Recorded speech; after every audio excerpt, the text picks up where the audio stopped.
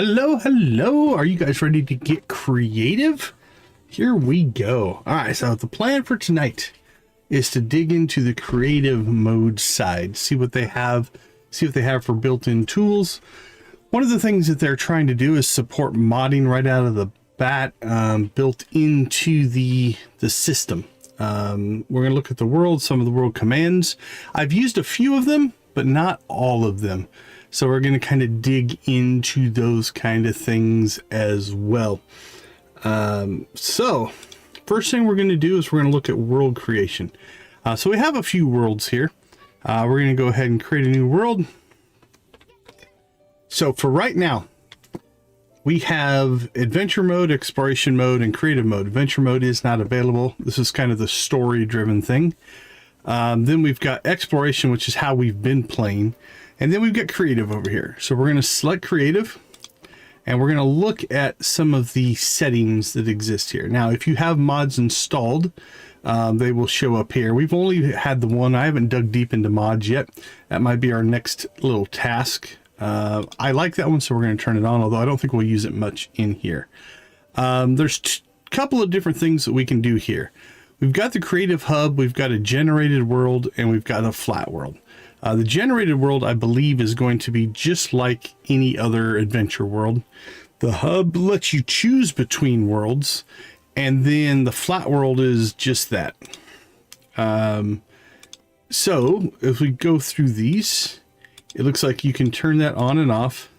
A flat world does not have NPCs, and then the creative does have, or the hub does as well. So let's just start at the bottom. Let's try a flat world. So we're just going to call this flat world test. We'll go ahead and apply that. It is a creative mode world, and we'll get this thing popped in. All right, let's catch up on chat. What do we see? We've got Lux. Good to see you, Lux. Welcome to the chat.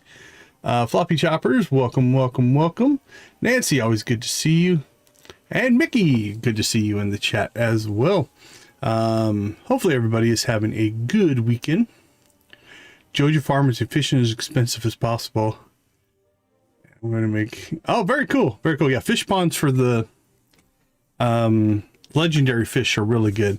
The legend, though, is the one, man, the legend row sells for a ton.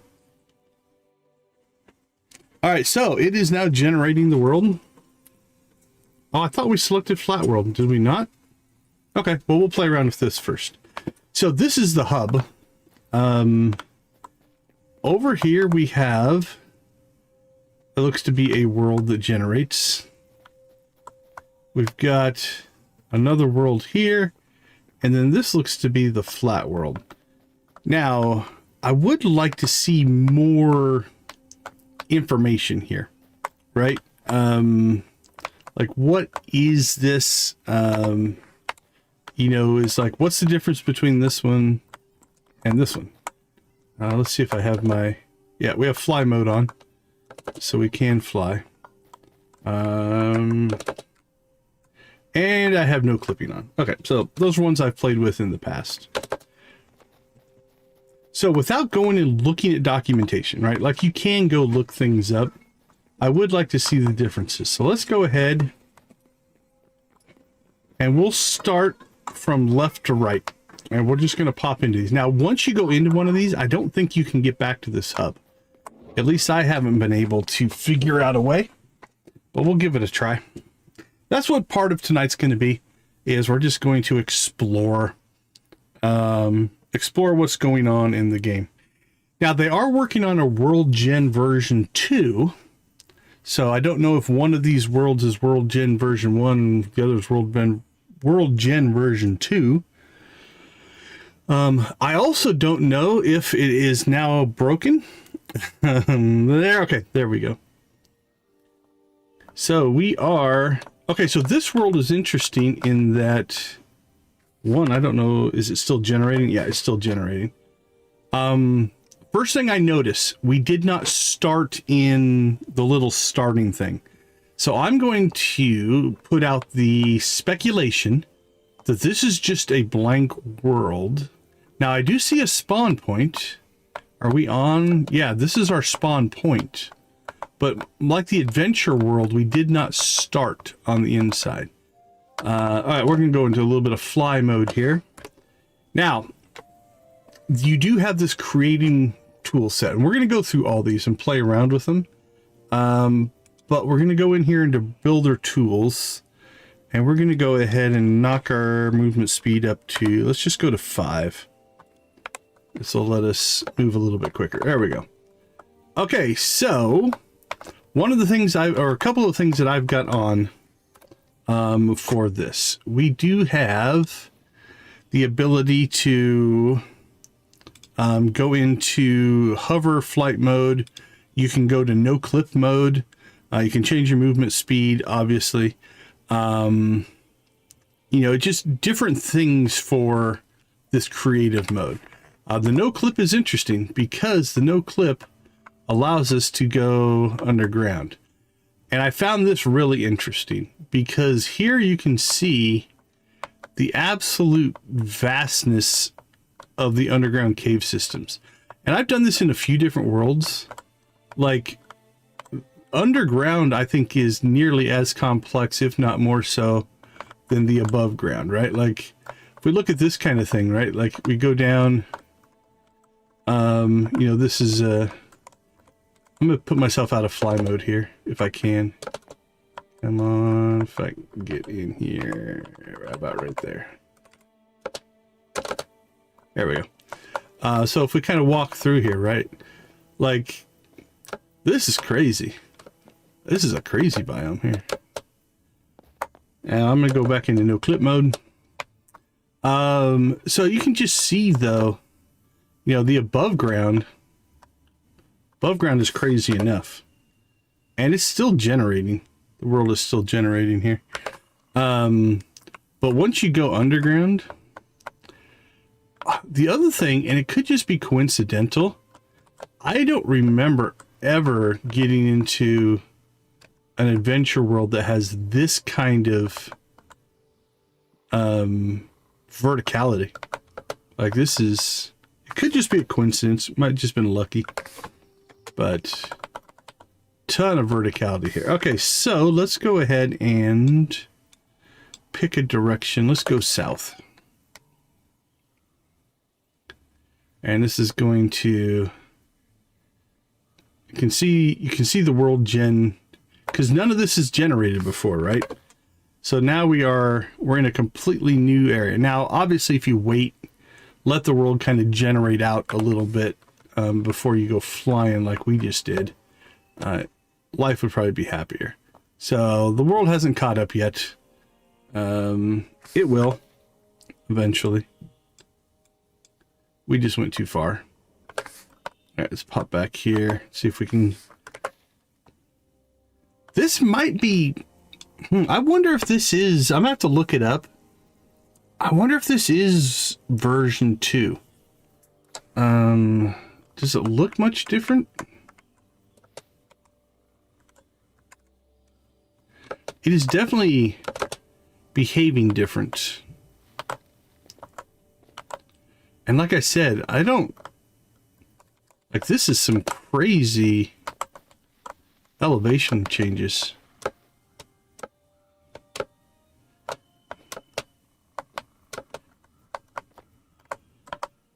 Yeah, I don't remember falling into anything like that. Okay, let's see if we can get ourselves to a biome that looks at least pseudo-normal.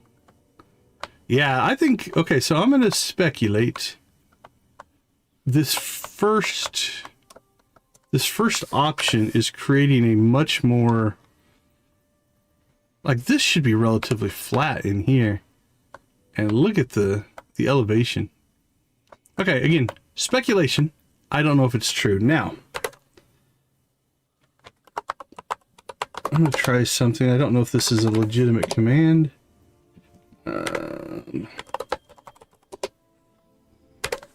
Alright, teleport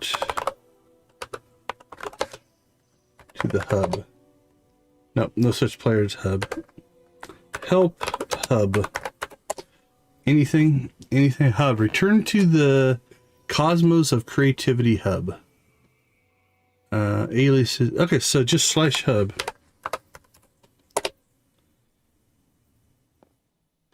There we go. Oh, Nancy is checking out the question or the new thing. So for those of you that weren't with us in the members only line stream, we did add a new command. It is called Ask DG, or ADG for short. Oop, I used the slash command. SDG. There you go. So that's our new command. Okay, so this version, very vertical. Now, interesting enough, it did let me come back here to the hub. I've never done that before.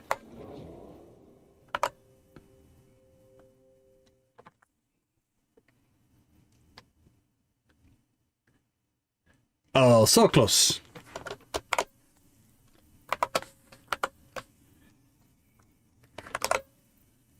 I know, right? Phone doesn't like Ask DG.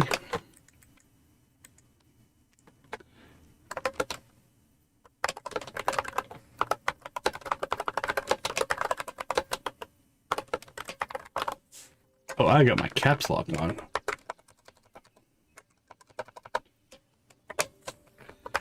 Is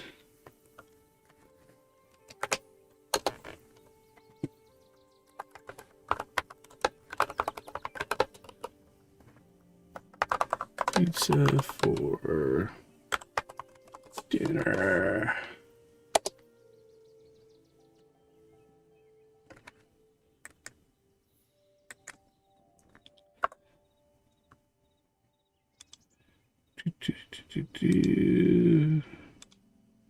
Okay, so notice this one did spawn us into the little starting area. So that's the second difference that I'm seeing here, is that we are actually getting a more adventure mode. So two differences so far. It could have been coincidental. Well, I can't get my keyboard software to pop up. But we also got a more adventure mode version here. Again, same thing. All of our creative mode commands still work. And this impressed me though, is the complexity of the underground is absolutely crazy. You can see just how vast the underground biomes are. No wonder we kept like getting lost, right? Like this is insane. And then you can see the lava levels down below. There's like a little pond. But yeah, this to me is absolutely nuts. What's that little guy doing? Oh, look at that. It kind of generated like a little... Now, is there a way into that? Or is that completely isolated? This room, I think, from what I can tell... Oh, wait. Can we get in this way?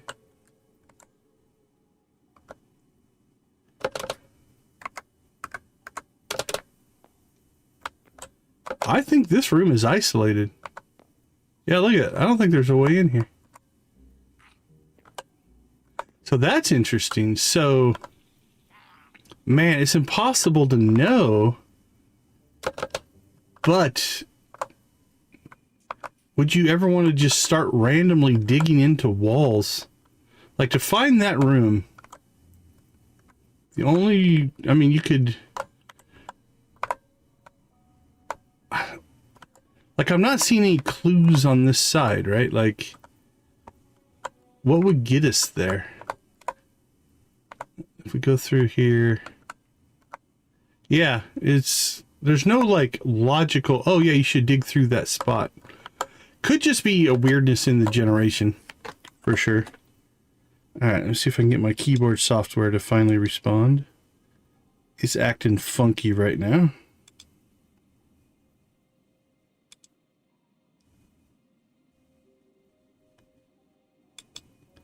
It probably doesn't like me popping in and out of these worlds. I know, right? Yeah, like, that's... Oops, hold on. I move that out of the way.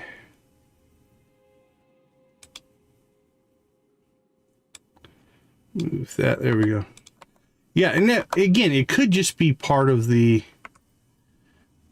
All this is randomly generated. And so it's all based off of algorithms, formulas, and seeds and stuff like that. Which means it spawned this, but failed to connect it to anything. All right, now I'm curious. Let's see if we can just kind of look around. Can we find any other versions of something like that? Okay, so we've got this little path that, no, it looks like it actually goes, yeah, it actually goes up to here. But is that connected to anything? Yeah, it looks like it's connected here. See, so that one's connected, it looks like, to the bigger network. Could just be a, not a normal, but a weird off anomaly. All right, anything else? That's the one we already looked at. All right, let's just pick a direction and we'll go looking for other weirdness. See if we can find anything else that's isolated like that.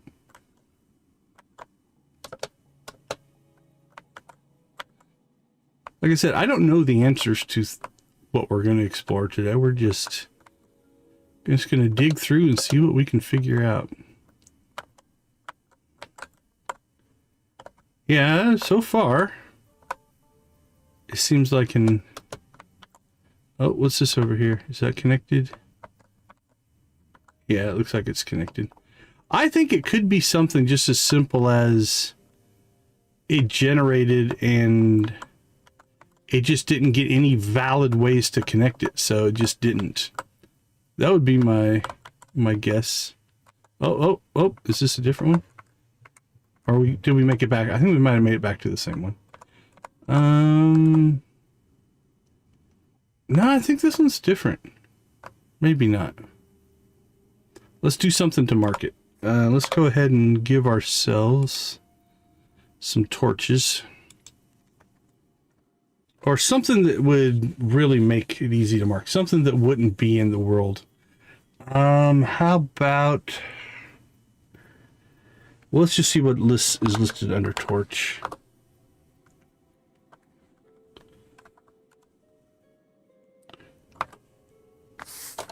Well, I can't spell torch, evidently.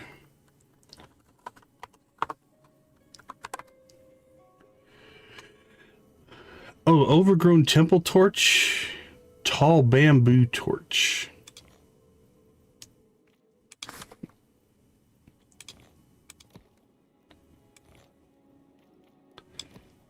All right.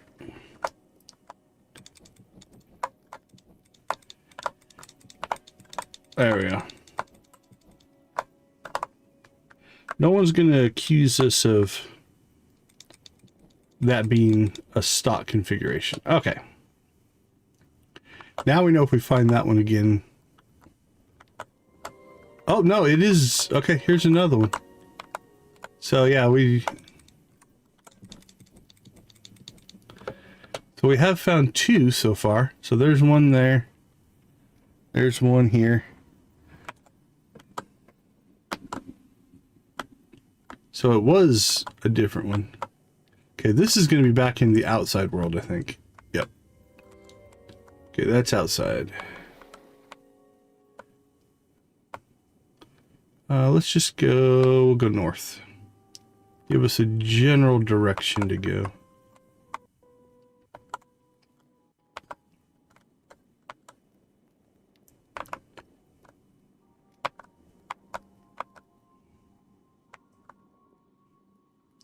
That's a cool little biome there. Oh, this is another... Oh, this one might actually be connected, I think. Yeah, see, this one's actually connected. Barely. But this one actually got itself connected. Alright, we'll keep going north.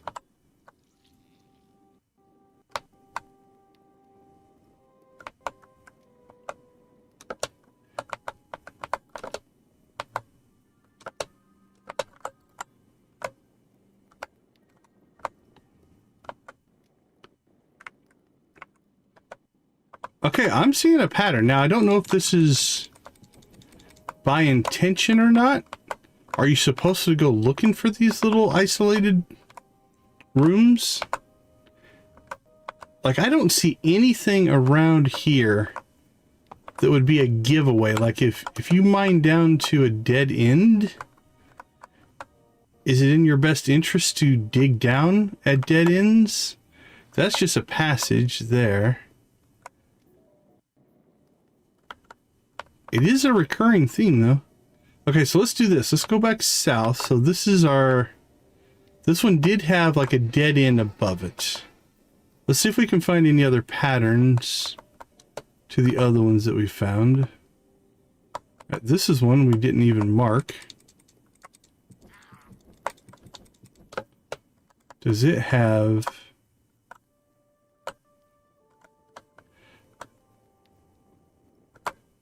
Okay, so this is kind of a dead end, and it's, again, we've only got 2 data points here. No, that's not a dead end.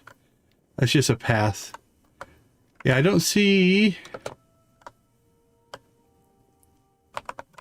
an obvious dead end floating above that one. All right, let's keep going. Tammy, good to see you. Welcome, welcome.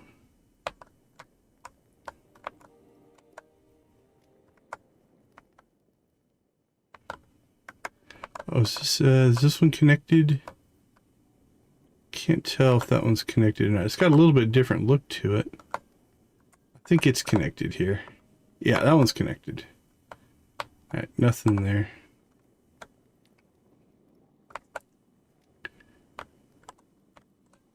See if we can find those other ones that we found a little bit ago. Hunter, always good to see you. How you doing?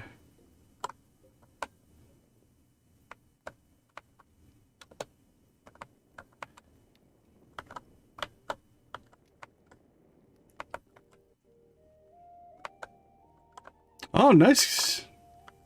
That's a good find.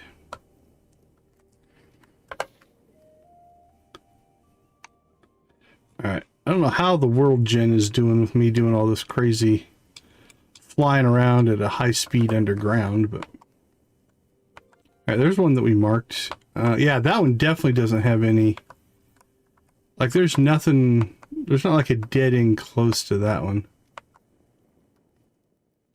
There's a dead end way down there, but that would be a whole different direction. Yeah, I think it's just...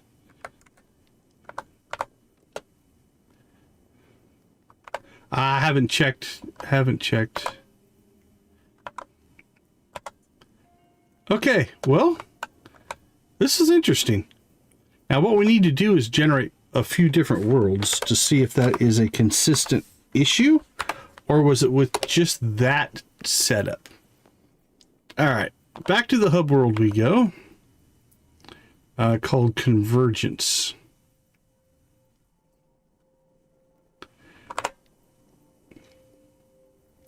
Now I wonder,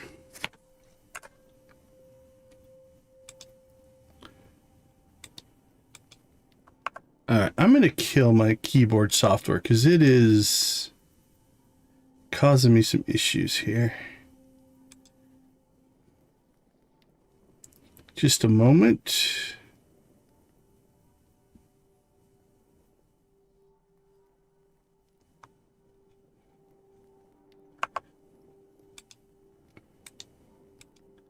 Yeah, it's completely not responding. Okay, let me see if I can just reload it. See what happens. It's all right. It's still working. Somewhat. Some of the advanced features aren't working. Okay, well, that's hopefully reloading. Let's jump into this one, which should be the flat world.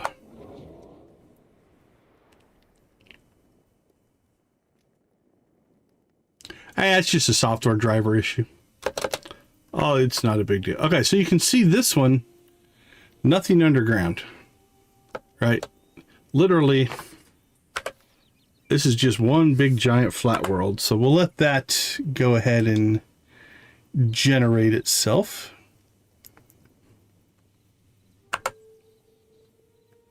And then I'll see if I can shut down a process here. I'm just going to kill that.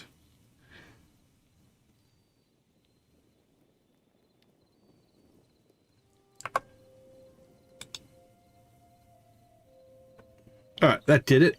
And now we'll hopefully reload it here.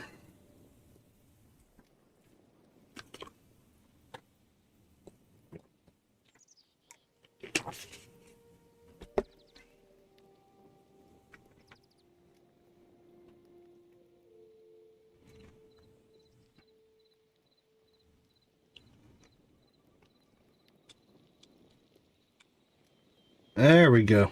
We have our macros back. Can I make a chicken? Let's see if I can make a chicken.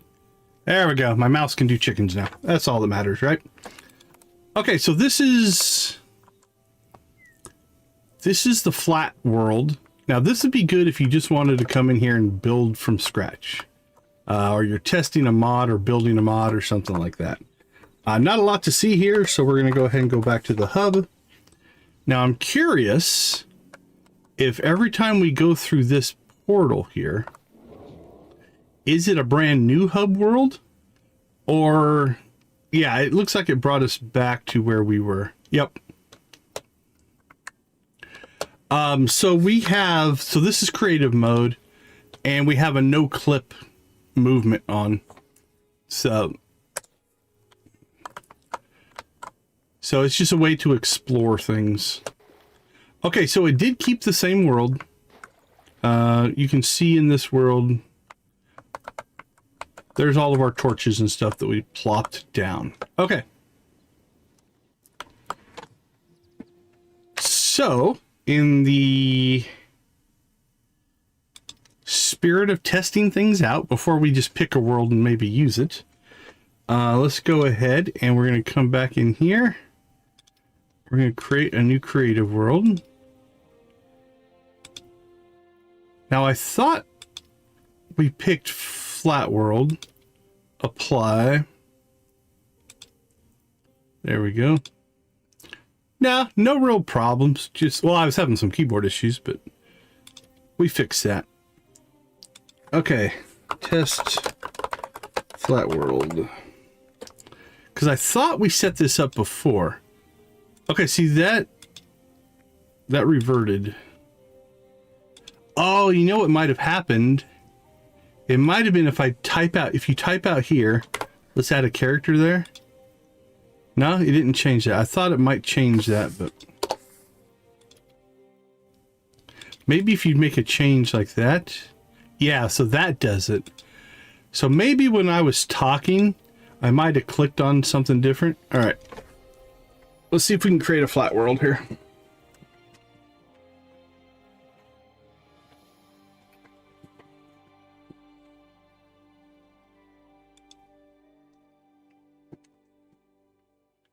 This should be pretty straightforward here. And should behave like we think it should behave.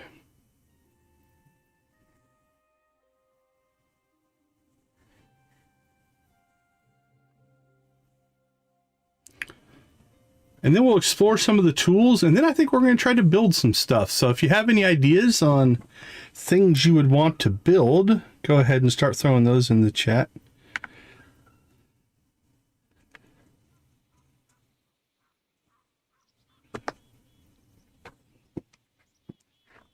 Okay, so this did work. We're just loaded into a completely flat blank world. All right, nothing really to see there. Now, if we want to get rid of a world, like our test flat world here, We just right click on that. We say, interesting, this reverted back to generated world.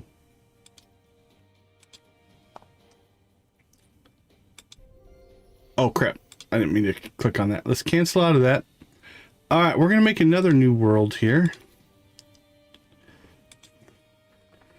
Test hub. And we'll put, nope. Might have messed that one up. Let's see.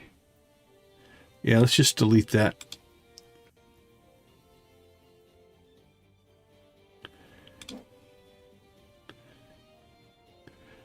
A deluxe coupe. Okay, so nope. I got my right clicks and left clicks messed up. All right, let's just create a new world here. So we want to go into here. We want to put this back to hub. Okay, so we've got the hub on. Hub test 2. And then we'll double check to make sure that is set. All right, this one we will create.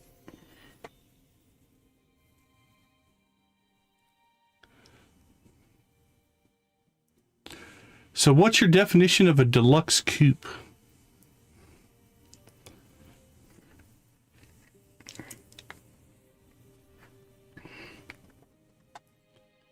So this one I want to go see if we can find that isolated room again, like we just did.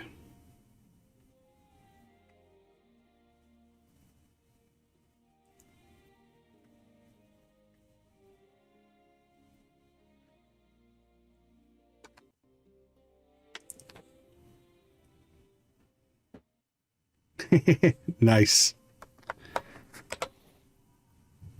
Oh, no worries. No worries.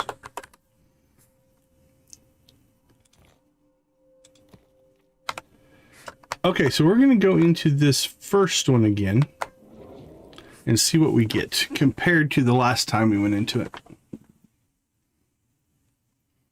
Like I said, I don't know if this first one is their World Gen 2. They're talking about having a second update or second world generation, but it's not out yet. Completely out. Oh, no worries, no worries. Don't mind a good Stardew Valley reference. Because this one takes a lot longer to set up, it seems like. And same thing. Look at the verticality in this world.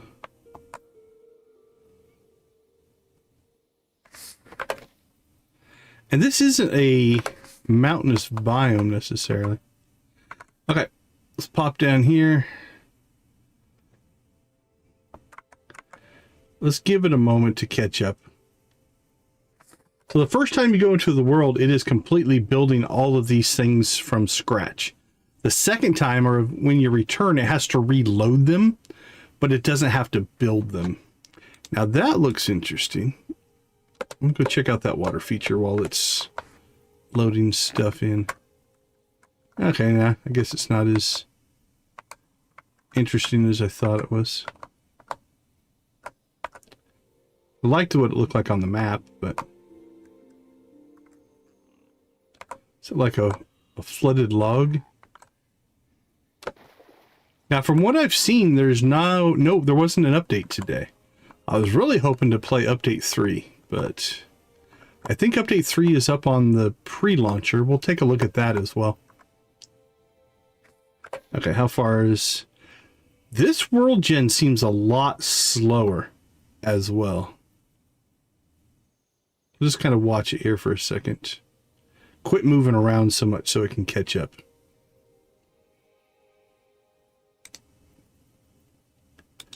Because it's basically trying to spawn blocks around us. So the world, because if you're moving at a normal pace, it's going to try to generate things. So no matter which direction you go, there'll be content that way. Because we moved around, it hasn't been able to stabilize, but we're getting pretty close here. I think, there we go. Now we're on the outside edge and you can see it just chugging away. And it should go... Interesting enough, it loaded some stuff in there at the top. But now we're getting basically... Okay, now it's kind of equal around from where we are. So we should start to see it now systematically just expand this box. Right, so there it went down there. I would have expected it to come across the bottom. Okay, there we go. Maybe it was doing some underground stuff. And then up across. And now it's just going to go layer by layer, just building out from where we are. Whatever's generating here is definitely slower. It went through this section faster. Okay.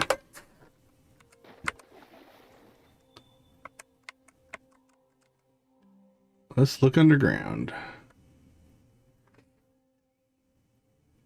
Let's go... How about north?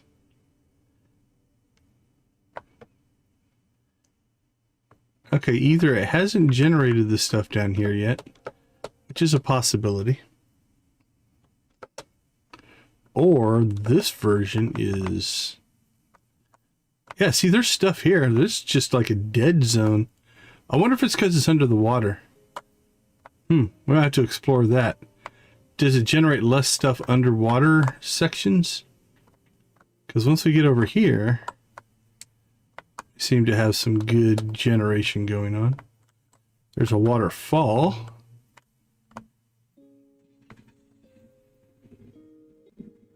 Yeah, the underground complexity here seems less.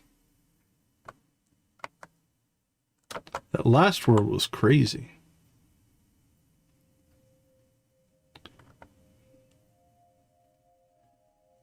There we go. We're getting into a little bit more complexity over here. Let's drop down. Big open areas in this one, though. Now that just hasn't generated yet. You can see kind of a... If you see a line like that, that's the world. Yeah, we're at the edge of the world, so... Alright, let's go back towards the spawn.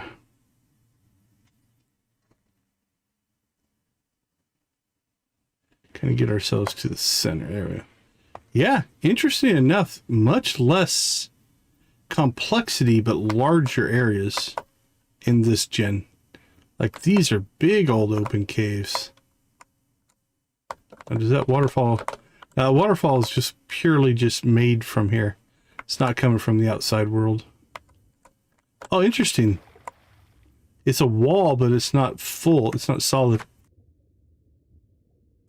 Alright, that's interesting. Well, definitely a different feel in this one.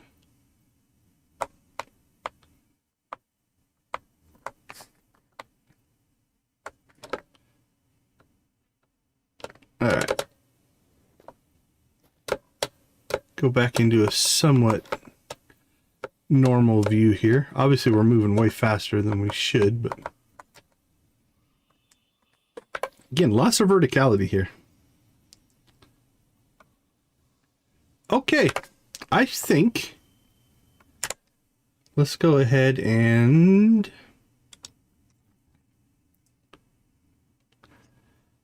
Let's make another new world. This time, we're going to do just a generated world.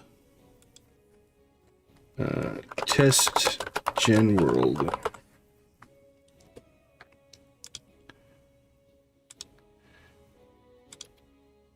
All right, let's make sure that's saved. All right, let's go ahead and then build another world here. We're gonna have to clean this up here in a second, but now this one I think should be the same as your adventure worlds, because then there's something else I want to test in that side of things.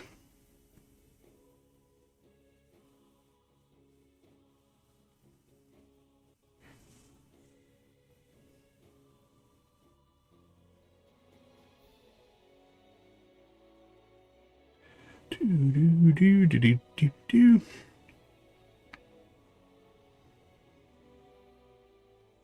Waiting for chunks. Technical terms. I love technical terms like chunks.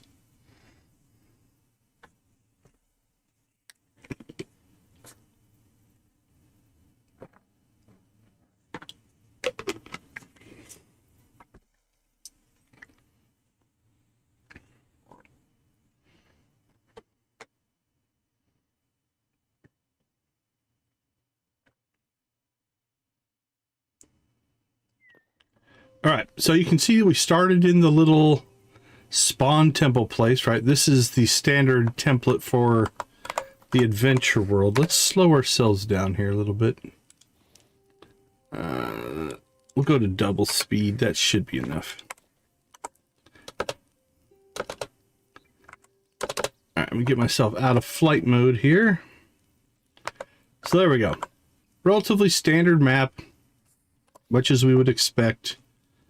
You can see how much faster this one's generating. I think there might be, I'm gonna have to look it up. That might be their second gen, that first portal area might be their gen 2, because if we look at this world, look how much flatter it is right now. I don't think it, there's probably a happy medium somewhere. Like that other world was I mean, there was just crazy amounts of verticality in it. Which, if the whole world is that way, I don't know if that's a good thing. But you can just see how much flatter this world is. Definitely moving slower. Which, again, not necessarily a bad thing. And there you go. You got the, again, the craziness of the underground. Now let's do a little peek around. See if we can find any isolated rooms like we did in that other world. Maybe that was just a weirdness of that world. It's an anomaly.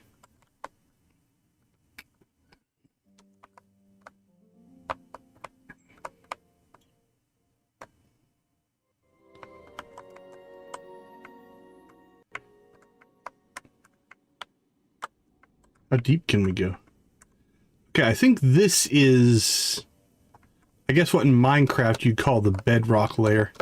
Like, you can't actually go below this. Let's see if we can mine through it. We need to get ourselves some tools here.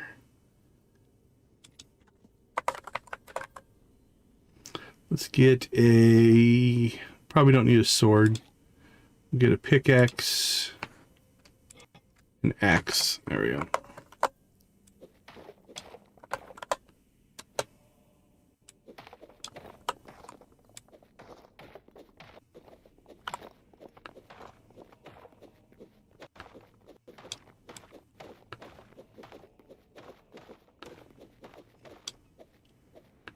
Well, oh, you were killed by falling out of the world.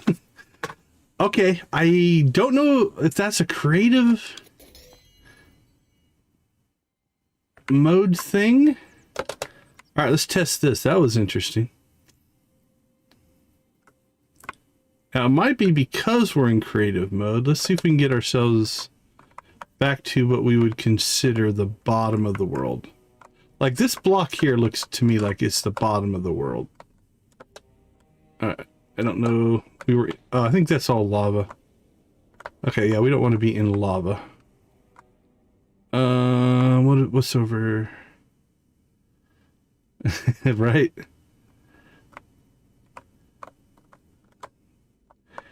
Yeah, I think that's, yeah, that's all lava.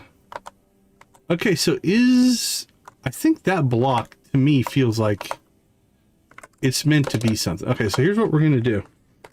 We're gonna give ourselves operator permissions, and we're gonna change our game mode to adventure mode. So now all those flying tools and clipping and all that kind of stuff is gone. I've converted the world over into adventure mode. So let's see. Let's see what we got for blocks here. Yeah, check this out. So this... Ooh. Disconnected from the server. Reconnect me. I upset the server. Which is just on my computer, it's not. But I think from what I saw there right before we got disconnected, I don't think we can break these blocks. So we could break them in creative mode, but I don't think we can break them in adventure mode. Because the rules are different. In creative mode, you can kind of do whatever you want. I do think it was hilarious that we died, though. That was kind of funny. Now, it should put us back in that room, ideally. If not, we can get ourselves back there.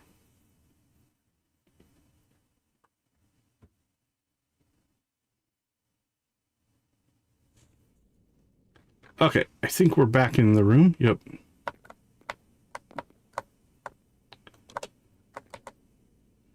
Don't know what that was supposed to be. Okay. No, I can break that block.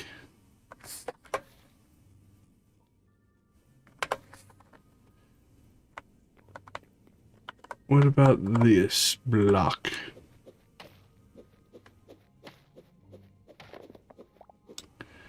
It's not easy to break these blocks.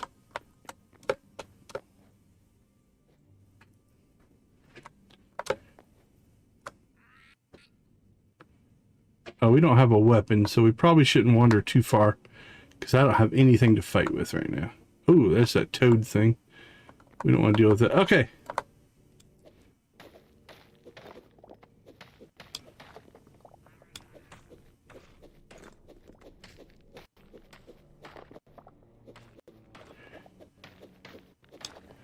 They're not easy blocks to break. Actually, they're not too bad.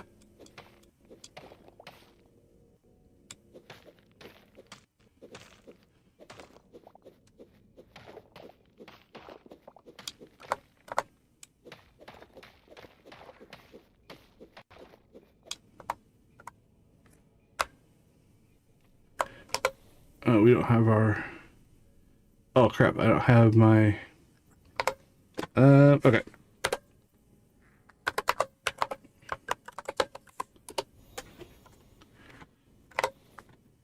Let's get ourselves some torches so we can see.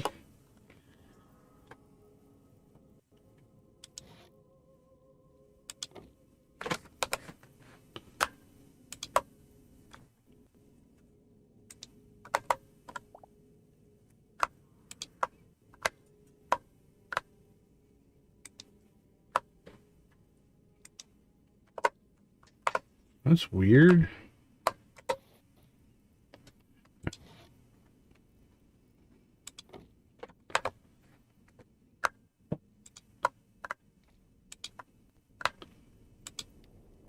There we go. Okay, not sure why it wasn't wanting to load there.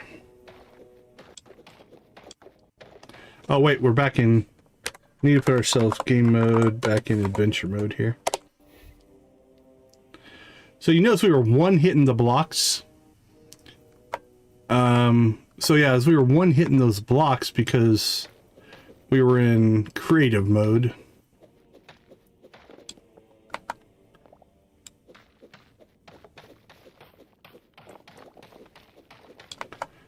Let's just keep heading down here. See if we can find a bottom.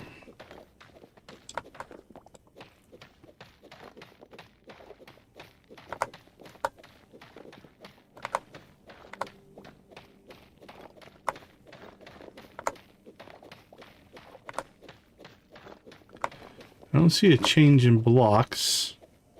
Oh, there we go. I think we found a bottom. Let's clear this out a little bit. Yep. Okay, so there is a bottom block type. That should keep you in the world. Right? So this is going to keep us from falling out of the world. So we've hit the bottom of what is allowed terrain. Now, if we change ourselves back, what I think we probably did, we go back into creative mode here. Yeah, see, I can break those blocks in creative mode. So that's why we fell out of the world, because we were in a different mode. But yeah, we can't break these blocks. So there you go. There is the bottom of the world. We'll go back into creative mode. And now we can no-clip our way. Alright, so yeah, it's basically right at the bottom of everything that we were doing there. It's got kind of a... It's interesting because from this side, the block doesn't create itself as a 3D item. Like you can see the block is 3D. Like look at, as we put our pickaxe over it, you can see that it's selecting the block. But the engine is smart enough here to not bother to render the things you can't see. Right, so from in here, we can see this block, right?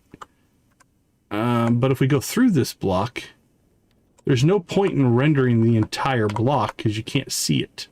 So it only renders the faces that you can see. So like this block right here, we can't see this side face. But as soon as we break the block next to it, now the side face gets rendered. That's pretty cool. So optimizations to make the engine run better. Okay. Well, we found the bottom.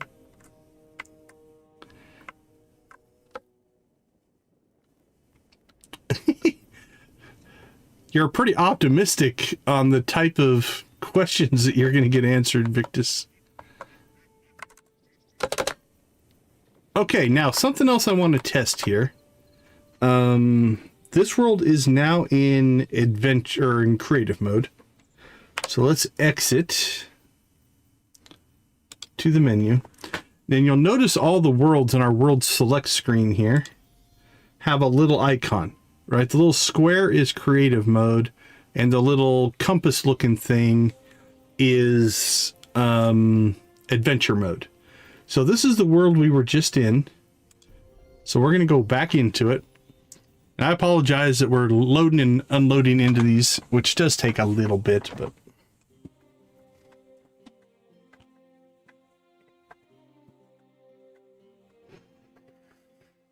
And what we're going to do is we're just going to switch it over to adventure mode and see what the menu changes. It should just change it, I would guess. It probably is just a reflection of whatever status the world was in when you left it. But these are questions I have, and I'm exploring the answers to.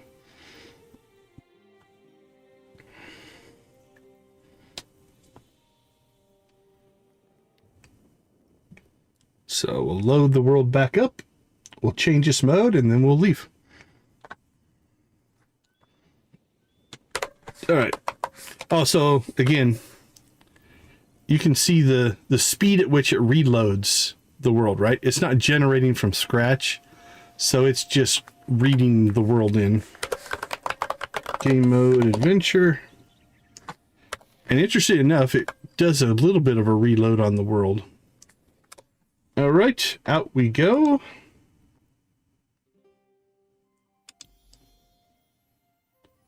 Interesting.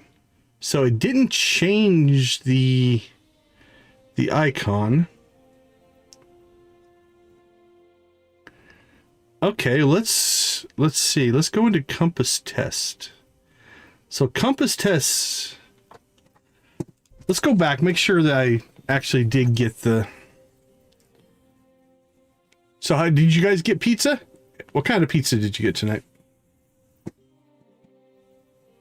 Maybe I left the world too quickly. We'll see here.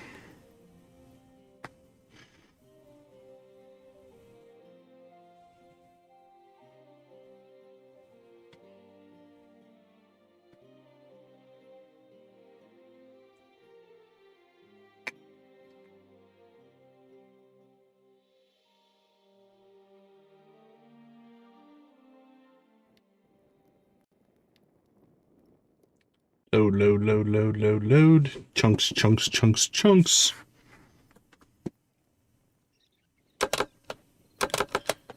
Now we're definitely in an adventure world version of this. Because I can't fly. Also, if you look at our health bar and our stamina bar, right, they're not blue. In the creative world, they're like a blue color. That doesn't sound too bad. I'd eat both of those. Okay, so back to the main menu.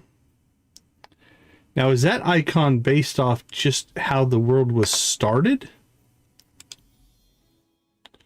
Okay, so Compass Test started as a adventure world. Let's go into that one and change it to creative and see if it changes.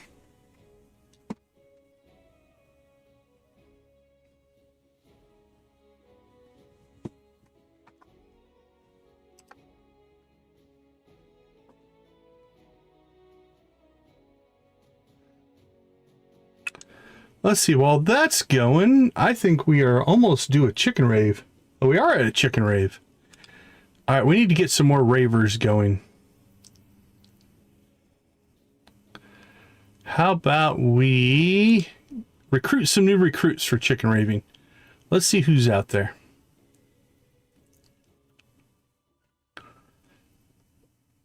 Twinkle Star, Purple Rocks, Amy, Cosmically Kitty, Caspian SDV, and Mayhem. Welcome to the gifted membership. Zach Adams, welcome to the chat. Good to see you. I say we need more. We need more ravers. Let's keep them going. Who else wants to join the membership program? Fox Mom, Debbie is an 801. Baby Blue Unhinged, Anna Johnson, and Play with Moxie. There we go. 10 new members. Can always use more mayhem. Absolutely. Okay. So this world is a adventure world. So let's change it to creative.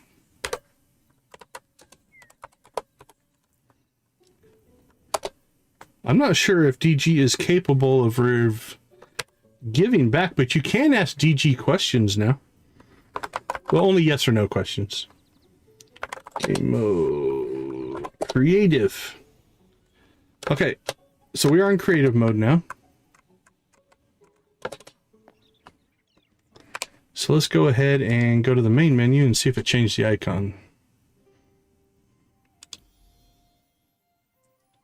No, it did not. So this icon, to me, appears to be only based on how the world was created. So if it was created in creative mode, it has the creative icon. If it was created in adventure, because we just switched this one over. All right, let's do a little bit of cleanup here. Compass test. I built this just to test to see if our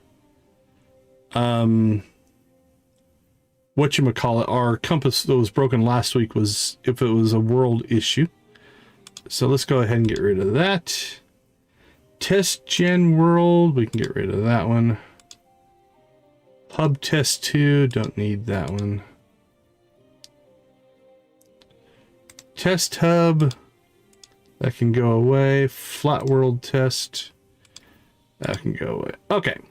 So this is a world I used to generate thumbnails, so it's a creative world. This was our broken, or things were going weird, but this is our main world in here. All right, let's go ahead and set ourselves up a new creative world. Tools and building. That's what we're going to call this world. Let's go ahead and let's just do a generated world. NPCs, we're not going to pause time. We'll turn on our quick stacker. Apply settings. Double check, make sure they all stuck. All right, I'm going to let this start generating.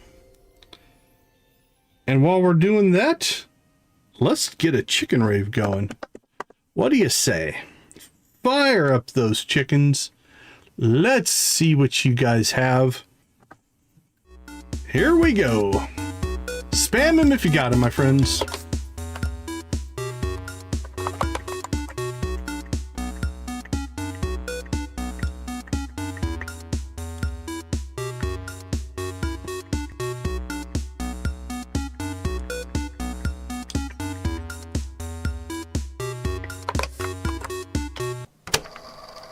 Here comes Emily.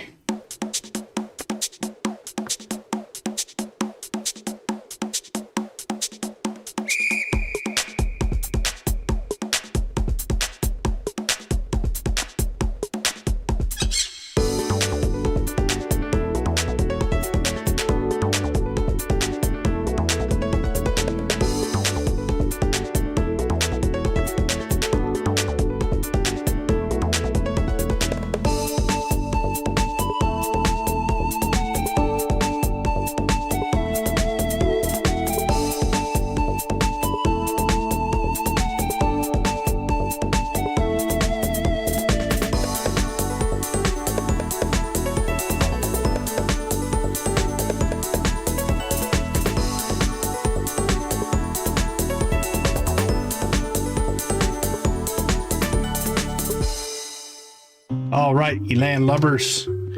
Let me see your best pirate emojis.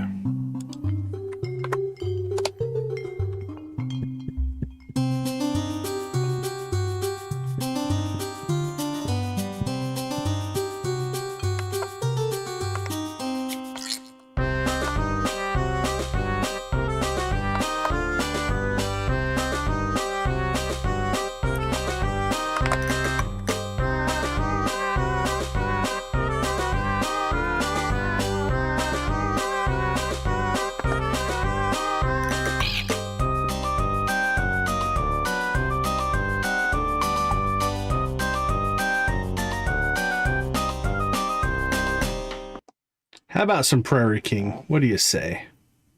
Oh, come on, Stream Deck, you can do it. There it is.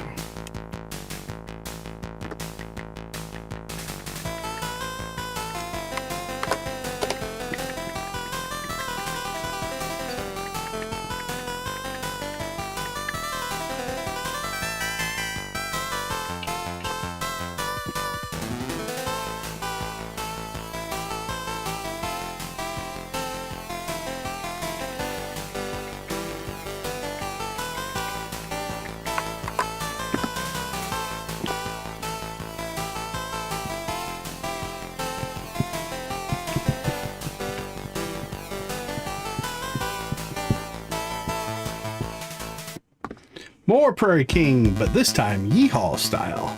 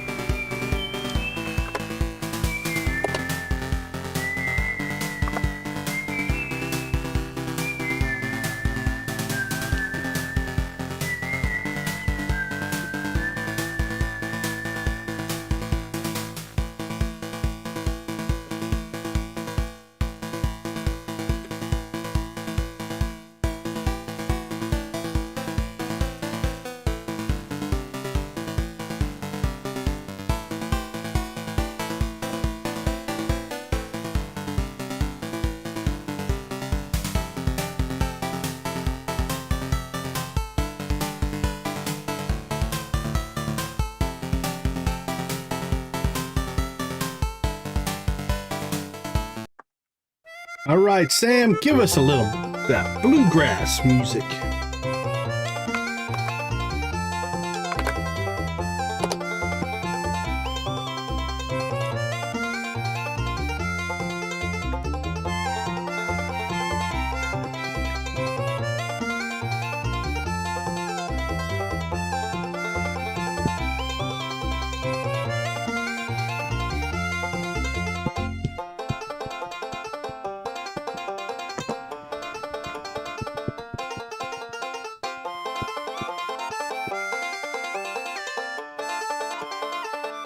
One, two, three, four.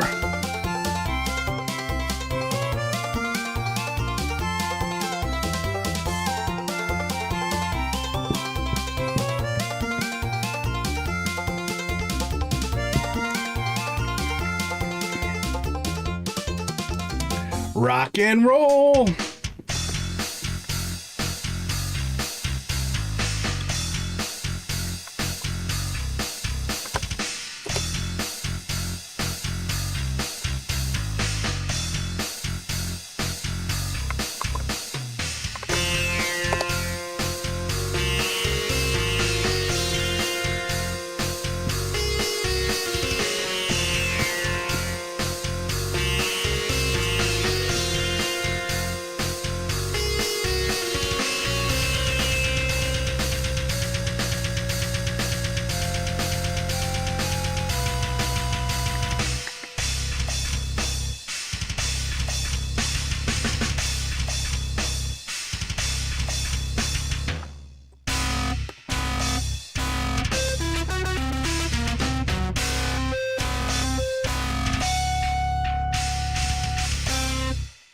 Awesome. Thank you guys so much. We do appreciate all the support. Oh, let's turn the right chicken off there.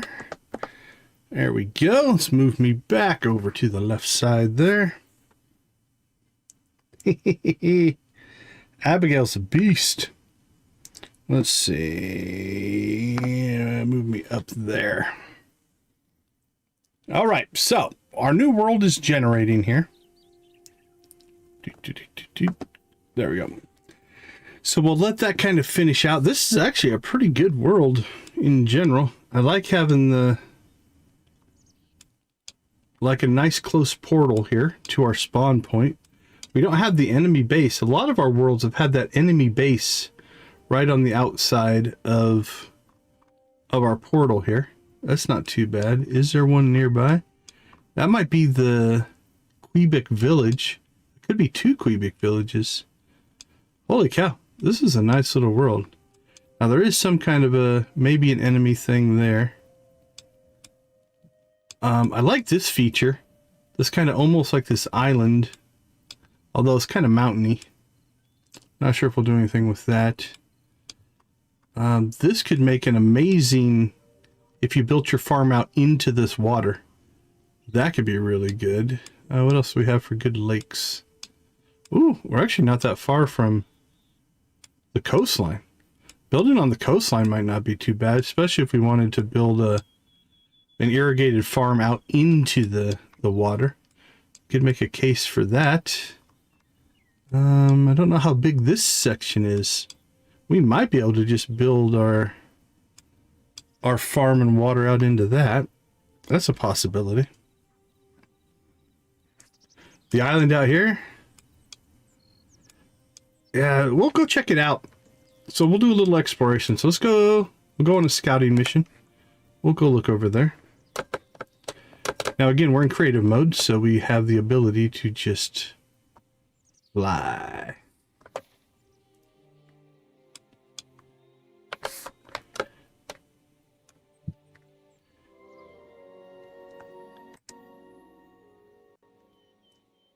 Again, I like that there's not like a monster spawn right next to the portal there. That's kind of nice. Okay, so this should be the... Nope.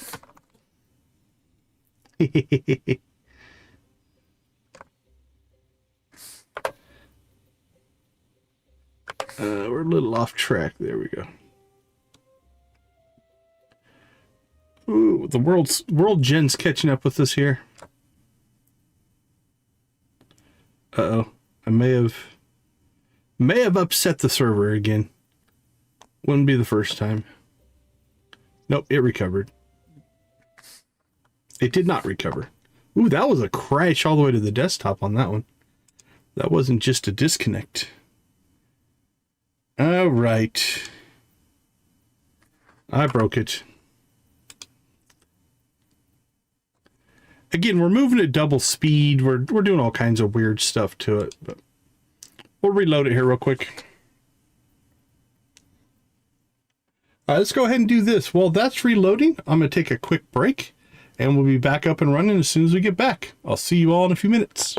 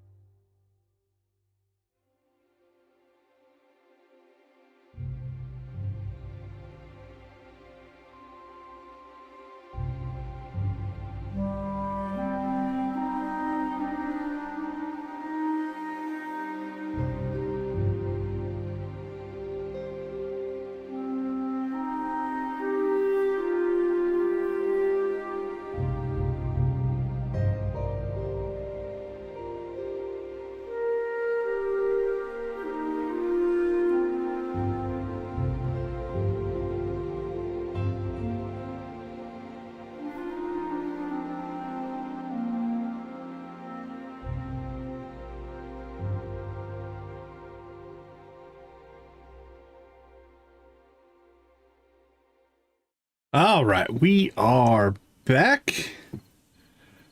Got some extra rave music on. It's not playing, it's just on. Let me fix that real quick. There we go.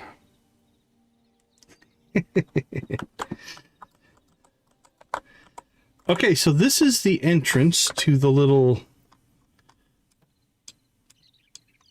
Oh, that better be true. All right, so that's the little land bridge on our little water island thing going. Yes. Emphatically, yes. All right, so we've got like a little pond over here. That's kind of cool. Definitely a vertical area. Got a little mountain.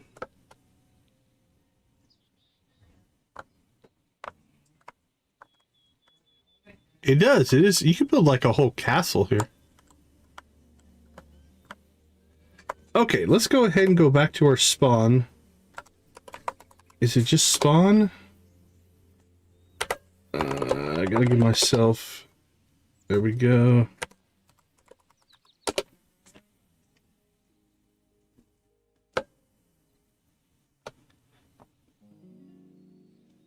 Is that our spawn point? Yeah. Okay.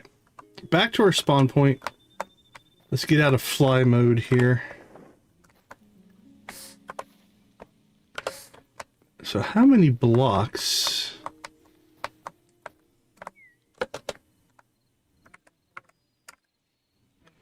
Two, 3, 4, 5, 6, 7, 8, 9, 10, 11, 12, 16, 17, 18, 19, 20.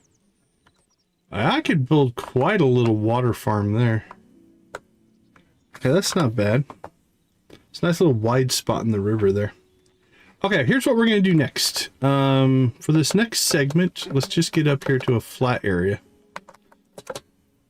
And we want to take a look at, in creative mode, a couple of things. First off, we can spawn any item that we want, right? So we have a full inventory here. We can do building stuff. We've got, looks like just different blocks. We've got the ores. We've got props, coral. Looks like some plants, you know, foliage and things like that. Lava, poison, slime, red slime, tar, water, mud. Some specialty things. Does this have a name? Portals. There we go. Well, let's see what the names actually say. Rocks, structural, soils, ores, plants, fluids, portals, and then decorations. So we can spawn anything in there.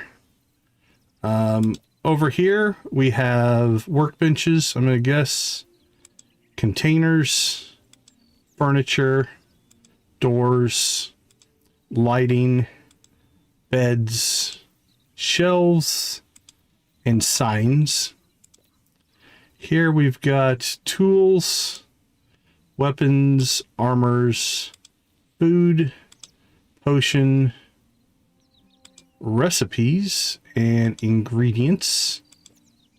And then this is builder tools, second page, scripted brushes, block, brush filters, and then the machinima tool. Now, are we going to get through all this today? I don't think so, but we're going to dig and see. So let's go ahead and just start grabbing some of these. Entity tool. Let's see if we can figure out what this thing does. All right, open entity spawn UI. Oh, it looks like we have multiple pages as well. J and K. Okay, switching things. Selected enemies. Select grab entity with the left mouse. Cancel movement and revert position with the right mouse. Adjust entity distance. Okay. Enter translation mode. Enter rotation mode. Enter head rotation mode. Attach to cursor. Scale selected entity. Toggle surface lock mode.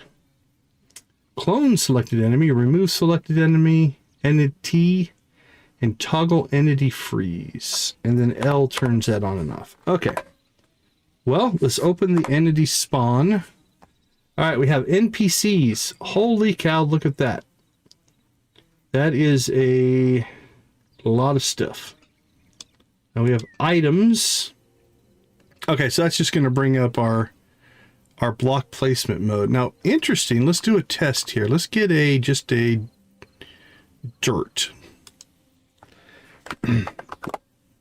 So we'll get a dirt block here. Okay, so material is now dirt. Spawn. Now what can I do with this? Oh, I can move it. Alright, so left clicking, select grab. Oh, it's not locked to the grid though, notice that. Let's see, rotational mode. Let's see what we can do here. Holy cow, this is intriguing actually.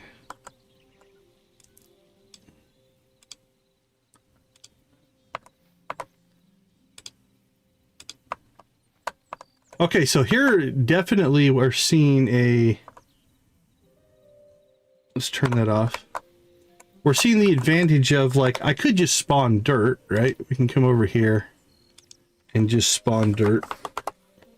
And if we just add this to our bar here, right, like I can just place dirt blocks just like we would in adventure mode.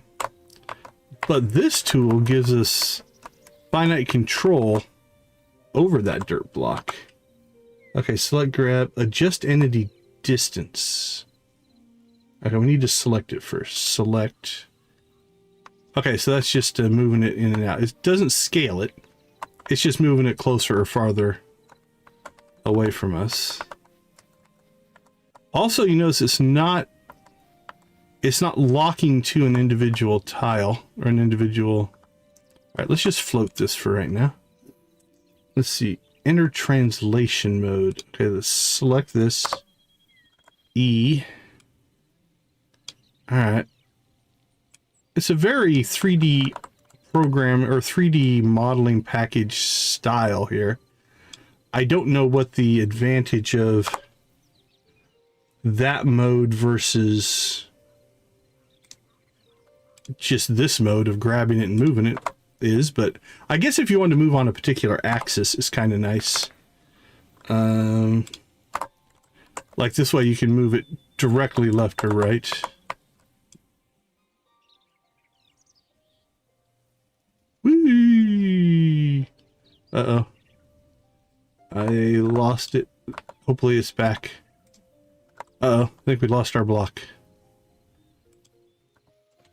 I don't know how far over there it went. See if we can find it. It may be gone forever. I don't see it. Alright, that's alright. We can do another one. Okay, let's see. Entity spawn UI. Let's open that back up. Items. Right? Alright, so we'll spawn this again. We'll grab it, move it. Alright, rotation mode. Enter head rotation mode. Alt R. I'm going to assume... Actually, let's try this with a different entity. Let's go ahead and spawn something that won't attack us. A chicken? Let's spawn a chicken.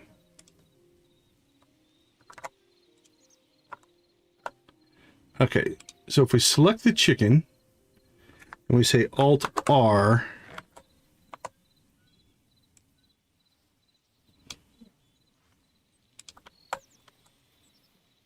oh yeah, so see, now it's just rotating the chicken's head. Woo! Oh, sorry, chicken. That looks painful. Yeah, some of those Minecraft builds are intensely insane. Okay, so this doesn't surprise me. This is just a mode to rotate the the head. Okay. Let's see. Attach to cursor. How is that different than just selecting it? Oh, you know what that might be?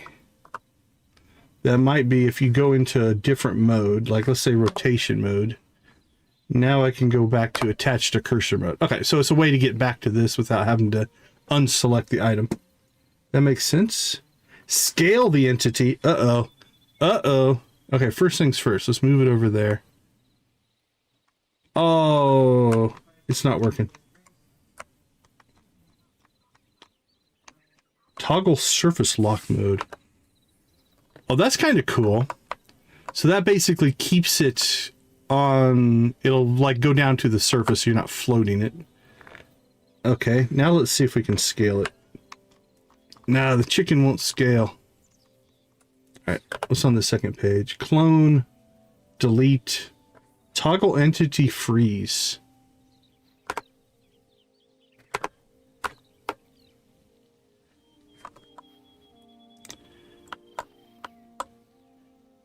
Okay. So we put that in freeze mode. Let's unfreeze it. Successfully thawed NPC type chicken. Alright, let's see if it moves around. It seems very hungry. Okay, now it's moving. Now let's put it in freeze mode. And then we'll just drop it back down there. See if it knows how to move. That will just stick over there. I do like that surface lock mode. That's nice. Okay, let's see what else is in the spawn. Models and NPCs. Oh, so I wonder if the models don't have the...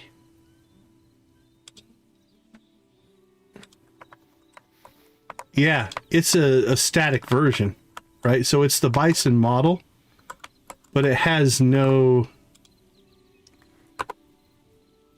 And he is not an NPC. Okay, so that's if you just want the model, but you don't want the behaviors linked to it, right? So that is... You could almost build like statues or whatever you want. Okay. So we've got models of all of the... Looks to be all the NPCs. Oh, Hatworm. I saw Hatworm. Hatworm is supposed to be the replacement for the snake if you turn on the fear of snakes mode. So if you're afraid of snakes, would you be afraid of that? I do not know. Okay, items. I think this is probably just any item in the game. Question is, if I spawn it this way, is it something you can pick up? Like, can we spawn a helmet?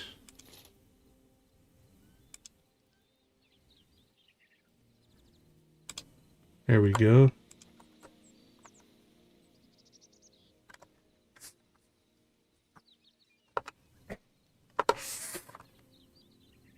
Or is this just for decorating? Now, interesting enough, its surface lock mode is on the... Looks like it's on the center of the model.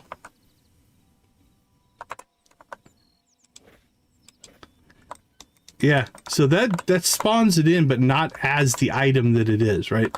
That'd be different than having it and throwing it on the ground. Okay, that's cool.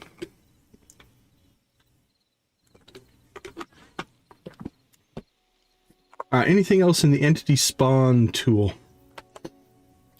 Nope, I think let's go to another tool. Oops, that's not what I meant. All right, tool number 2. Let's take that off of our bar there. All right, let's clear that. We've got laser pointer. Why not?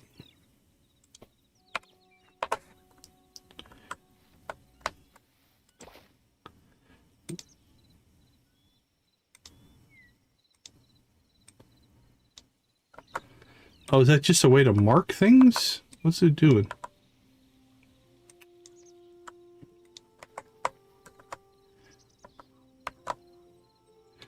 All right, edit block. Edit blocks edited. I don't know. Like you can shoot a beam out to things. Maybe, yeah. Although it doesn't necessarily have to be straight. It'll go in whatever direction you want, as long as it hits a block. Maybe, I guess you could say, try to find it. It doesn't stay on there very long. It doesn't have any parameters. Let's see what this says. Does it have a tooltip? Loader tools, second page. I don't see a tooltip. All right, well, yeah, I mean, I guess sometimes in a particular situation, it seems to be shooting a laser from us to whatever block. And we're getting over on the right, it says edit, blocks edited. But I don't know what that means.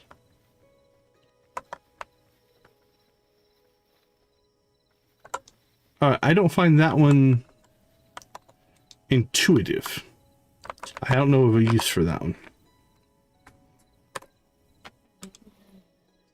Alright, what's next? Paintbrush tool. Oh, there is tooltips down here. Okay, here we go. Allows you to move and edit entities in the world. Point at things with a visible laser beam that all players can see. Hold right click to display the laser. Okay, so let's try this again. So if I hold right click,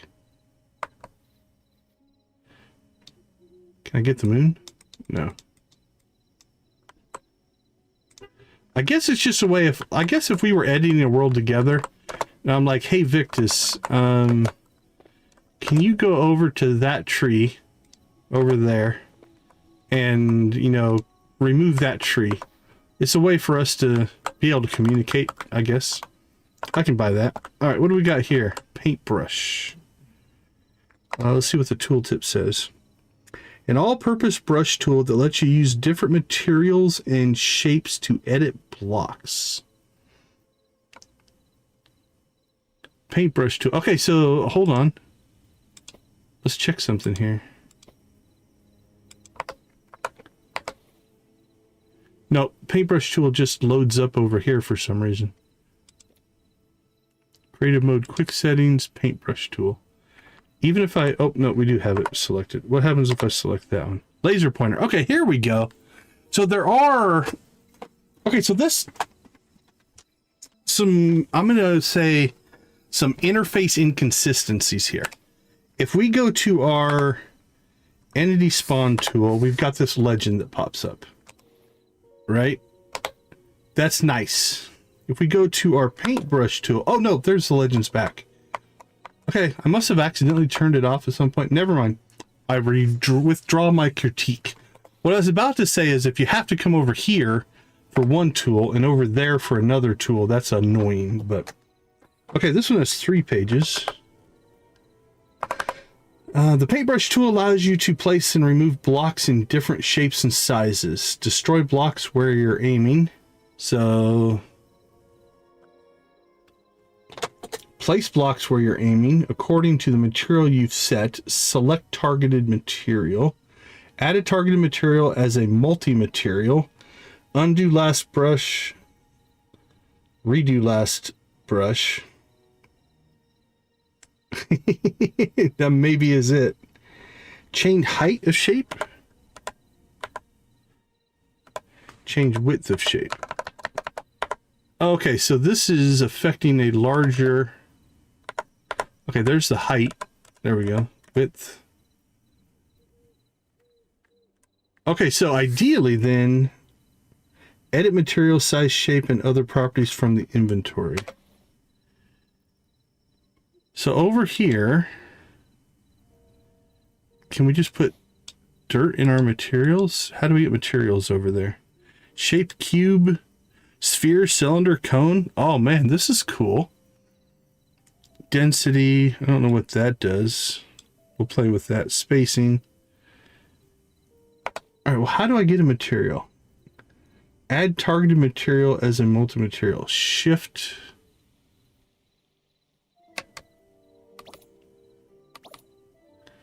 Brush material changed to empty soil dirt to soil dirt. Okay.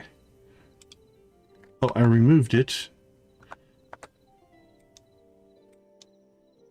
Can I place blocks? There we go.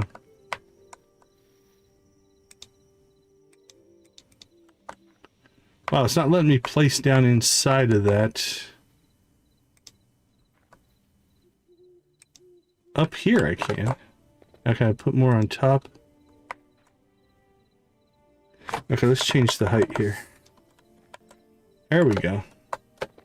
Okay, that's very nice. Instead of doing it block by block, you can just build giant sections out here. Let's go ahead and lower this back down.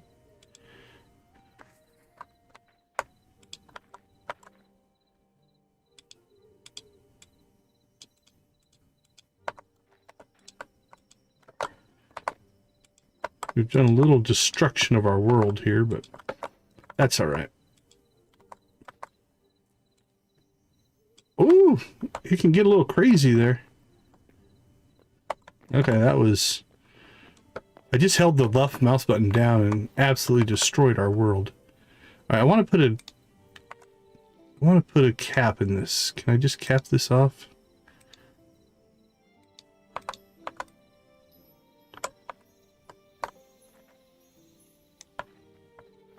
Okay, if you just hold down... Yeah, if you just hold it down, actually, it fills in relatively nicely. If we fill this back in... Oops, we got a little bit of verticality going there. Now let's take that back out.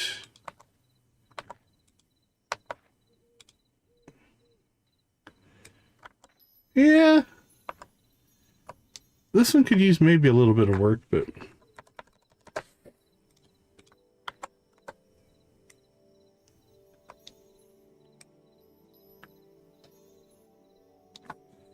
if we make it just a little bit bigger. Yeah, it seems to sometimes have problems finding the bottom of where it needs to be. There we go. Now that we have it locked into a height, can we just fill all this in? That's what we're trying to do. Let's fill that in. Fill that. Okay. Yeah, it just takes a little bit of, I think... just practice. Okay, that doesn't feel too bad. Now the question is, we've got dirt. Can we... like, I don't see a way to drag stuff to that. Let's see if we can get... what do we got here? White cloth. Can I just drag that up there? Okay, I can. Cool. So now... we should be able to select targeted material, add targeted material as multi-material.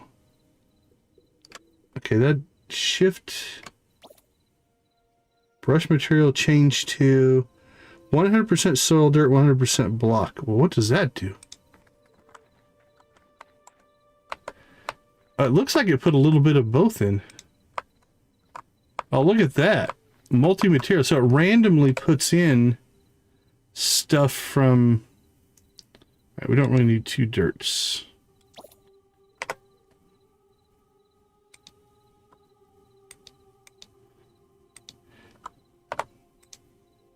Yeah, so it's randomly putting in. Now it said 100%, 100%.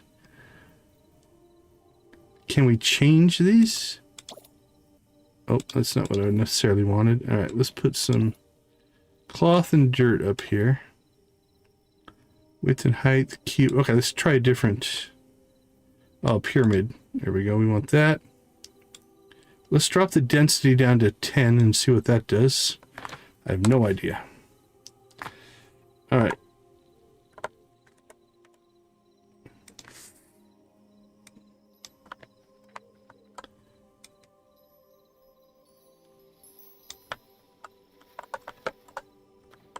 I like that though as a tool because then you could, let's just pick a different shape. Dome, diamond, oh, a torus. What do you got for me here? I make this bigger. Yeah, I think some of these you'd have to have a pretty good size for them to really work.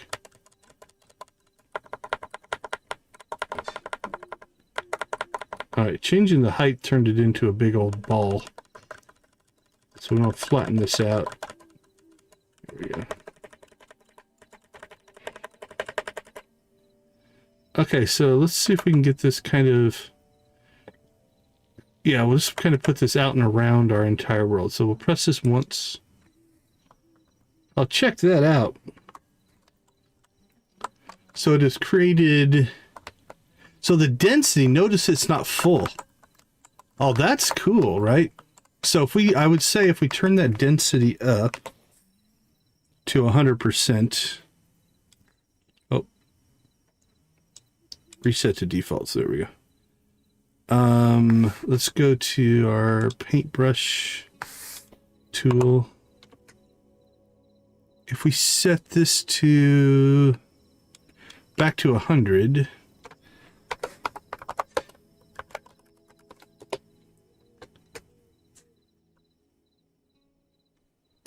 time noon. There we go. And let's go. Let's just go over here. There we go. Now if we hit it.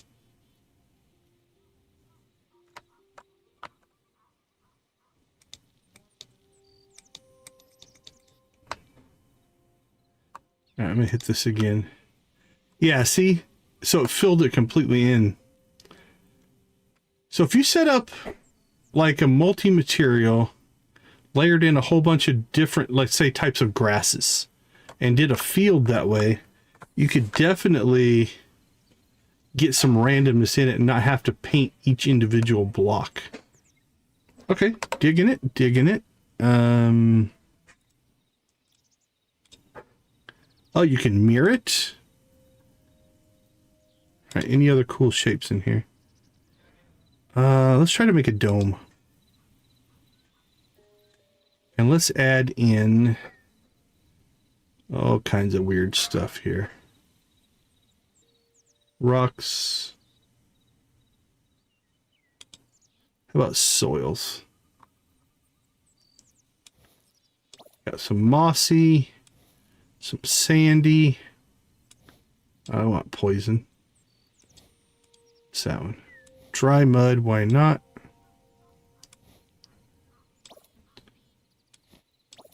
White cloth doesn't make sense, but pebbles. Sure, on the pebbles. Get that grassy stuff going.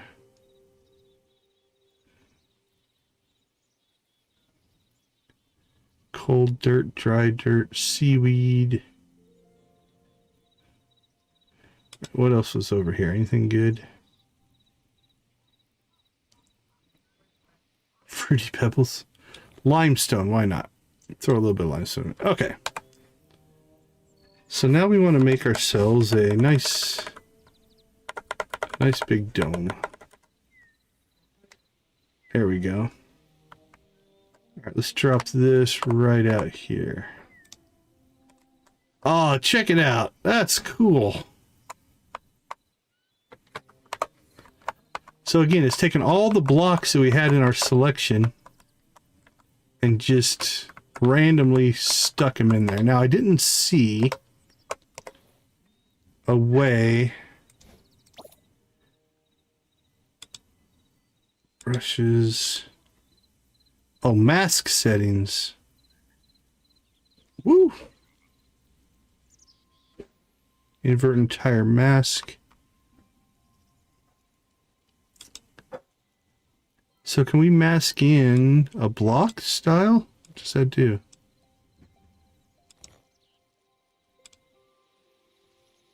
I need tool tips. I need help. Above, not below. I'm thinking this is going to be if you're putting stuff on existing terrain. Oh, so for instance, let's try, I have an idea. Let's get to fluids here. We're going to put water in there. Then we're going to go back to our shape here, and let's just make our torus again. Okay, so if we come out here to the torus, and I place this here, well, that didn't do what I was hoping. I was hoping it wouldn't place over the water, or on the water.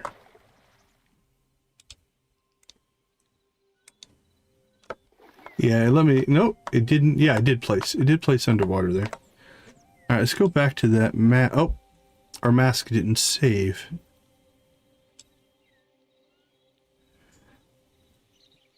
Okay. Let's try it now.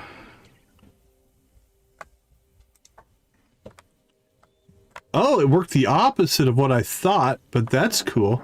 Okay, so check that out. So our mask says only place it on water. All right, so then I guess our other way to do this would be enable empty filter. I don't know what that means, but let's take that out. What if we put one down here on not? Let's make sure that's saved. Okay, now if I try to build it here, no, that didn't do anything, or didn't do what I thought it would do.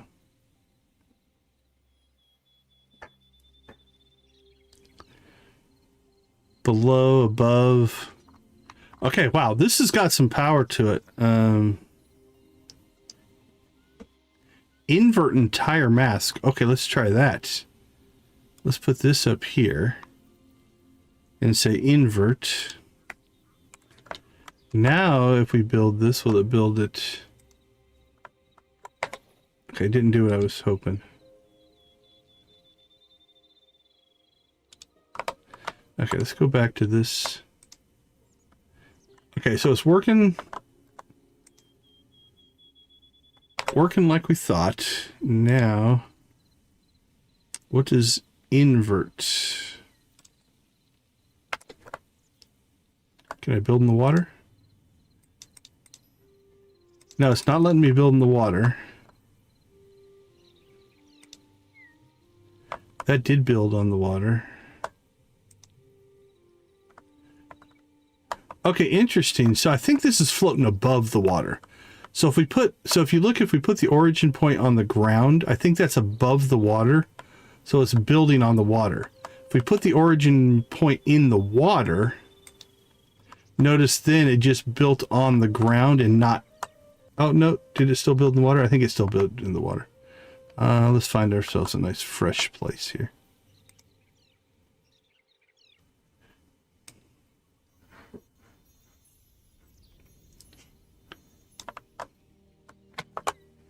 Yeah, it's still built in the water. Okay. We'll have to play around with that one. I'm not sure, but interesting. But for building like mass objects and stuff, like think about how much time it would take just to build that circle, let alone with varying blocks and stuff like that. Or if you wanted it to be a little bit more fractured. Okay, the paintbrush tool is pretty cool. Let's go ahead and see what else we've got. Layer brush tool.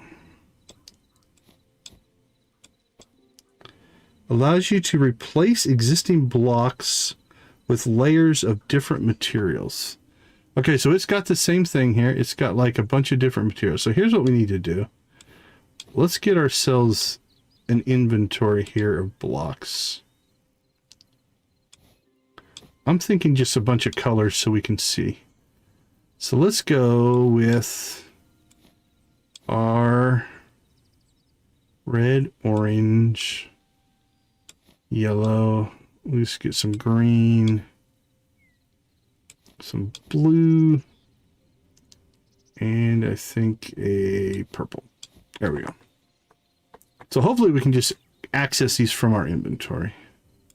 If I drag this over, well, yeah, it'll just go. Okay, so red, orange, yellow, green, blue, and purple. So let's make a cube. Layer 1 thickness. All right, well, let's see what this does. That cut a hole. That also cut a hole.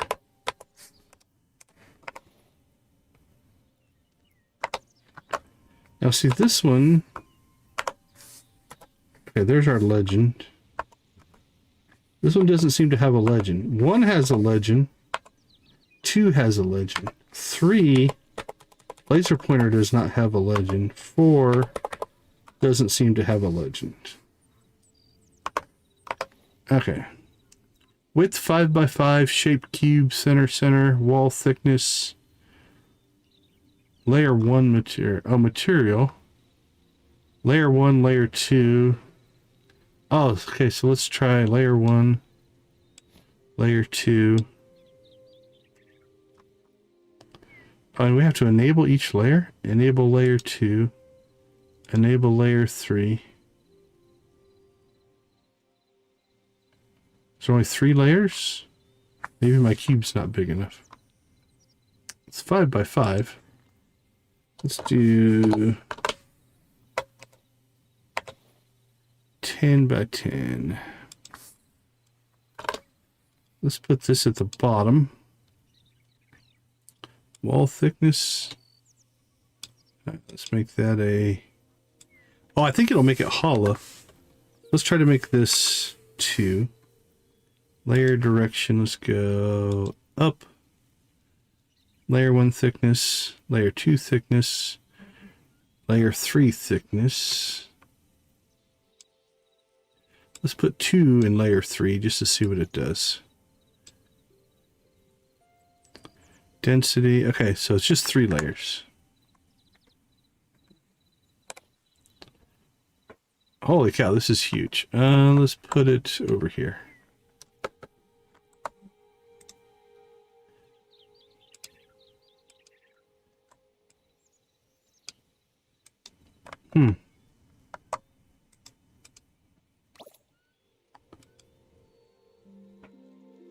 Oh, I changed the brush material.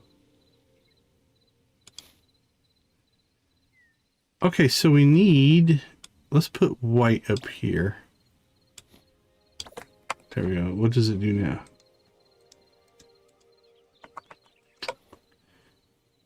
Allows you to replace existing blocks with layers of different... Oh, okay.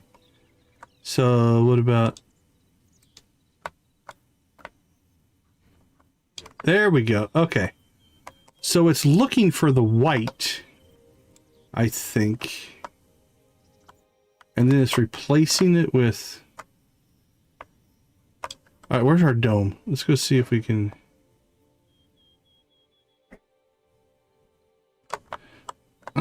Okay, let's use our brush. And we will build ourselves a cube.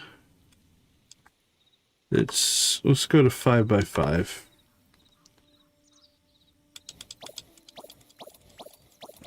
And we're going to build this out of white.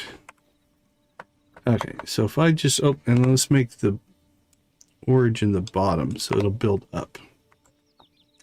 Okay, so we just drop a cube here. There we go. We have a white cube. Now let's try our... Let's make this also 5x5. There we go. And can I drop this right on top of... Okay, that would be on top. So if we change our origin to the top, now I can get it to completely overlap. Did it do anything? You have white cloth selected. So that's a right click. What's a left click do? Don't see anything. I'll hold down left click. Nope. Hold down right click.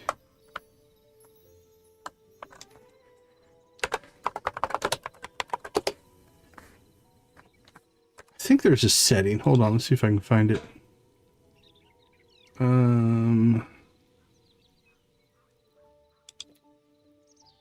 Is it just full bright or something like that? Full bright, there we go. Now it'll quit getting dark. Okay, I'm definitely not using this one. Allows you to replace existing blocks with layers of different materials. Okay, so we have, let's take that out and see if maybe that's the problem. No. Layer 1, layer 2, layer 3.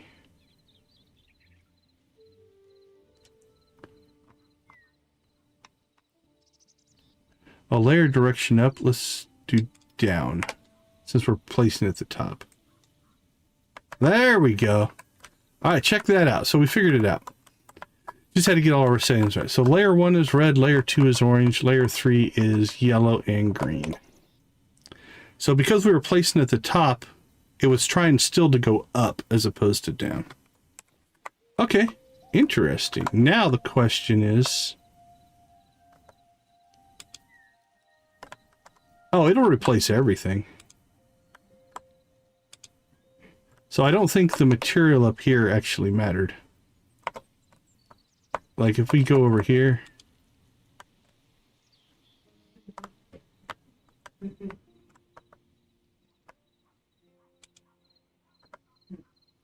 Layer 1 is red. I think it's because... Okay, so that block is at its top layer. It only does blocks. Let's go over here. Like if we do these 3 blocks, I think we'll get some consistency in this. But yeah, so I'll notice on this side we've got consistency, but where it intersected down here, that's the start of the top and it starts over. So if I like place it here, that top is turning red, but that one's red because it is the top. Okay. I think with some practice, you could do some cool stuff with that. All right.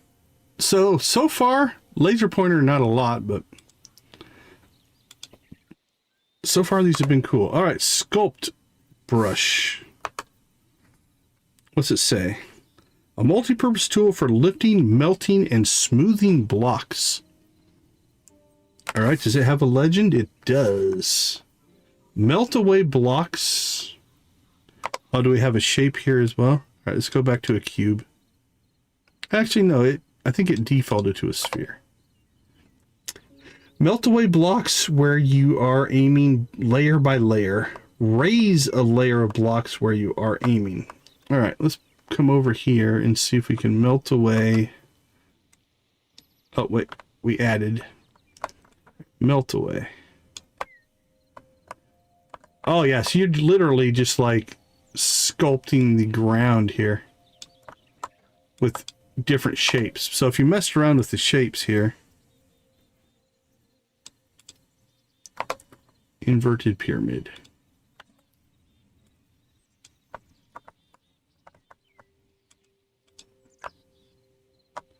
Oh, very nice. Very nice. And then the opposite. Now, does this have a material? Let's see if we can just give it some purple.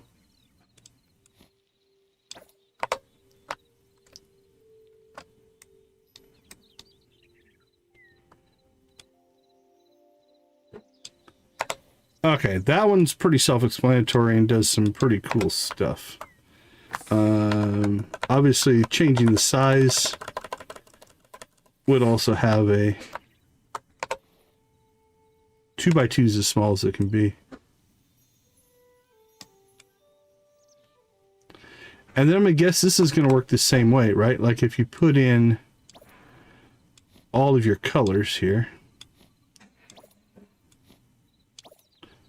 it's going to have a randomness to it.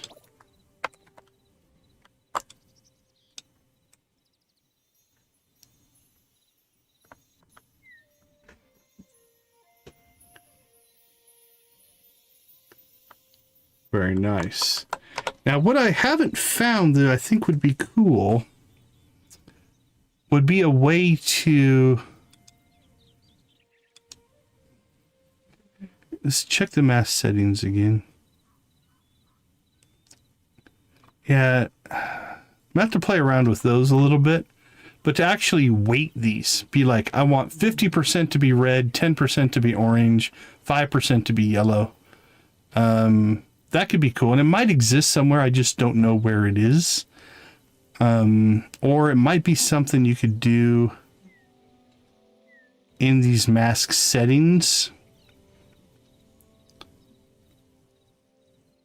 Like this adjacent neighbor, you could potentially do some stuff like that where it'd be more weighted. I don't know, but okay, that's pretty crazy. We have wreaked havoc on this world, though. All right, sculpt tool. Definitely like that one, so. All right, what's our selection tool? Allows you to create and manipulate a selection box. Okay. Mode set. Wall, fill, replace, clear, clear entities, stack, move. All right, well, let's see if we can get a selection first. All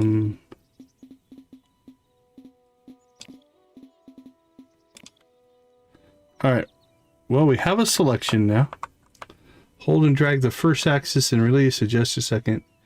Delete clear. Oh, that just clears the selection. It doesn't clear blocks. So, okay. All right, we'll do a nice big selection box there. Change selection size, move selection.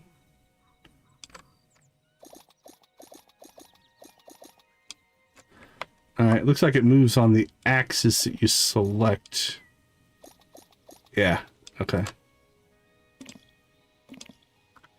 Oh, if you click on the axis, it grows in those directions. Nice. Extrude face. Can I do an individual? Oh, no. Oh, that's cool. So because we selected this... All right. If I go to extrude face,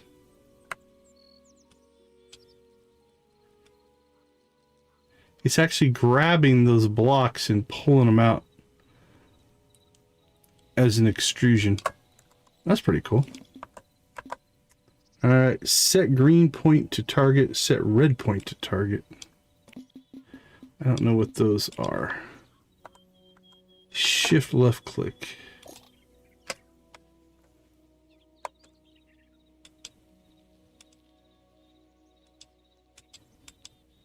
Okay, the green point. Oh, I think the green point and the red point are opposing corners. So I can set my green corner to there. I can set my red corner to there. And it'll just automatically build me a selection box. Okay, that's not too bad. Attach selection to the cursor. Oh, check that out. It moved the blocks with it. All right, let's... Can I undo that? Paste and exit. Duplicate, paste, and continue.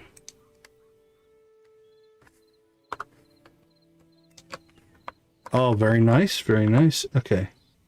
Show move tool. We've seen this tool before. That's just going to move what was in that selection. So literally you could build something, select it, and just make an entire copy of it. Show rotation tool. Okay, now this does stay snapping to the blocks though. It doesn't do the craziness that we were looking at before with entities. Cancel movement and rotation. All right. Prefab save. Oh, that is cool. So you could build an item, save it as a prefabrication, and then paste it back down in the world later on. This might be one of my favorite tools so far. Basic commands. Oh, and it's got actual commands that you can type in as well. All right, we're not going to go through all those. Copy selection, Shift C. And then we can come over here, paste and exit. Probably need to move this. Let's move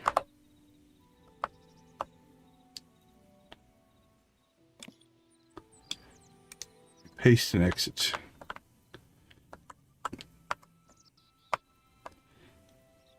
Okay, let's see. Prefab, save, test block.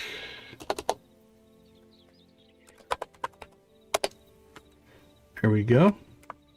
Now, how do I get my... All right, so clear selection. We're out. Multiple selections, page up and page down. Nice. Okay, looks like you can have 8 selections. Okay, that's cool. How do I get back to the prefabs now? Save selection as prefab with chat command. See paste tool legend for loading prefabs via UI.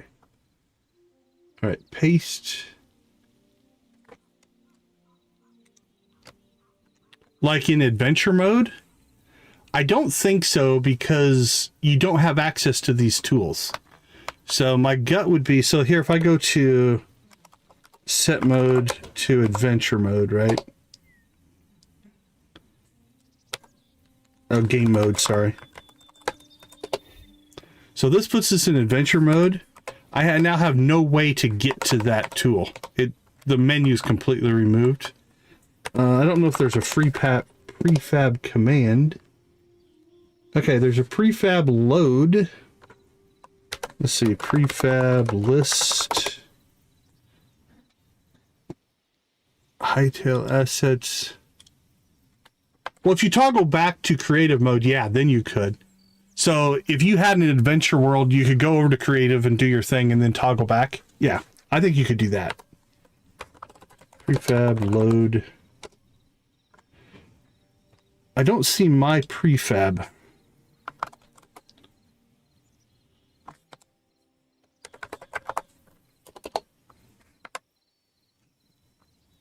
Like on the load.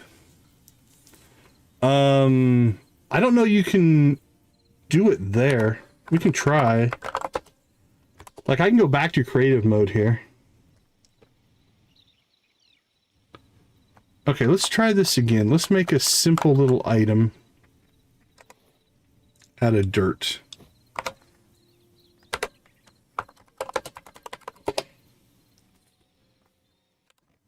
I need to get my...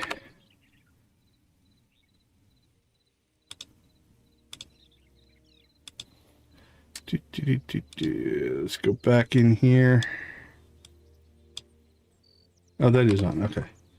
So let's just build a nice simple little design here. There.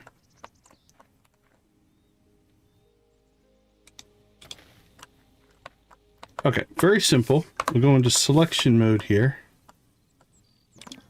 We will set... No, set that.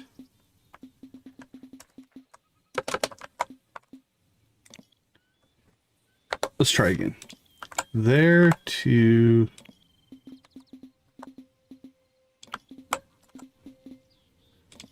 All right. And we need to move this. Let's see. Move selection. All right. Oops, that didn't do what I thought it was going to do. Set green point. Set red point.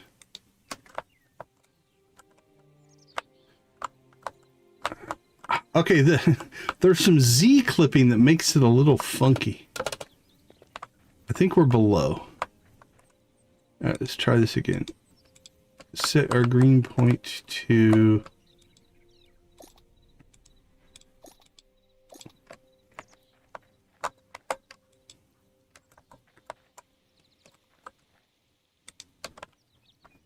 Okay, well, let's just transform this. That we can do. Okay. Move tool. There we go. Okay, I think we have encompassed our little set of blocks here. Okay. Copy selection. No. That completely didn't do what I thought it was going to do, but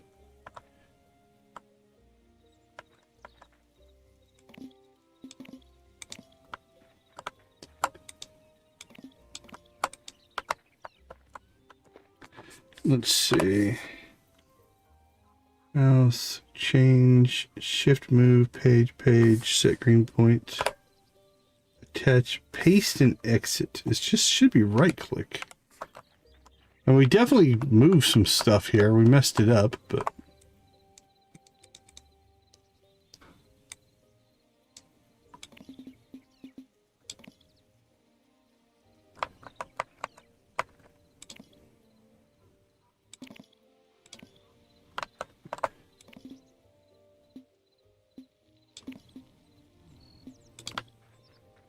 okay, that's underground, so let's show our move tool.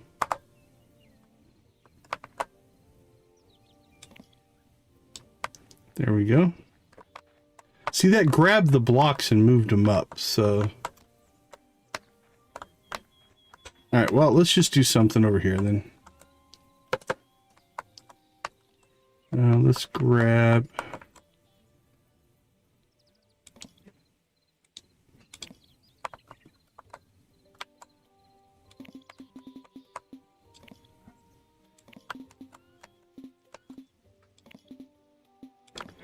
Okay. Copy selection, then use the paste tool, brush plus preview, or slash paste command. All right. Save selection as prefab with chat command. Let's try that first. Prefab save my test block.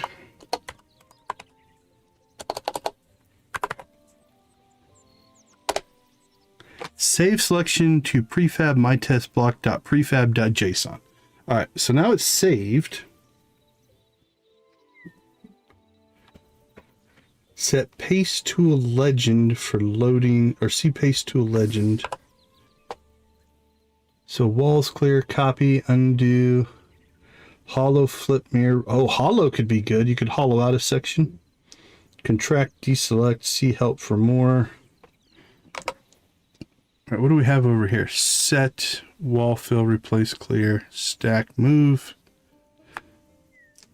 Yeah, this thing, I think this thing has some crazy powerful options. I don't know how to get to the...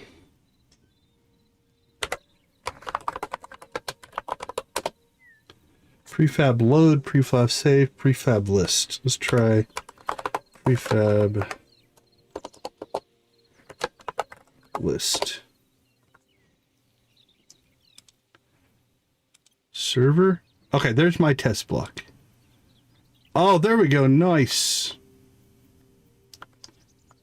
Okay, so I think that's the one that we copied. So we have to go to prefab load. It'll pop this up, but we need to go to our server. And that's the one we saved, and now it becomes a thing. Now, what happens if we open the prefab list? Okay, how do I get out of this? Delete. Prefab pasting brush. This is a different brush. That's why we couldn't get it to work.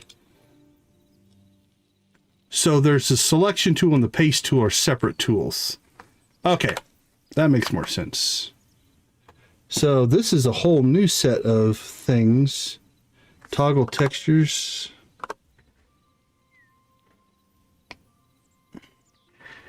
In the menu, not that I've seen in the menu. You can do it once you're in the world. Because we're bouncing back and forth, but I don't think I've seen one in the menu. Shift prefab left or right. Oh, nice. You can use your arrow keys to place it. That's kind of cool.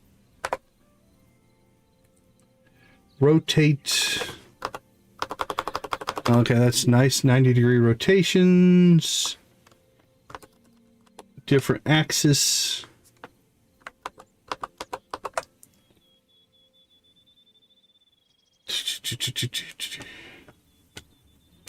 Toggle texture block, cycle origin.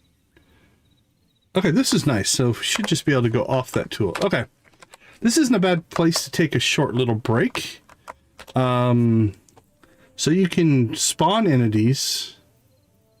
All-purpose brush to let you use different materials and shapes and edit blocks. That one was pretty useful. But they've gotten more complex since then. The layer one was interesting. Sculpting is cool. Once you built something, once you got used to this selection and paste set of tools, I think these could be really powerful, right? You could build a whole modular system of prefabs and then just bring them into the world and just drop them down. Like you could build wall sections, you could build all kinds of stuff. So as a builder, you could do some cool things. One thing I do want to check here though, I've been meaning to, we just haven't got to it yet, is our dome here. Is it solid? Or is it hollow? I think it's solid.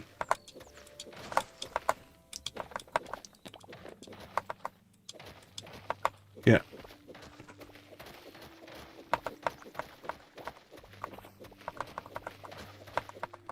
Yeah, it's definitely a solid structure. Okay, so that is where... Let's try one more thing and then we're going to take a break. If we go into our selection tool here and we start all over here, let's set our green point and then come over here and set our red point. Okay, did we get that whole thing mostly encompassed? Okay, so there we go. So we put this selection tool around our entire little dome here. Now if we come in here, can we turn this on to set wall fill, replace clear, clear entity stack? Oh, I thought there was a hollow. Let's try wall. Roof and floor. I have no idea what that does. Execute. I don't know if that did anything. Okay, it wasn't what we were thinking. I thought there would be like a hollow out. Fill. Replace, set. I thought I saw a hollow, but that might be in creation of one of these things. Like it might be in one of these.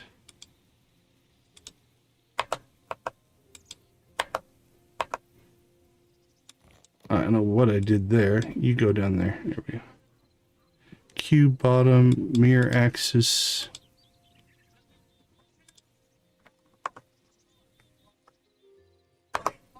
Five, 7.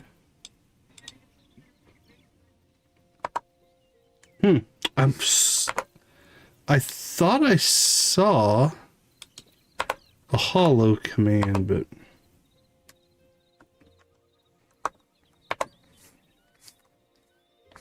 what about in 7? It doesn't have a item there. Set wall fill, replace, clear. Alright, what happens if I just say clear? Holy cow, that's powerful. It completely... No. Oh, there's the undo. Nice. Whew, that's a big one. Okay. Exciting, exciting so far. Having a ball. Let's go ahead and take a short break here. We'll be right back.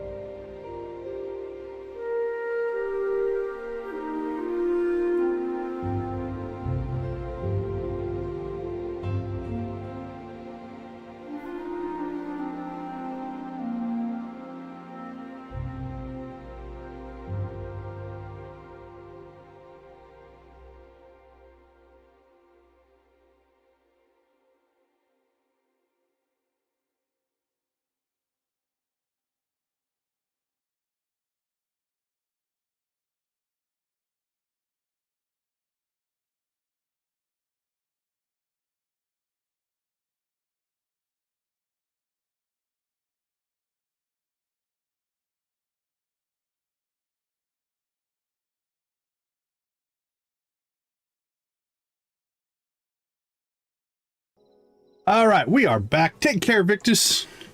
Thanks for hanging out with us. We appreciate it. All right, our full bright doesn't seem to be staying on. Let's toggle that here.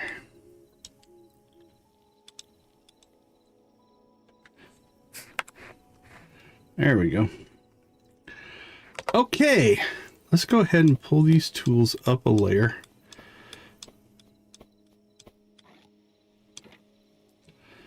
And see what is next.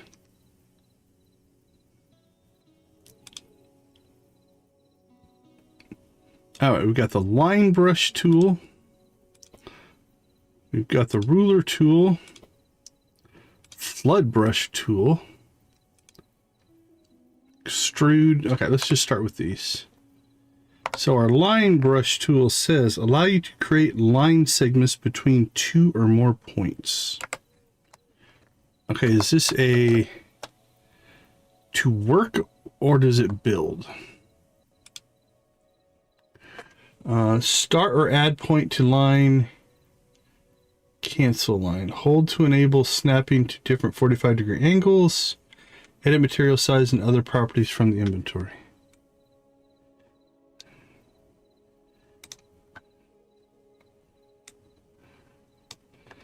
Okay, well, it's building off. Okay, it's using stone.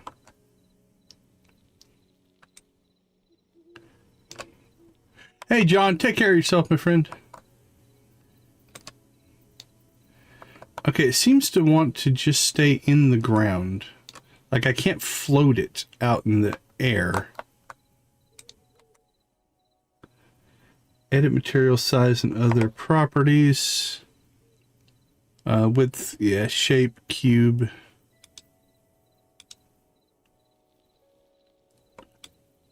Okay, I'm trying to see what the difference is on this one from...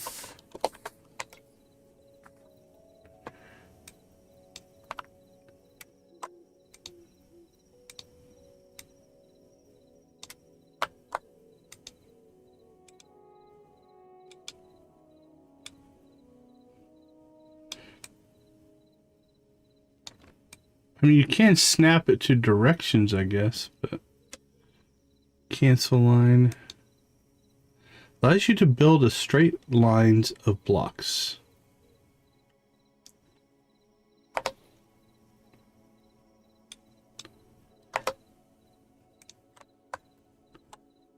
Oh, there we go. Okay, there we go. Okay, I see it now. I wasn't seeing there's a little vector here. So I click once, and now we're going to come over here and click again, and it creates between them. All right, and then cancel. Okay, so let's try it up here again. So if we start here, we build over to here, and then we build over to here.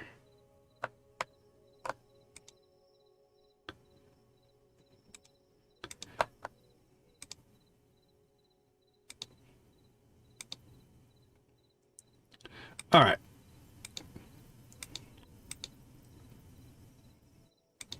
Take care of yourself. We'll see you, Nancy.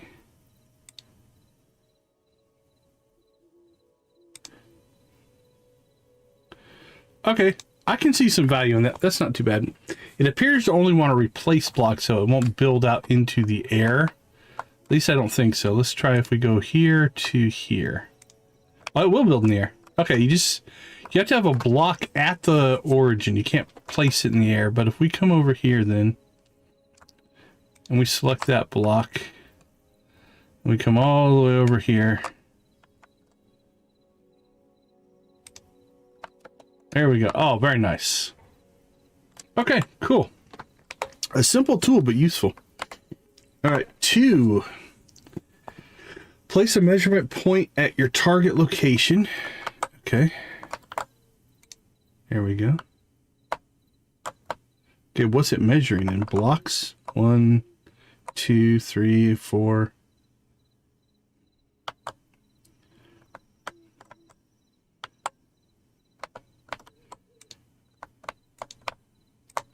Oh, that's kind of cool. Oh, we picked that spot up. All right, That's actually pretty robust.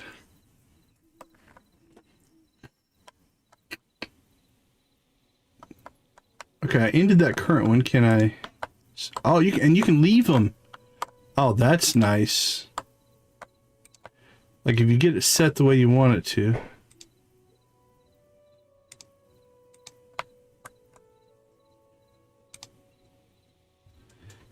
Right-click on the existing point to pick it up and move it. Right-click again to drop it. Delete the hover point. Clear all points.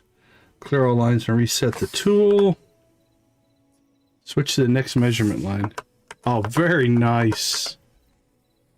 Okay, I'm digging this one. So you could actually grid yourself out some guidelines and stuff like that.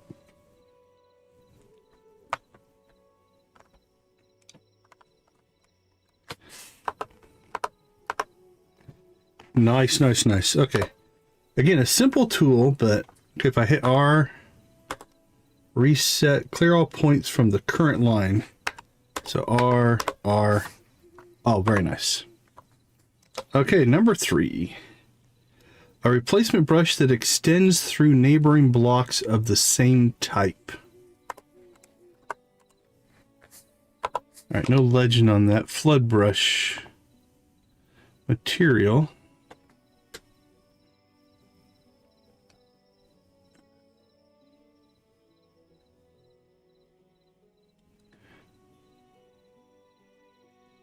I might go up and take a look later if I can. Yeah. No promises, but I'll be happy to go take a look at it. Okay, let's go ahead and clear this selection. Clear selection is what key? Delete. There we go. Now it's just not floating in the world. Okay, so this flood brush tool does not have a legend. Target material. Okay. So if we want to replace, let's say the red here. So we're going to target the red. Can I just put that in there? And we want to replace it with, let's say, blue. Okay, let's see if this works.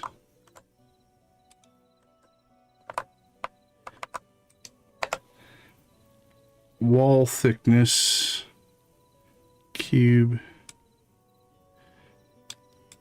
top. Okay, it's not doing what I thought it was going to do. So target material, the target block material the tool should flood into. And then this should be the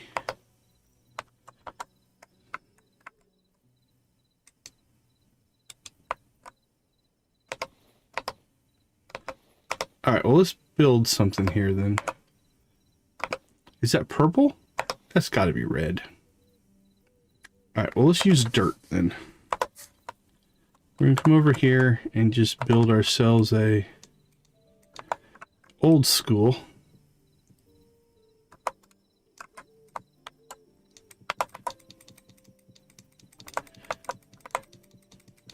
There we go. And now we'll take our flood brush and we'll say target dirt and flood in blue.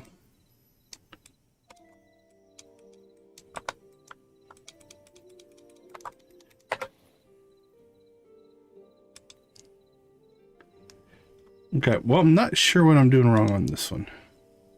Do I have it backwards? Let's try it the other way. We'll put blue in there and dirt in there.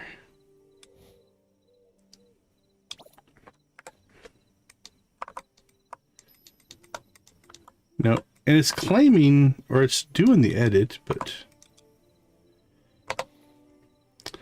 Okay. We'll go back to how we thought it should work.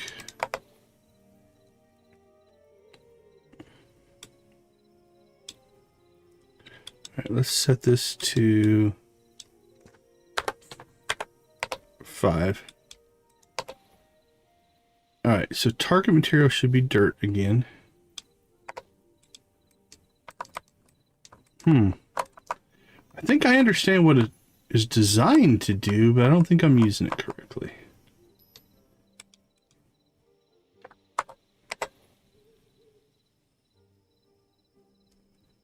All right, let's read the description again. A replacement brush that extends through neighboring blocks of the same type.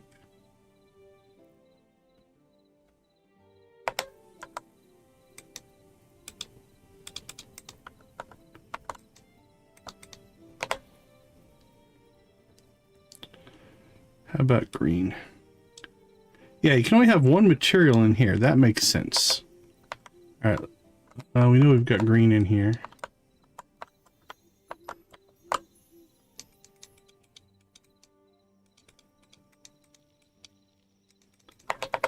Well, unfortunately, I can't figure this one out.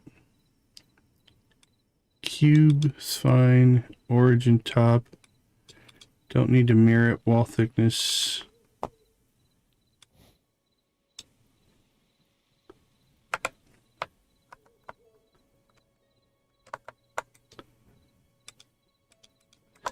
It thinks it's executing. You can see it says edited blocks edited. But it's not doing anything. Let's give it a couple of materials up here just in case that matters. I can't imagine it would. But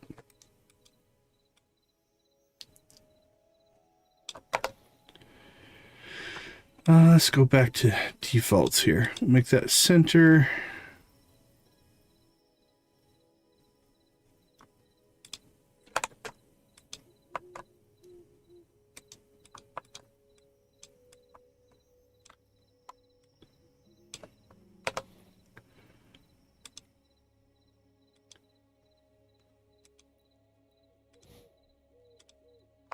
Not sure on this one.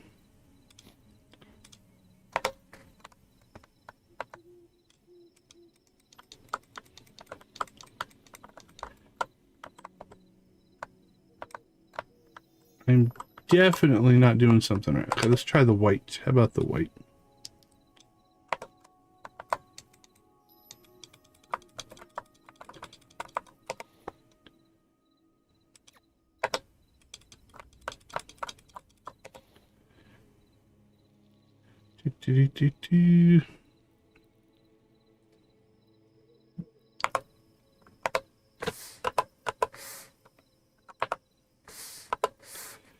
And it has no legend to give me any hints.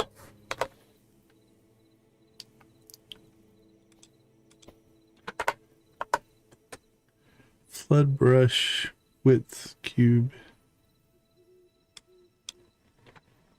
Let's try that and see what that does. Okay, we'll target red again.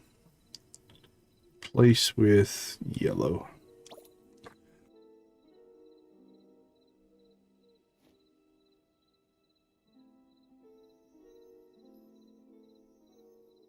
Okay, let's see.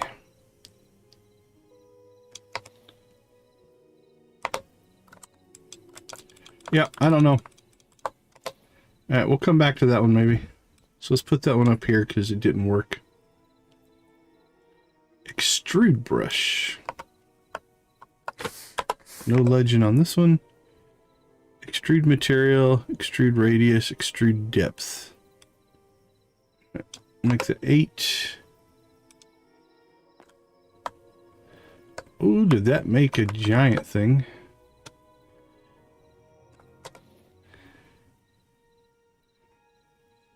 Let's go back to something a little more reasonable here. How about 2?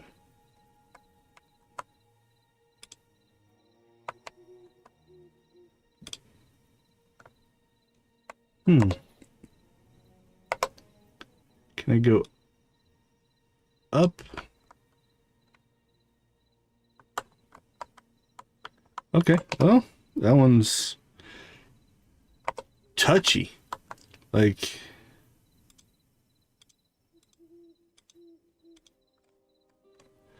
it's definitely not. Can we get these down to smaller numbers? Can we do 1 and 1? See if we can get a little control over this tool.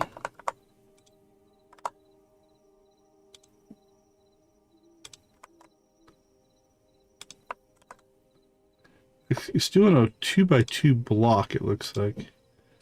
And then actually extruding farther. Okay, what if we just extrude from here?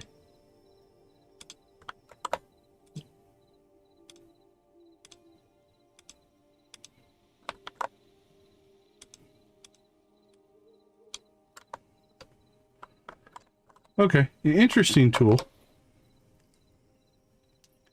Oh, hitbox tool. Alright, what's this one? Allows you to edit the hitbox data on any block of the world. Okay. Let's get one of these floating blocks. Hitbox 0 used by 857 other blocks.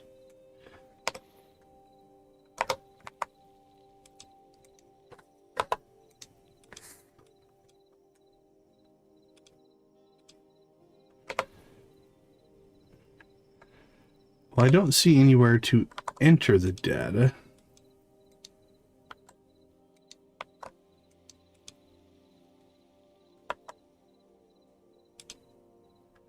Oh, that is weird. So if I now hit anywhere in that white, will it break that block?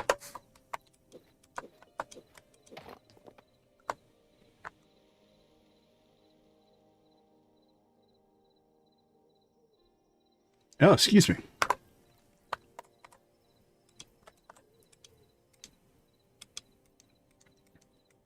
All right, well, I'm not sure exactly what we did with that one.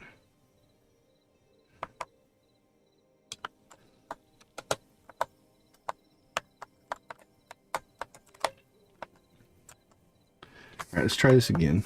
Try to...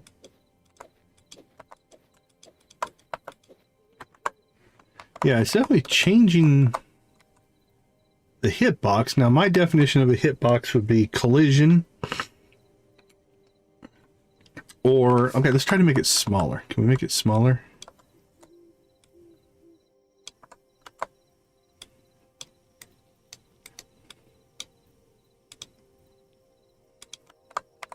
All right, can we go through it now? Nope. All right. That's definitely one that would take some more, I think, some more research. All right, let's see. Noise brush tool.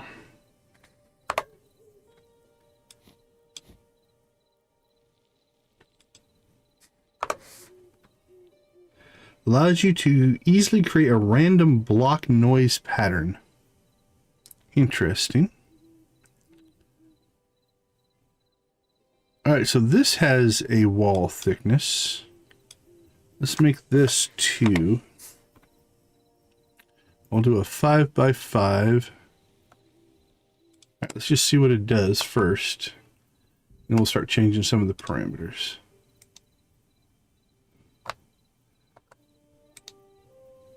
All right, so just randomly putting blocks in the cube. That makes sense.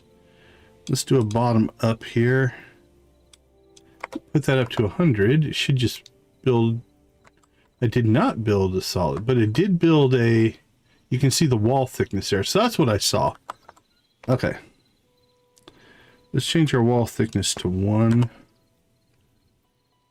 Width 5, height 5.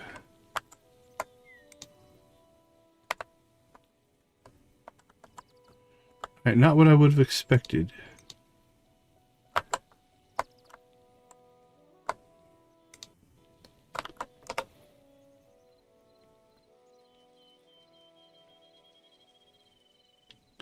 All right, let's get our numbers up here a little bit larger, see if we can see a...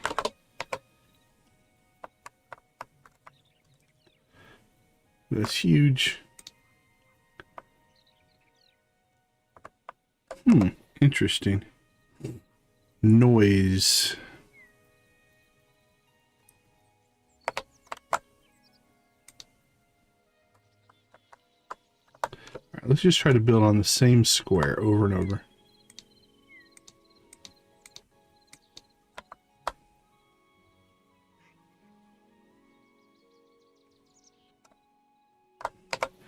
I don't understand the height part of it then. Let's set this to 1.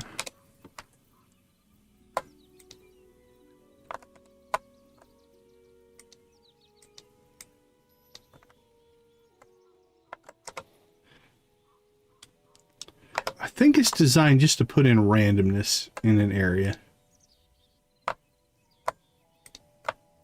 Now the nice part about this one is adding to the world. Like if we eventually just keep clicking it, it mostly filled in there.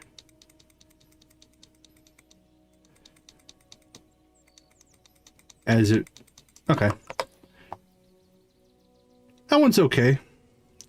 A prefab selector tool, that could have been useful. You're not in a prefab editing session. Alright, how do you get to a prefab editing session? Unselect the current selected prefab, open the save settings, update. Okay, so let's open.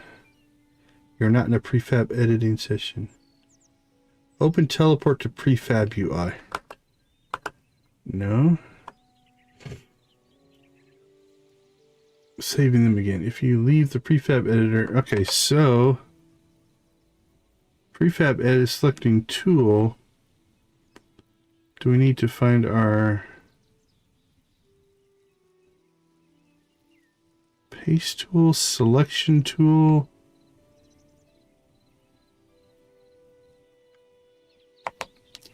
Let's try this. Prefab load. Now I wonder, like this is a file, which means we should be able to pull that. Okay, so now if I go to 7, no. Okay, let's go back to 6. We will place this one. Attach the prefab to your target, rotate, rotate, toggle. Okay, pasted. Now can we go to 7? You're not in a prefab editing session. Scripted brushes.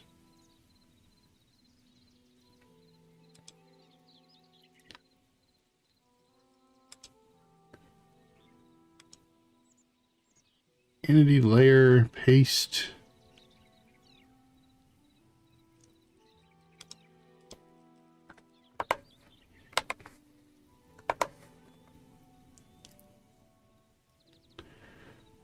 Okay, can I get to a prefab editing session? Shift, shift, shift, page down, rotate, rotate, home. Open the prefab list, select the prefab, paste the prefab, yeah, attach the prefab to your cursor. Toggle texture, cycle origin. That's the pasting brush. The selection tool is how we created the prefab. But let's see, set clear walls.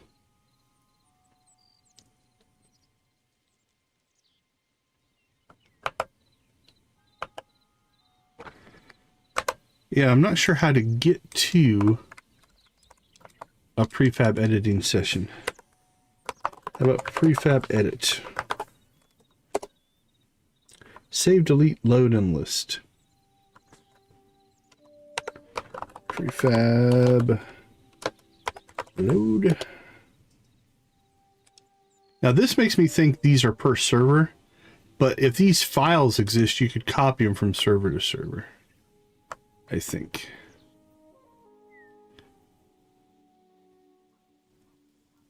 Paste prefab. I don't see anything to edit prefab. Shift left, shift right, shift up, shift down. Rotate.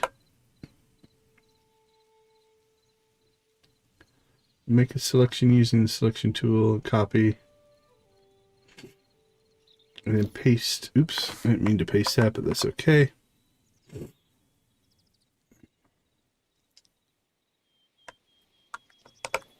All right, well, I don't know if I'm missing a tool.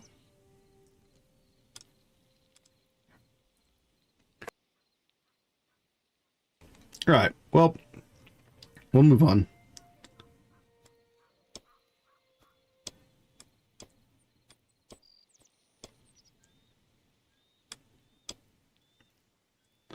We got scatter. set anchor, smooth, and tint. Okay, interesting.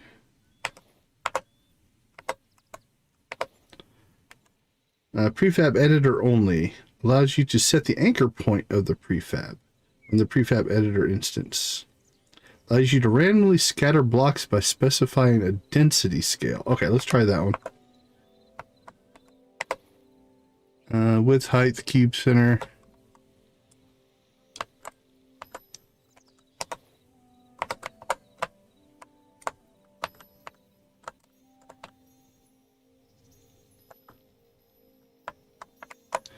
There's a few of these I'm not 100% sure, like scatter and the noise. Where's our noise tool? I don't know what I did with it. Noise. Do very similar things. Like scatter, I would have thought it would have moved other blocks, but okay, still nice. Allows you to softly blend and smooth rough terrain. Alright, well, this looks rough. Let's find something that looks a little more jagged. What about this? What if we just go into this corner? Okay, I kind of like that. How about if we came across here and just wanted to kind of...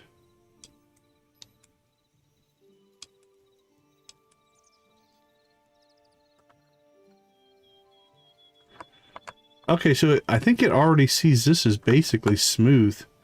So see, it's not making a lot of changes to it. It's making some changes, but not a lot.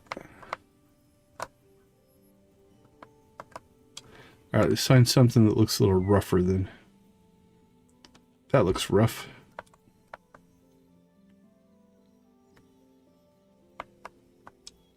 Yeah, it's kind of almost a flattening tool, I would say. If we start down here, like it's not going to carve out a big chunk here, but you notice it on the top layer, it'll start to strip that away, which means then it could strip away the next layer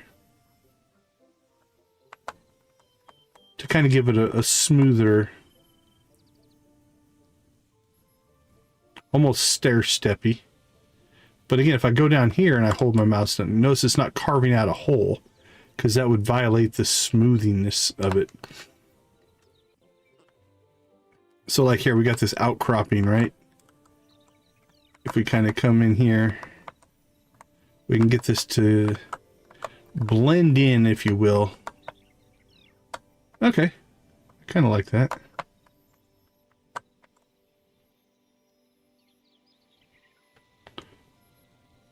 Yeah, that's... If you have some just randomly generated stuff, this is really... Could really do it. Oh, notice also at the bottom, I think it was filling in there a little bit to smooth it as well.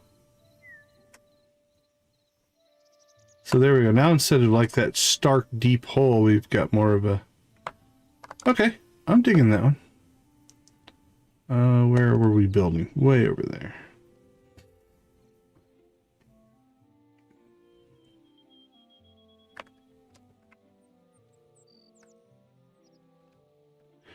So this whole mess, it might actually just... Yeah. Completely smooth out until we get to a ground plane. And then there we go.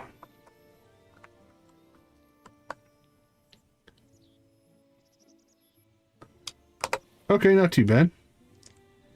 Tint brush tool. Allows you to modify the color of tint used in a block column. Tint color. Alright, well, it made it glow green. What is that doing?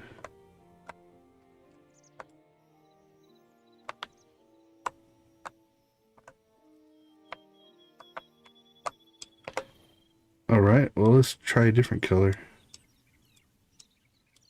Are we just... I guess we're just changing the shader on the blocks, I guess. Okay, well... So we can take any block... Maybe not any block. Okay, it's just certain elements of blocks. Notice it's not changing the dirt. It's not changing the rocks. It is changing the grass. On top, will it change leaves? No, it doesn't look like it.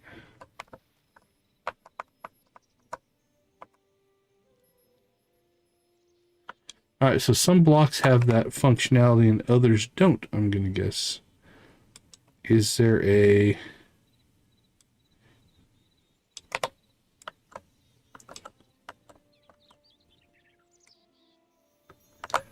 I don't see a reset. I don't know why it's got stone. If we take that out of there.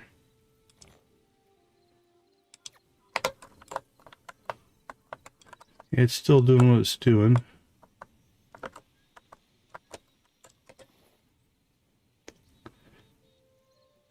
Alright, let's try red.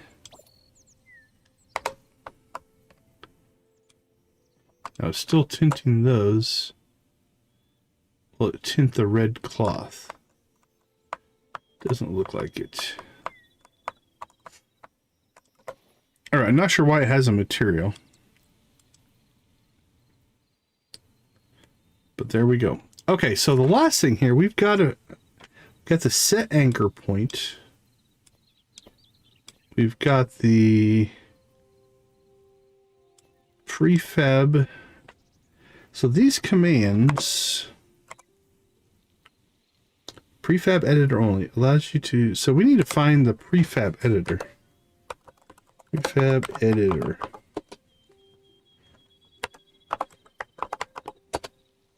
Command not found. Help.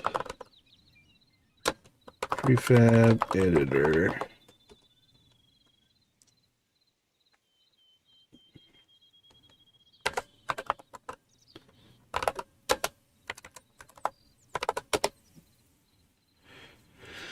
Require arguments. Okay, well.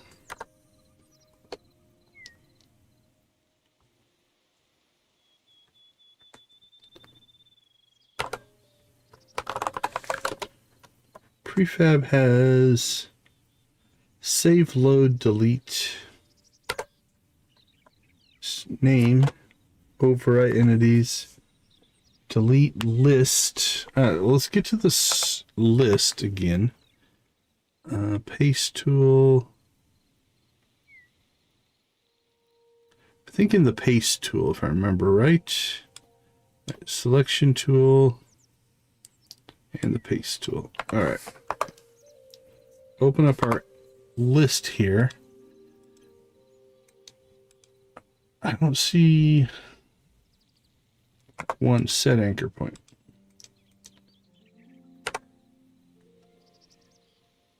All right, this one I'm going to hit Google.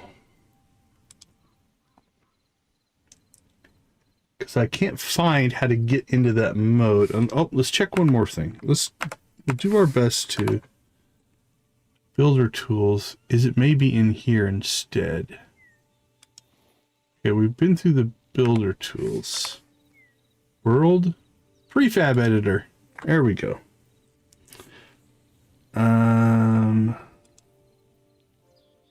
Server. Browse.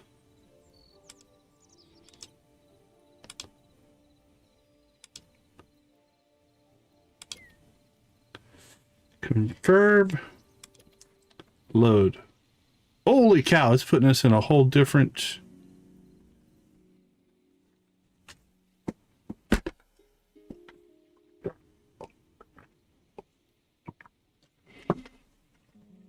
I'm not sure what it's doing. Okay, so it brought us into a plain world. with our prefab. And now I'm going to say we could use all of our tools. So like if I break that block and we add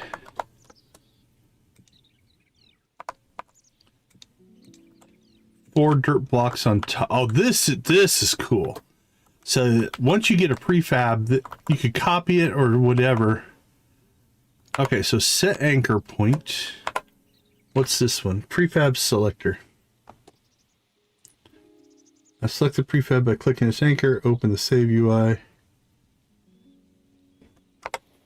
What's this supposed to do? Allows you to select the entire prefab when inside a prefab editor instance. There we go. Okay, and then anchor point. Set anchor. So this is probably where it would spawn from. Okay, can we get down to the... Oh, we can't no clip into there. Can I go inside of it?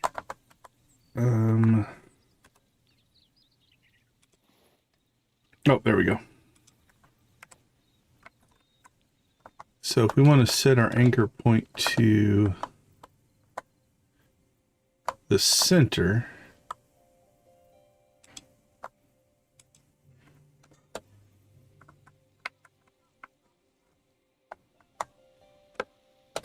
I think we kind of hosed that up, but let's see if we can get to...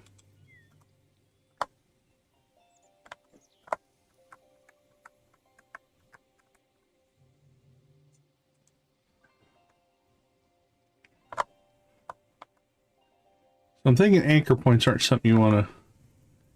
You'd have to have a really good reason to want to change this. 'Cause I think this is where it's going to... That like spawn from the top, bottom, center. This is what it's going to put that point on. So we kind of want it down here on the bottom row, I'm thinking. But can I get it to that block?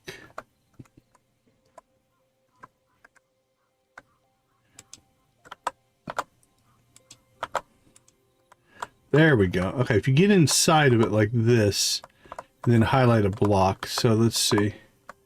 1, 2, 3, 4, 5. 1, 2, 3. This way it's 1, 2, 3, 4, 1, 2. Alright, so let's try that block. 2, 1, 2, 3. Well, it's not quite centered, but okay. Let's get off that tool. Now,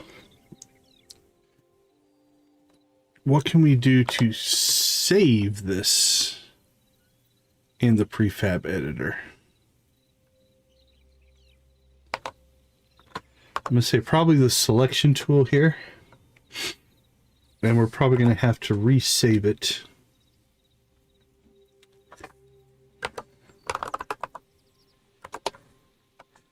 So if you look at the save name, we've got empty, we've got overwrite.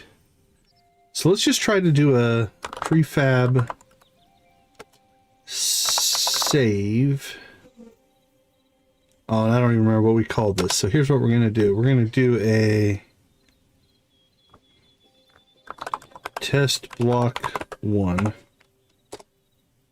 All right. Then we're going to edit this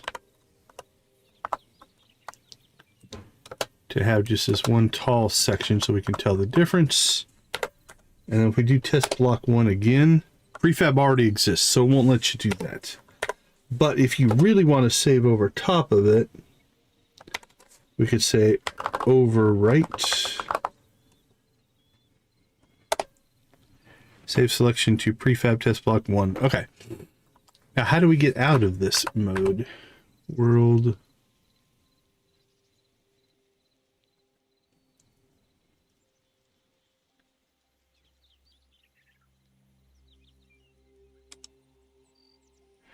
Edit session, please exit your current one if you want. Okay, so, well, let's just try exit. How do we get out? That's the question.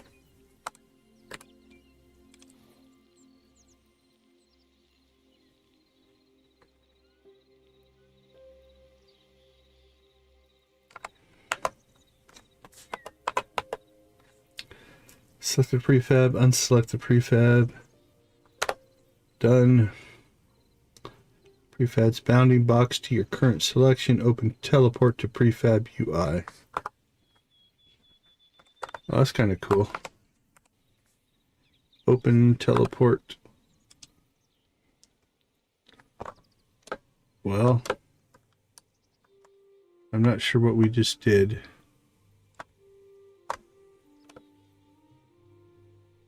I don't. Oh, we were way above it. Okay. Can we load more than one prefab in here? Let's try.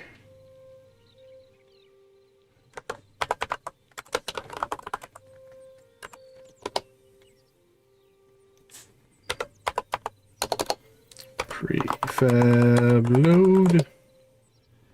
Server.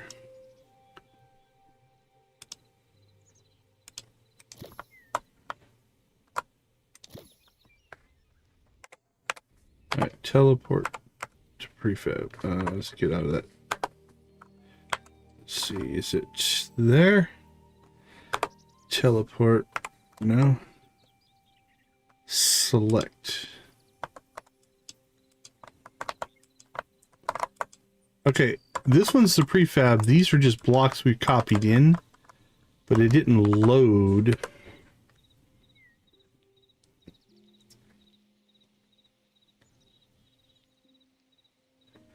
Let's see. P-edit kill removes all entities from the selected prefab. P-edit exits the prefab editor without saving changes. That's fine. Oh, so prefab edit is the, and then we've got an exit. And that should take us back to the world.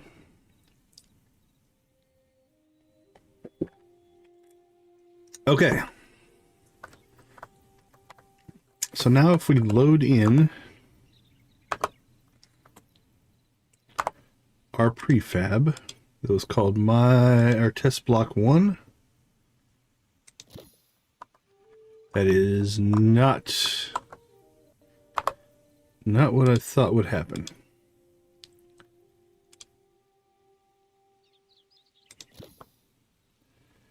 All right, well, that was a failure.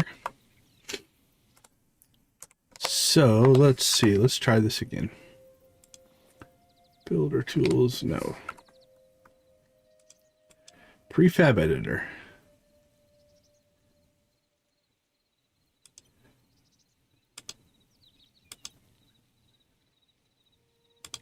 Can we just make a new prefab? No. Actually, so we want to, the test I also want to do is, if you edit a prefab,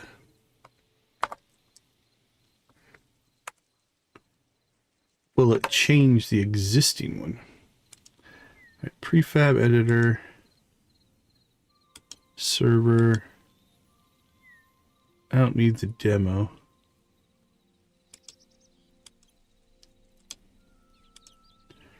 We'll do test block 1. Confirm.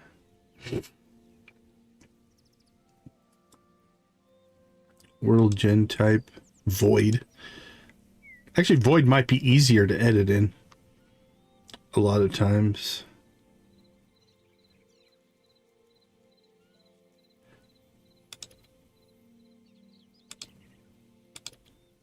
Hey, Vallectic, how you doing?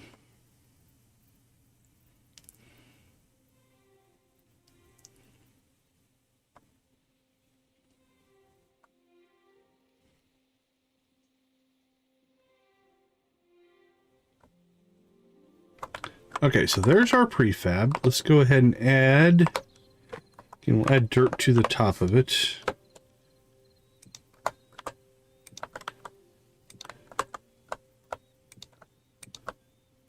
Oh, I think I know what might have happened. So there we go. Okay.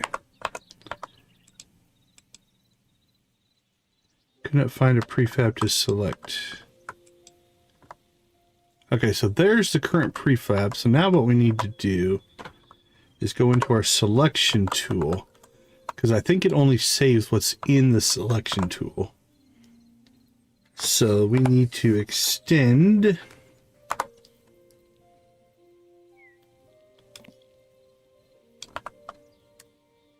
Oh, that didn't do what I wanted. All right, let's move that back down.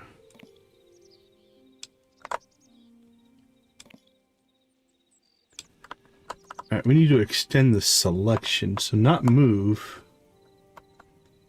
Let's see, copy selection, attach selection to show move tool, show rotation tool, paste and exit. Hold and drag to select first side. Yeah, no. Extrude face, no. Next selection, set green point. Set selection to blocks. Okay, what happens if we do set?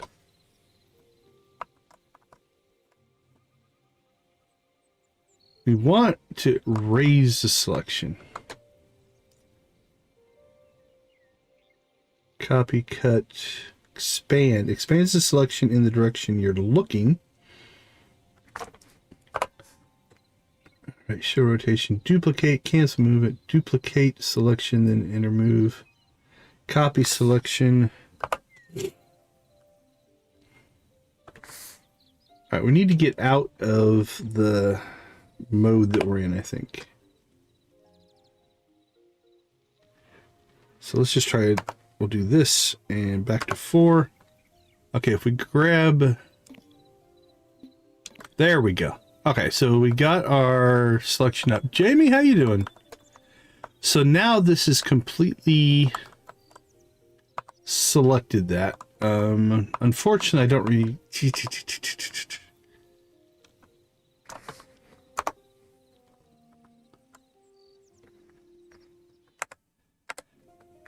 Let's get off of that. We need to get our name. So we name it exactly the same.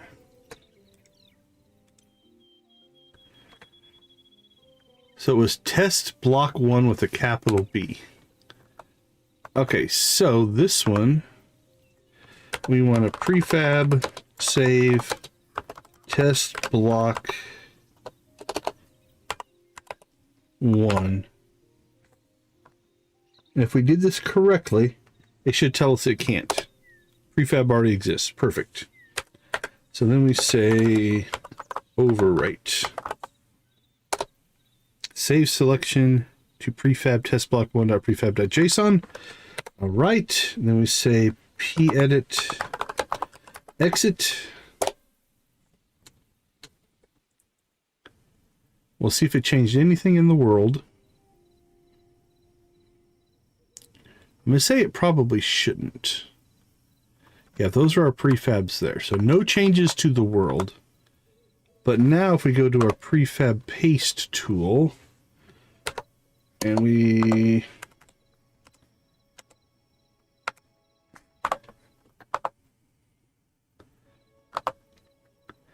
load up our test block 1.prefab. Okay. Our changes didn't seem to take. So the overwrite maybe isn't working. That's a possibility. Yeah, maybe the overwrite's not working. So here's what we're going to try next then. We can go back to our prefab editor. We will grab test block 1, confirm, load. Well, don't be upset. Sorry to hear that. Okay, so we're going to do the same thing that we've been doing. Oh, okay, check that out. So it's something to do with the memory of the world, because it loaded this back up with our dirt on top. Okay, so let's go back over to the world.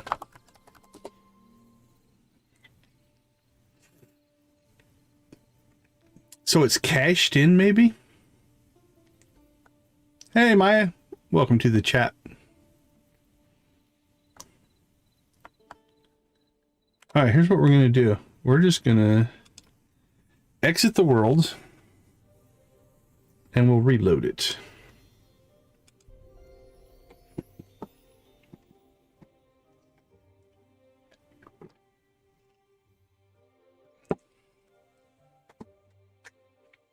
Oh, congratulations.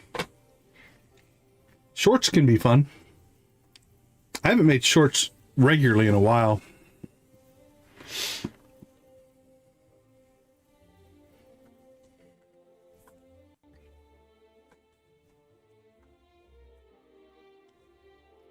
All right, well, so far with these tools, I could really see getting into building. Building prefab walls, if you want to build like a castle. Could do some really cool stuff.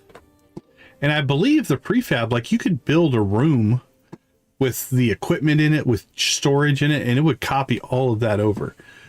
I don't know if it would copy what's in the chest. We could do that as a test. All right. Let's try this. Prefab list. Give us test block 1. There we go. Okay, so the old one was like stuck in the cache, I think. So let's see if we can get around this. So we're going to place that. Then we're going to go ahead and jump into the editor here. Prefab editor. We'll go back to our test block 1 prefab. We'll load this up in the editor. We'll make another change to it.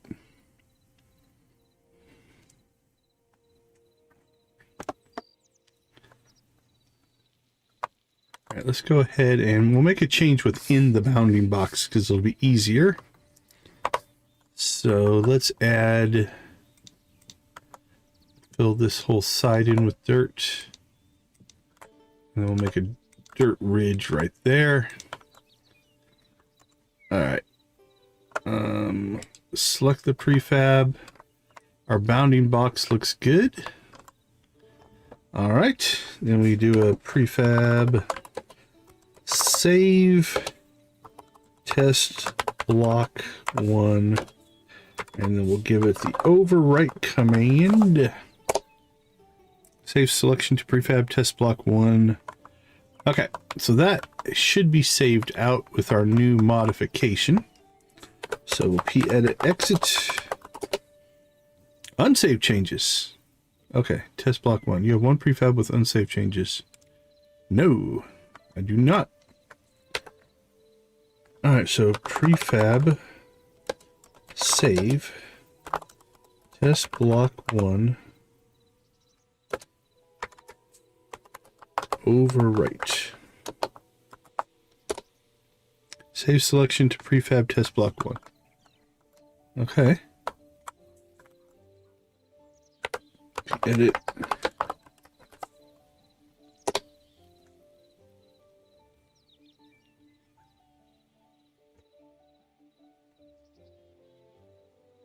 Well, that sounds rough. Sorry to hear that. Save first. Save entities. So we didn't get this before. That's interesting. Override existing files. Finish saving all loaded prefab. Successful saves. Failed saves. Okay. P-edit exit.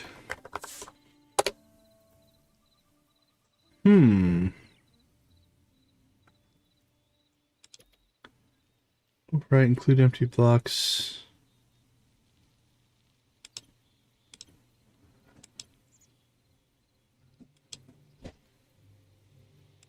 Firm. Okay, well, it says it's saving it.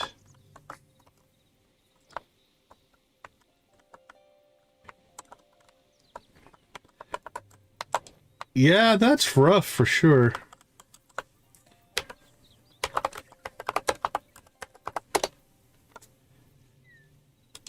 There we go. Well, we'll see if it even saved. I don't know. So let's do a 5 E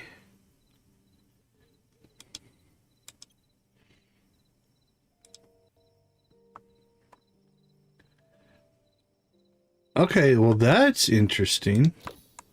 Oh, no, there it is. Okay, so it's still the old version. I don't know why it's only showing that. That's weird. Might be because the world's still loading. So let's go ahead and... Well, let's see if there's any way to clear. Prefab. Load, delete, list, save. Children, store name. What else do we got in there? Store type asset, children. Prefab, load.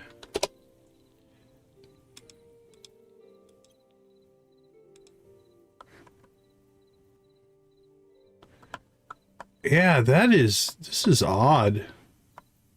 I don't know what's up with the save here. I mean, it's there. It's doing what it's supposed to. It's loading the wrong one, though. Alright. Let's reload the world and see if that fixes anything. Okay, while this world's reloading, I'm going to take a short little break. I'll be right back.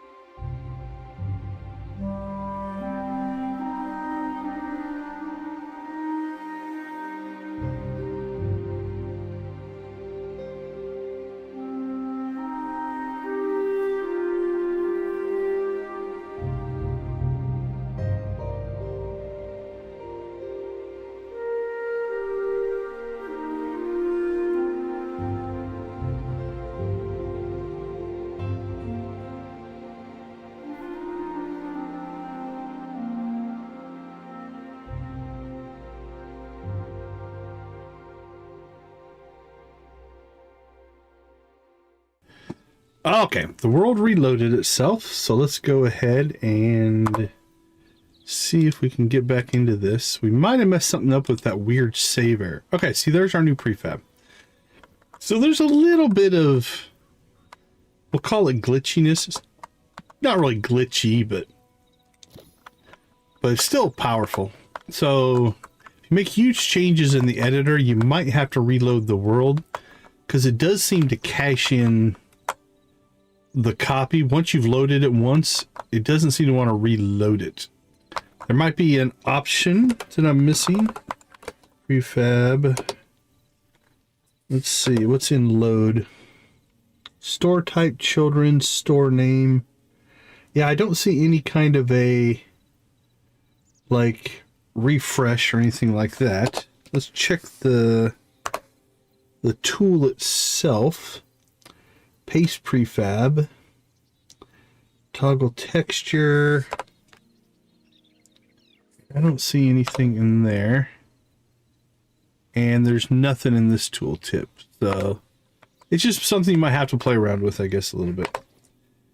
Okay, let's see. Let's get back into... I think we've made it through all of the base server tools. Now, I think they've got some built-in brushes and things here, which means can you build your own and save them? These are called scripted brushes. So let's try the boulder brush. Creates boulders when you use it. All right, that's pretty straightforward. It has a dome, bottom. Boulder brush, read above. Stack randomization advanced randomizes. Oh, pull that back up. Okay, let's see. Holy cow. Customize the brush. Here we go. Boulder brush. This brush gives you the ability to create boulders on the ground. Right click edits the blocks to create the boulder. Left click decorates the boulder. Note change the origin of the center works best. This brush has customizable settings so you can create your paths how you want them. Below are each settings and what they do. Rock blocks. The blocks that the boulder will make out of comes with a density slider and control how dense. Rock decor. The small decoration blocks. Top blocks. The blocks are placed on top of the boulders. Top decor. Boulder points. Boulder radius. Randomization. Smoothness. Stack size. Stack randomizer. Holy cow, is there a lot there. There we go. So rock blocks, rock decor, top blocks, density. All right, let's give this thing a try. Let's come over here and do it.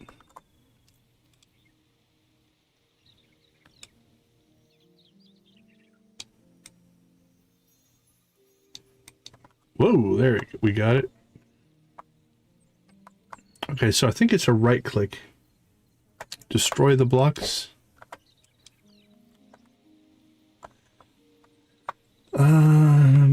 Okay, so I think it's a multi-step process. Step one, we right click and we get that.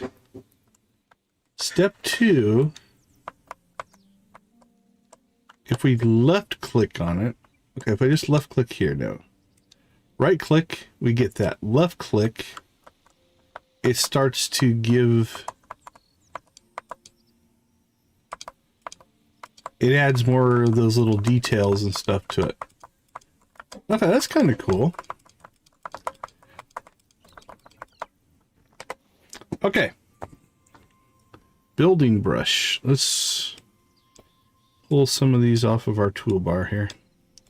I don't know if we'll go through all of these, but building brush, cave brush, lava cracks, decoration, forest. All right, let's try 4. What do we got here? Number 1, creates buildings when you use it. Allows user to form caves. Allows user to paint decorations into the area. Creates forests. All right, well, I want to make a building. Where our world's getting a little cluttered here. How about over here?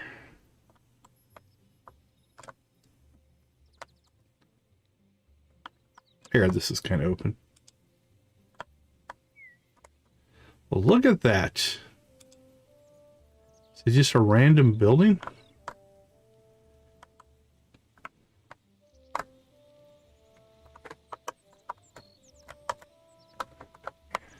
Alright, well, it messed up the windows.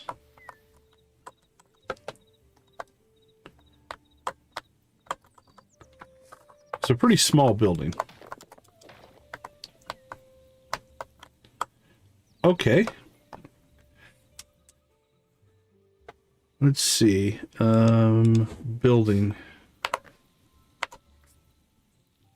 wall thickness, number of floors, enable windows, number of windows, the window block, window height, window radius, enable roof, roof height, roof width, main block, secondary block, floor block, roof block. Holy cow. This is cool. Now, if we want a bigger building, let's make a 10 by 10 building with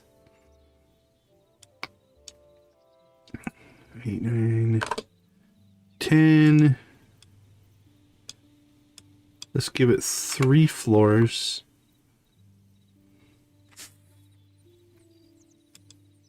All right, let's see what that does. I'll plop it down right here. Oh my goodness. Each floor is 10 tiles big. Okay, that's not necessarily by design, but... Okay, that's funny. So I thought the 10 would be the total building size. So the height doesn't need to be this crazy. So we'll make the height 4. The width 10. It kind of has that look to it, yeah.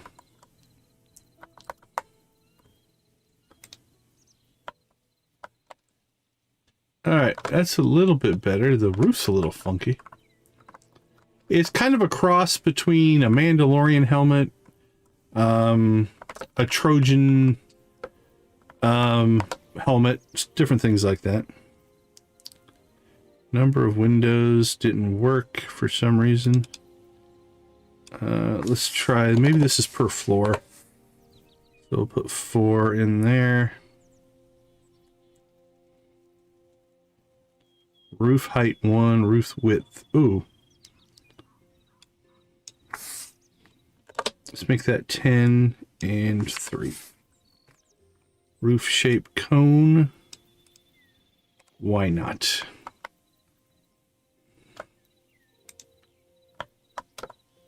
Ooh, the roof is huge. The windows still didn't go in. Maybe our floors aren't tall enough for the windows to go in. Let's try 5 there. Our roof doesn't need to be that big though. Let's try this at half of that.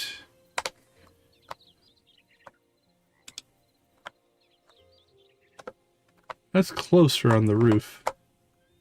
We still lost our windows. Okay, interesting. Where's that green block coming from? Oh, so it's adding a roof ridge, but it's not. Okay, so that detail is kind of the roof.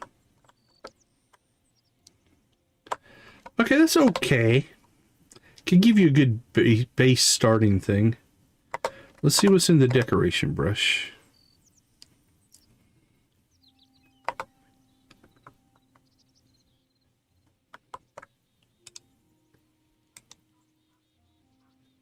Okay, so it's just... Yeah, you can put some things around. Okay, that's kind of cool. It's good for just painting in things. Forest brush creates a forest. Alright, where are we going to create a forest? Over here on this hill. It seems like it wants a forest.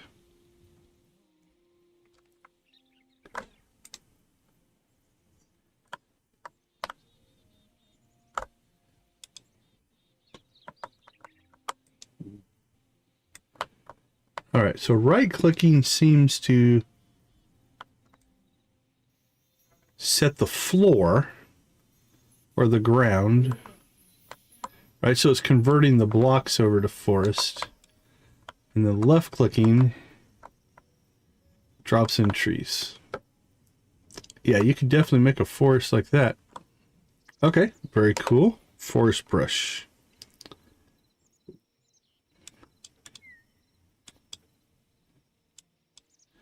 Alright, we need to clean some of this stuff up. Entity tool allows you to move and edit. And oh, that's from the very beginning where we started. All right, let's pull some of these out. What else do we got? Hot springs brush, mountain brush, path brush, river brush, ruined roof brush, ruins brush, spiral brush, and tentacle brush. All right, number 1 is the hot springs brush. Whoa, look at that. That's crazy.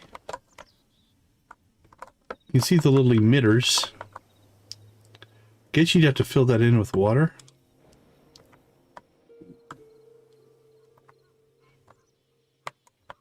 Interesting. All right. Number 2 is the mountain brush. All right, so it's raising terrain. They put it on top of the trees, which is weird.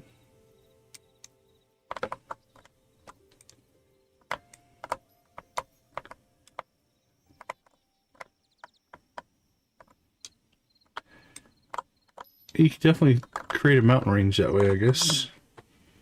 Path brush.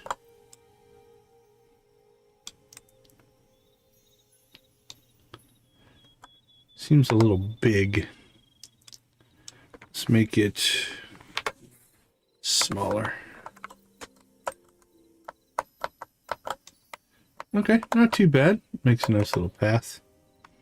And again, you could customize it with whatever type of path you'd want to make. I don't know if you can copy these.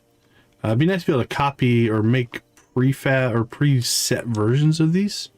We'll look into that here in a second. Like settings.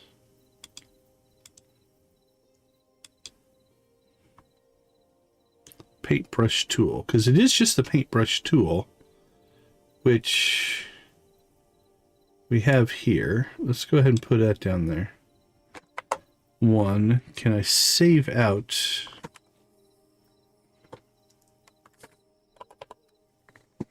Scriptable brushes, air placement. You can create custom block placement logic using commands and assets. Imagine. Create your own brushes. Take a look at the examples. You can use the in-game help. Oh, so you can write your own.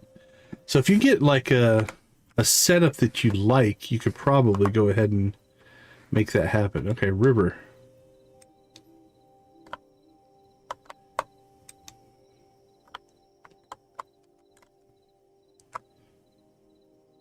Well, there you go. Ruin roof.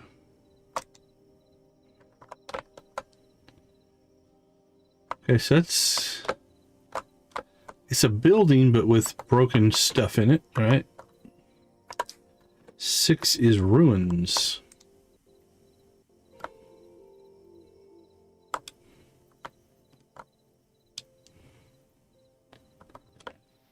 Whoa! Okay, so clicking and dragging, not a good idea. I think it placed one on top of another. So what if I put one next to it? Is it the same? No, they're definitely randomized. Look at that.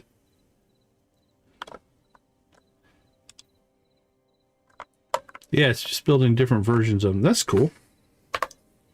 Number 7 is the spiral brush. Oh, nice. Can I drop another one on top?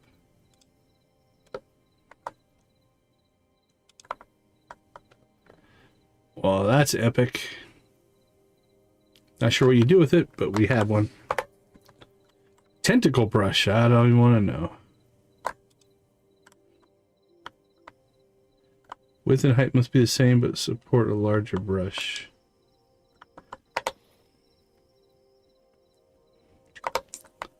Not 100% sure what that one's doing. I think it's just deleting stuff out in generally random directions.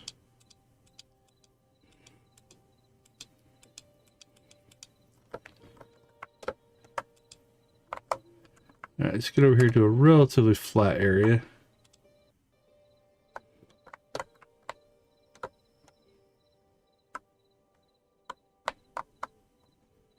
Okay, well, that's interesting.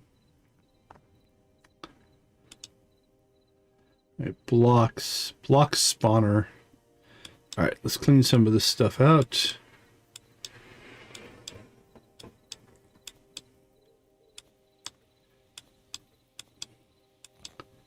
Let's just get rid of everything. Get ourselves back down to manageable here.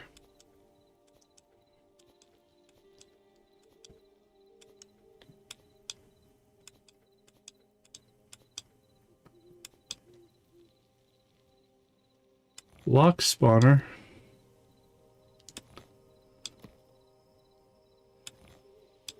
These might not work in this mode.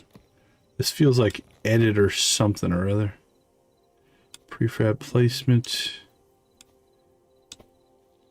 Green screen, okay.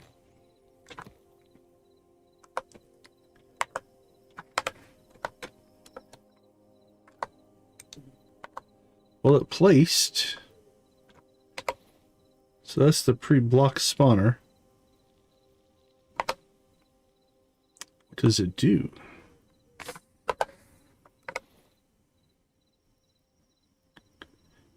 Creative, it doesn't have any. So, edit anchor, editor block.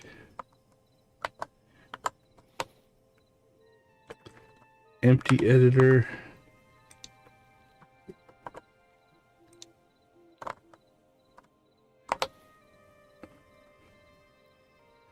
Example prefab placement block tree, technical. All right, 7, what do you do?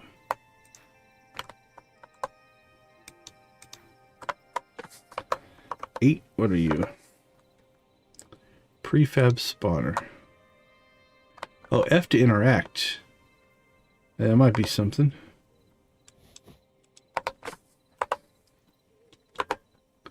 Nothing there, nothing there.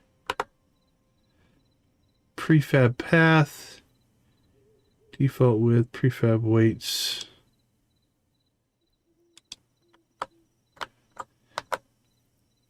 I'm not sure what these do. We're definitely into an area now where that's going to require some research. Definitely seems to be things that are designed to be dynamic. Let's see. Spawns blocks from the block spawner table asset during world generation. Use block spawner set table ID while looking at the block to configure. So this is probably mostly for mod makers if you're actually creating new worlds. Marks the anchor point for prefabs. A visible placeholder block for level design does not affect gameplay. Represents empty space in prefabs. Used to explicitly clear blocks when a prefab is placed. Okay, so yeah, I think those are probably more for mod makers and us. Okay, these are more filters. Or some more brushes, sorry. So we have scripted brushes, brush filters. A brush filter that matches all scatter objects use the mask slot of builder tools, only affect the scatter when painting or replacing. A brush filter that matches tree trunks and branch blocks. Let's try one of these.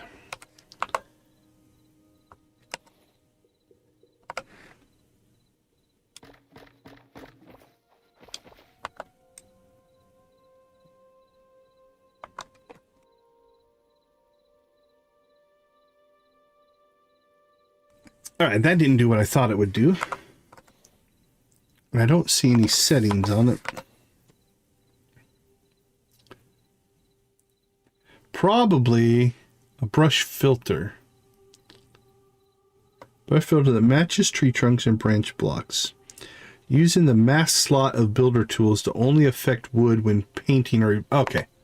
So what that's for is if you come over here and you're going to paint, so let's bring this one in.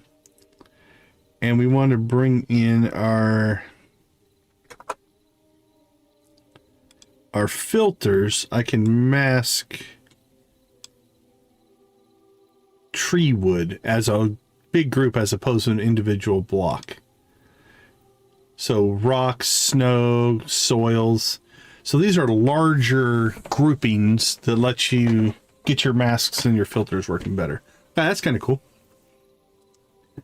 And then there's this, which I do believe is probably like a whole cutscene style editor.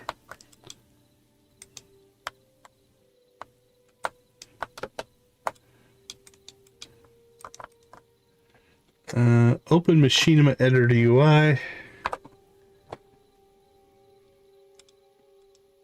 Yeah, so this is a whole different beast. One that we're not going to do anything with, I don't think, today. Holy cow. 9 pages of stuff. Path mode. Yeah, so that's doing like scripted events or stuff like that. Okay, I think that gets us through basically all of the editor tool blocks.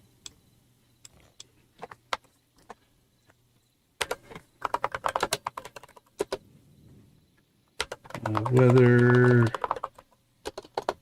Can I change the weather? Reset force weather is default. Weather reset. What's that do? I just want it to be sunny.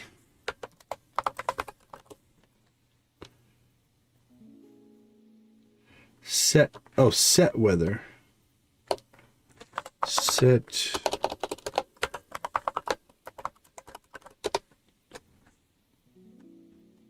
Not a valid block type. Oh no, weather set. Now give me some things. Weather set sunny. Did you mean zone 2 sunny? Zone 1 Skyline sunny. I didn't mean any of that. Wrong number of required arguments was specified. Expected 1, actually 0. Okay, weather set.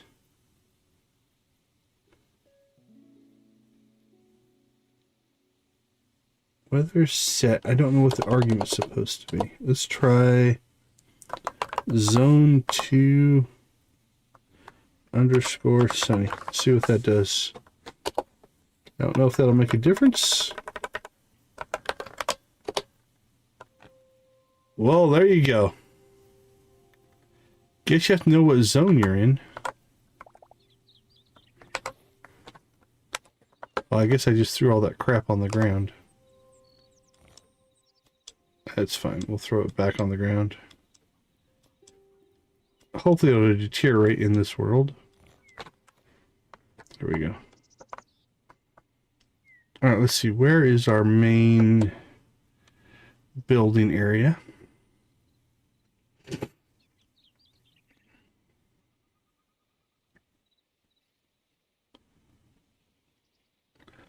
What a mess.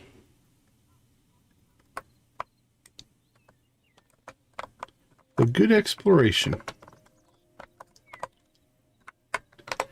Okay, let's see. Creative tools. I think we've made it through all the builder tools. We got to the prefab editor, prefab lists, spawn entity, spawn particle, change player model, tint chunk, instances, play sound, import object, import image. What's in instances? Okay, I'm not sure on that one.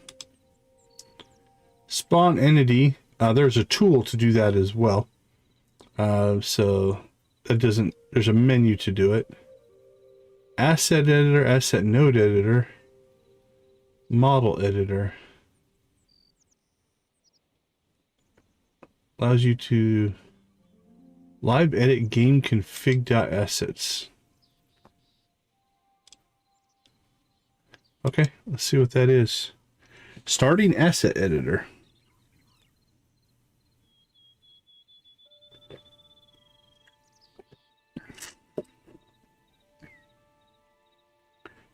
HYTALE asset editor. Now, I don't think you guys can see it because it has opened on a different screen. Hold on. Let me turn off HYTALE. Let's see if I can get this so you guys can see it. Let's see, window capture, HYTALE asset editor.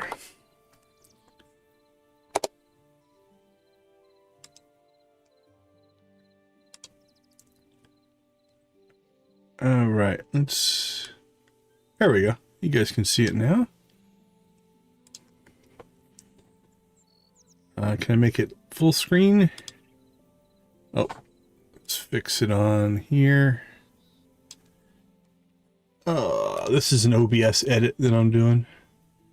Transform, reset, there we go. So in here we have audio, ambience, music, global,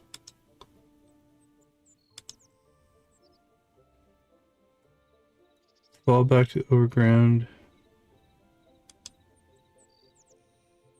open asset in a new tab. Okay, well, let's see, entity. Game mode type. Okay, so I think this is just this is editing a configuration file, so I don't think there's really anything we want to do in there. All right, asset node editor. Let's see what this does.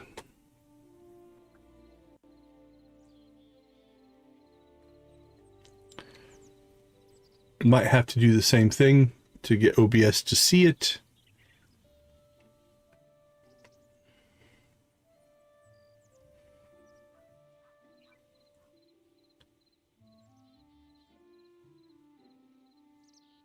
Well, it said it was trying to open it.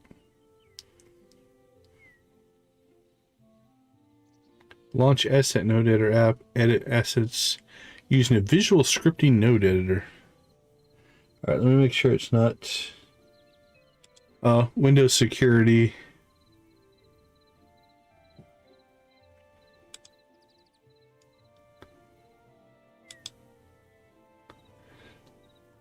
All right, this looks kind of cool. Let me change this window, see if I can get you guys to see it. Node editor. Okay.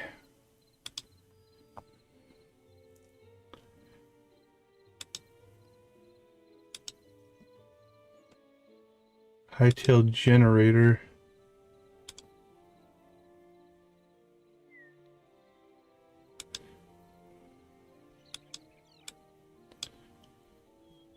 Train.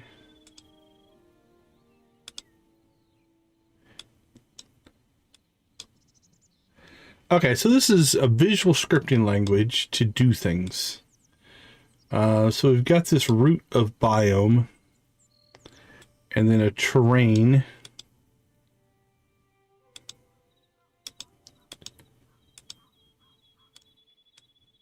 Then you can drag out here different. Yeah, so basically this looks to be to generate things. Okay, that's kind of cool. Is there one? I'd like to see one that's just done. File, open. Give me something. Let's just go into my documents. So root node, mirror node. Okay, well, it's interesting. We are lacking in knowledge to probably use it. Go to root. Root node, HYTALE biome.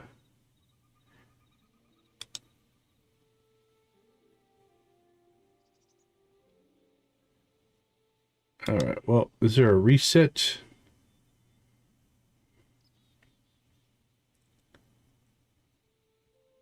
No, but there is an undo. All right, well, that's interesting.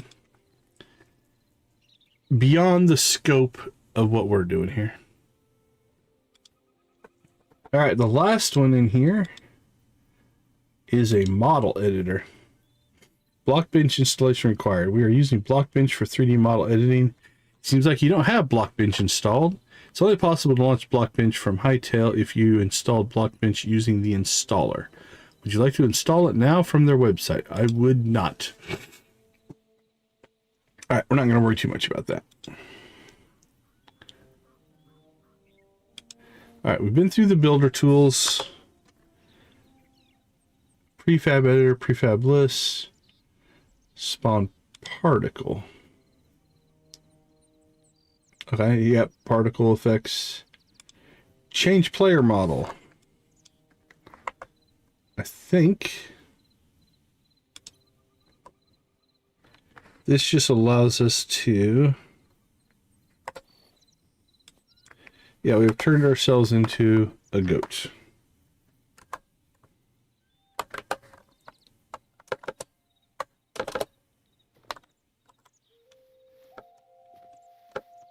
Well, there you go. Useful?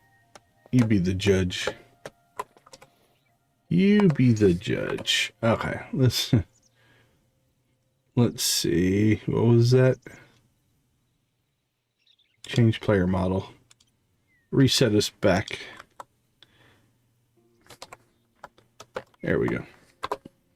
Nice.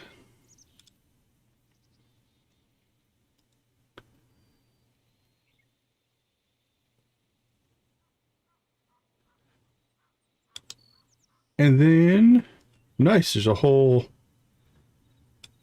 help system here for all that kind of stuff. Okay. Well, outside of the fact that we've made a giant mess here, I think we've made it through a lot of the tools. Now, you don't have to do any of those. Like, literally, you could just stay here, spawn the blocks you want, and build just like in the core game, right? Some of these tools, though, would make your life easier if you wanted to do just bigger sections or things like that. But you basically have access to any object in the game if you just want to build stuff. So, all right, let's go ahead and pop out. Let's take a quick break, and then we'll decide where we're going to go from here. I'll be right back.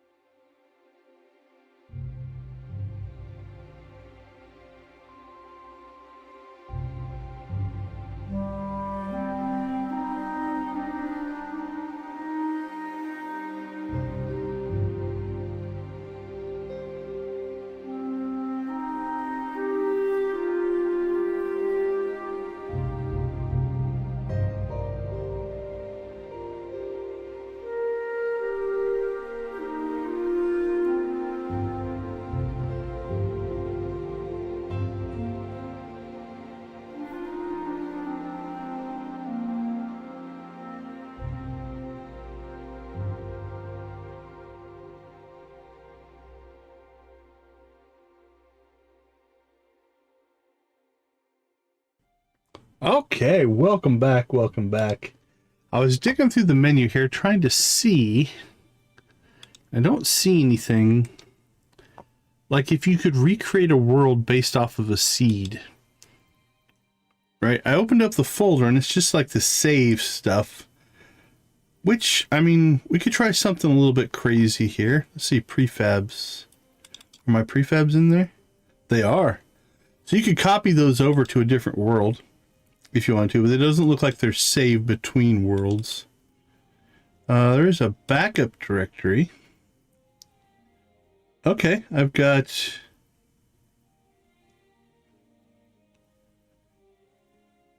I don't know when it saves, but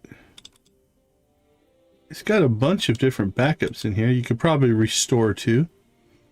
Mods, prefabs.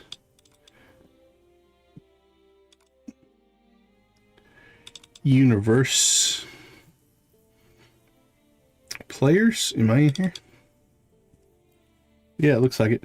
But I don't see a way to pull like a world seed.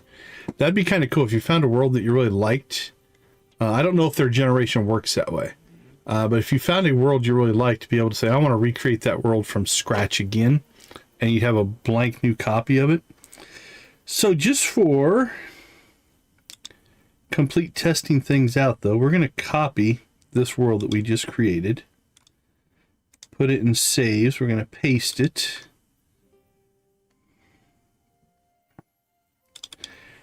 And then I'm going to rename it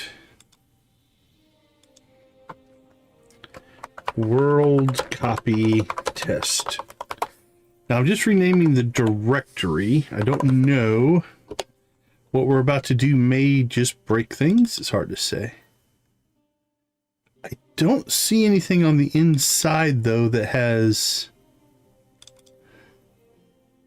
specific names. We'll see if this works. All right, first thing we're going to try. Nothing wrong with some dancing. All right, we're going to go back to the menu, open up worlds. Okay, so it kept the tools and building name. So one of these is our copy, but changing the directory didn't change something. So let's dig a little deeper here. We've got bands, client, config, permissions. All right, let's try the config. That's just for mods. Okay. Universe. That's the memories. Worlds. Default. Config.json. Display name. Oh, it does have a seed number. Interesting. I don't know if we can get to that, though. All right, let's dig into this a little bit. So let's go back out here. I called this one World Copy Test. So I'm going to change the name to World Copy Test. All right, let's go back out here. There we go. Okay. So so far, I've been able to duplicate the world. Let's see if it will load now with all of that. But there is a world seed here.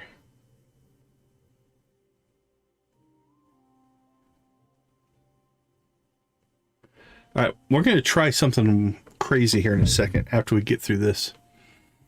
I'm going to try to make a new world and then copy this seed number in and see if we get the same world or not.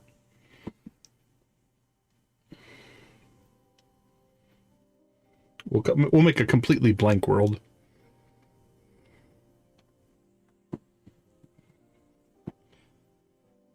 Is there anything else in here?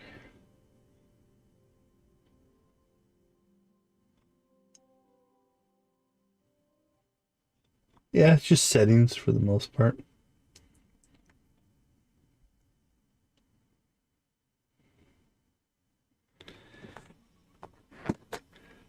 All right, so there you go. So this is a copy now of the world we just created. And anything we do to this world wouldn't happen in the other world. So this does mean that if you find a spawn that you really like, you could just copy that, or a world seed, you could just copy that out. Okay, something else we're going to try here then. We're going to go ahead and go back to the main menu here. We're going to make ourselves a brand new world in creative mode. We'll generate it. We'll put NPCs on. New world seed test.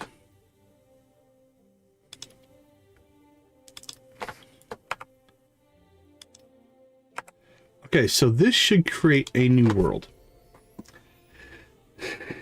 And then what we're going to do is we're going to swap out the seed and see if it completely regenerates the world or not. So new world seed test. We need to get to universe, worlds, default.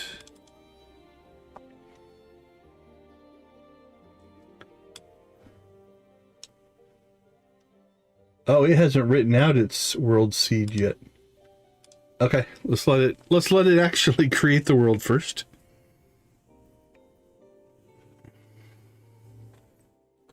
Oh, it just made a backup copy. There we go. So we do have a different world seed.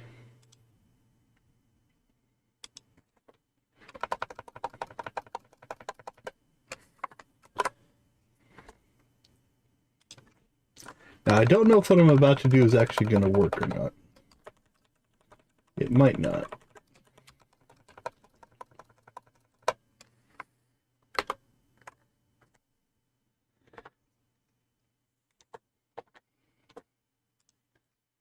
But if it does, we could regenerate that world, because that world I liked. I like the start of it.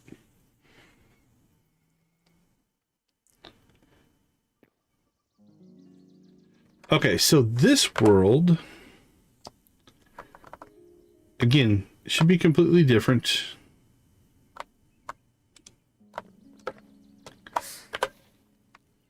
So as you can see, so we got two kind of vertical rivers. Our little things over there. All right. We're not going to bother to let this complete.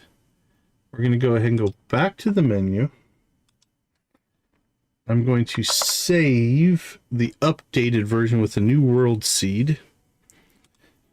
And now we're going to go into worlds and just reload this world again and see if we get a different map. If we get a different map, that means we can actually change back to that other world. I don't know if this is going to work though. Now that the generation's already happened, it might not.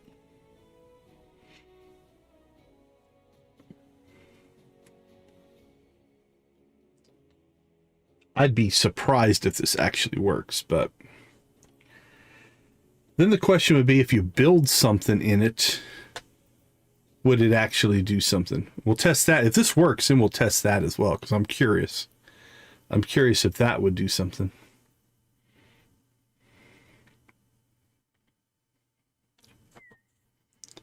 All right. Oh my God. No, it's the same world. So changing that seed didn't make any difference. It might change it for future stuff that hasn't generated yet. Potentially. But it doesn't appear that it's not doing what I thought it was going to do. Which I'm actually not surprised it didn't do what I thought it was going to do. That would be weird. All right. Well, in the spirit of just trying to completely break things, what if we pull...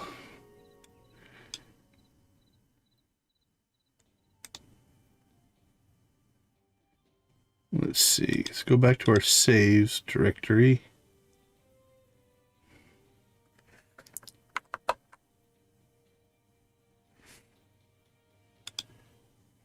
All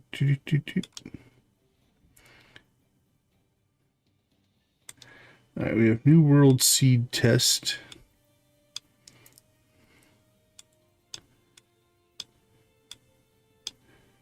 And then we have Tools and Building, which was our original.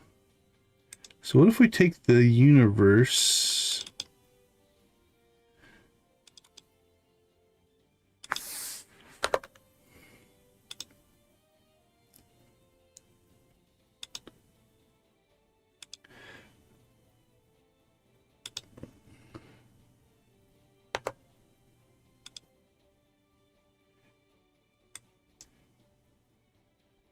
All right, let's copy that over there.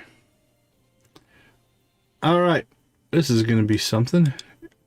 Again, we may end up crashing what we're doing here.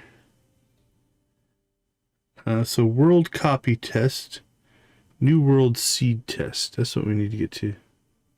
Actually, no. Because I copied that over, the world's over. It's now got the wrong name. All right, so let's fix that. Tools and Building. We want to change this to, what did we call it? New World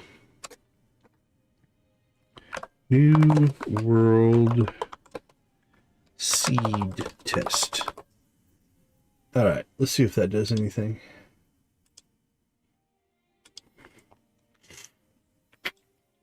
I'm actually impressed with how robust this part has been.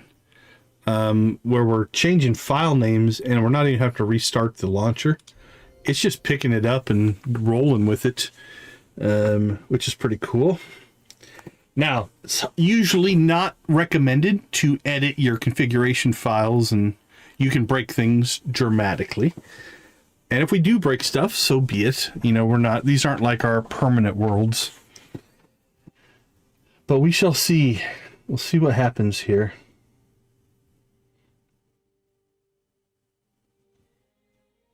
Don't see anything else. There's this binary key that I'm not sure what that is, but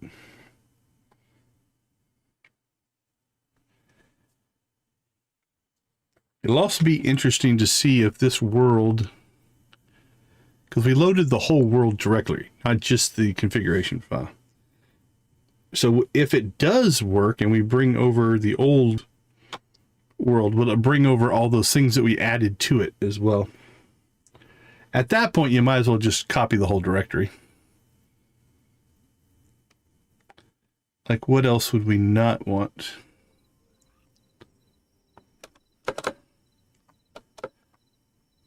Okay, well,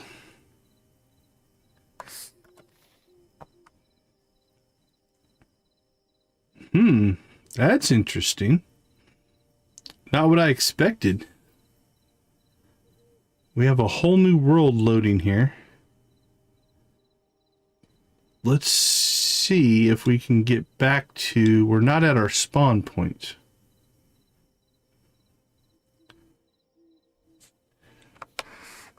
Is it even in the world? I don't even see it in the world. Let's see if we can just get to it here.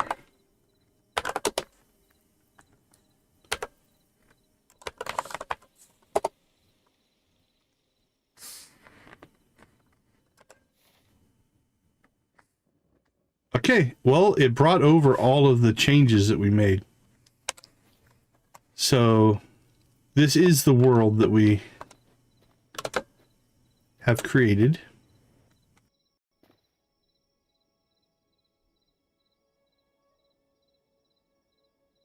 Oh, excuse me. Complete with all of the craziness that we built into it. So it didn't like generate in a new whole world. It just brought everything over. Let's see, chunks.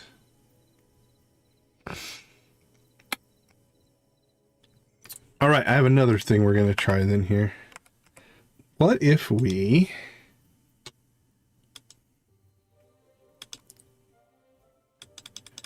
It's in resources.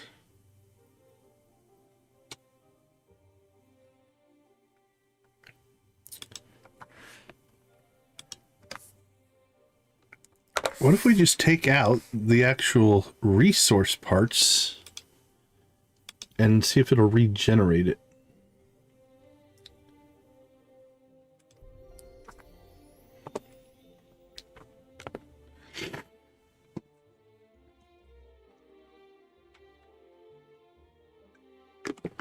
Not sure what this is going to do. But if I can get it to completely regenerate based off that configuration file, it might just say can't find world and crash because I just deleted it, but we'll see. Okay, it recreated the resources directory. Now it's trying to load the world, which I probably also deleted.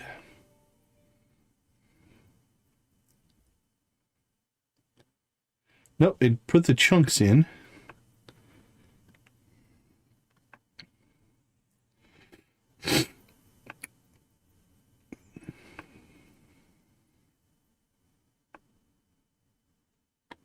Okay, let's cross our fingers and we're about to see if we have discovered something, at least for us. I'm sure if this worked, other people had figured it out, not just them.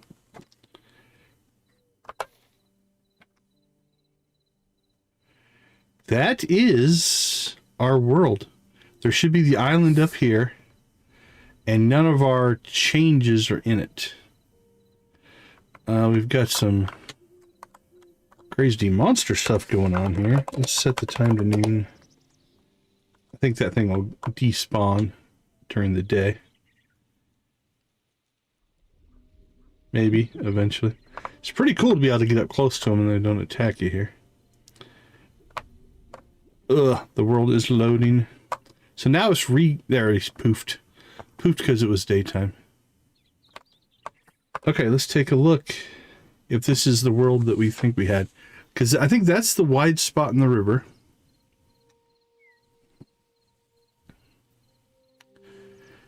I have a feeling that we have forced it to regenerate from scratch based off of the seed number.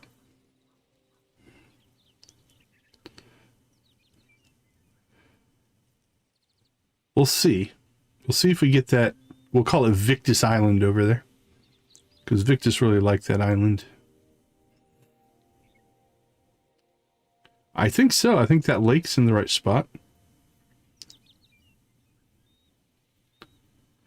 Okay, so I think what we now have is a fresh copy of the world without all of our changes that we made to it. Where's our door? Door's closed. Yeah, because we go out the door right into the lake. This is where I wanted to build my what you call it? I would build my farm into that. Look at that mine. All right, let's see what the underground looks like. Holy cow. It's absolutely insane how dense and complicated the undergrounds of these are. Which does mean if you get stuck or just want to explore, just mining across. Now, like this section this would generate blocks all the way through here if you tried to mine across. But man, you could hit a lot of places. That's crazy.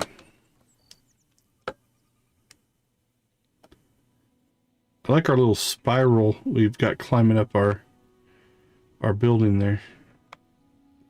I think this worked.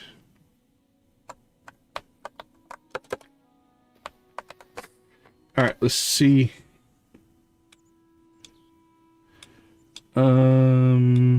Maybe. This feels maybe different, or did we just not go over far enough? This feels the same. All right, let's go. Maybe, oh, it's still generating. That's why. All right, we'll give it its time. Give it time. I think we will go west here, though.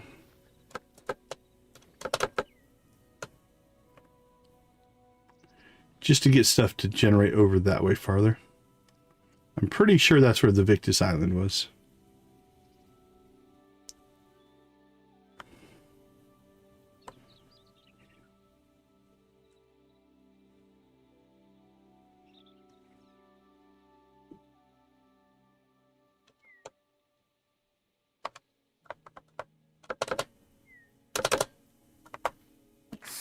All right. Yep, there it is. There's the Victus moat. Okay, this is cool. This is cool. So, while it's not available at the menu, the seed does exist. And if you force the world to completely regenerate itself, then it uses that seed to make its generations. Okay. We have a new resource that we could use if we wanted to. All right, let's pop back to the spawn location. There we go.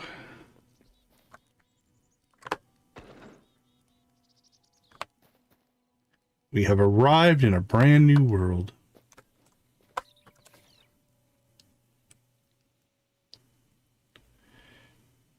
Which again is chunking through its generation process. Once you get, like I said, I've mentioned this before, once you get it generated for the first time, then it loads much faster. But that first generation is computationally taxing. Now, obviously, the faster your computer, the faster it'll go. All right, we've got it mostly generated here. So, what do we want to build here? Or do we build anything?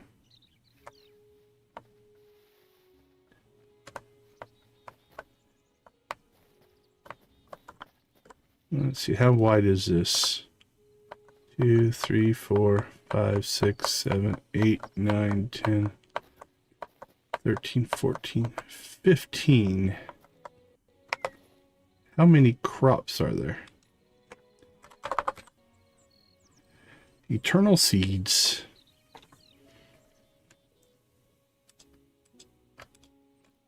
One, 2, 3, 4, 6, 7, 8, 9, 10, 11, 12. I see 13. We got wheat, turnip, tomato, pumpkin. That's not eternal. That's not eternal. All right, which means I might have misclicked. All right, let's go through those again.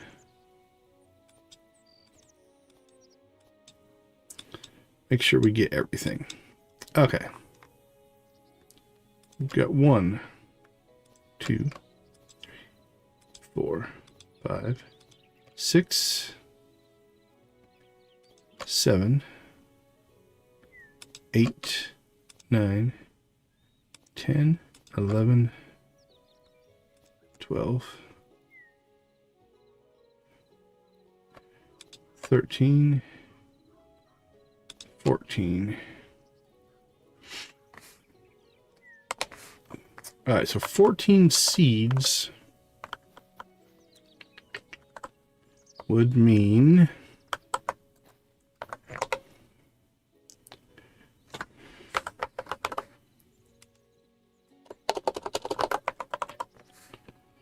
let's get a standard grass block here.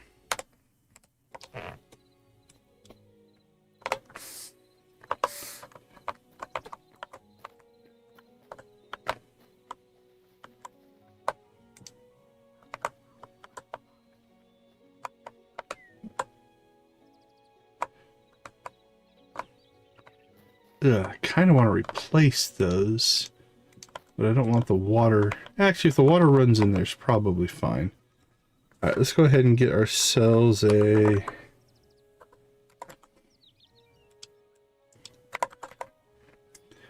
pickaxe and an axe.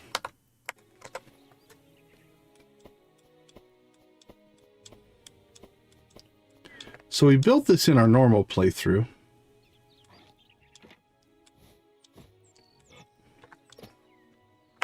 All right, so I did read, I think on social media, they're wanting to improve how the water stuff works because it's a little funky. But for our purposes, I think this will actually work. Okay. So let's go 1, 2, 4, 5, 6, 7, 8, 9, 10, 12. Do we need that many? 14, 15, 16, 17, 18, 19, 20. 2, 3, 4, 5, 6, 10, 11, 12, 13, 14, 15, 16, 17, 20. Okay. Now, you just need a water block touching it. So we could double up. You could go every other one. If we go to our seed count again, we got 1, 2, 3, 4, 5, 6, 7, 8, 9, 12, 13, 14. So for 14, we would need essentially 14 plus 13. We'd need 27 blocks. If we do 2, we can go 1, 2, crap, 1, 2, 3, 4, 6, 14, yeah.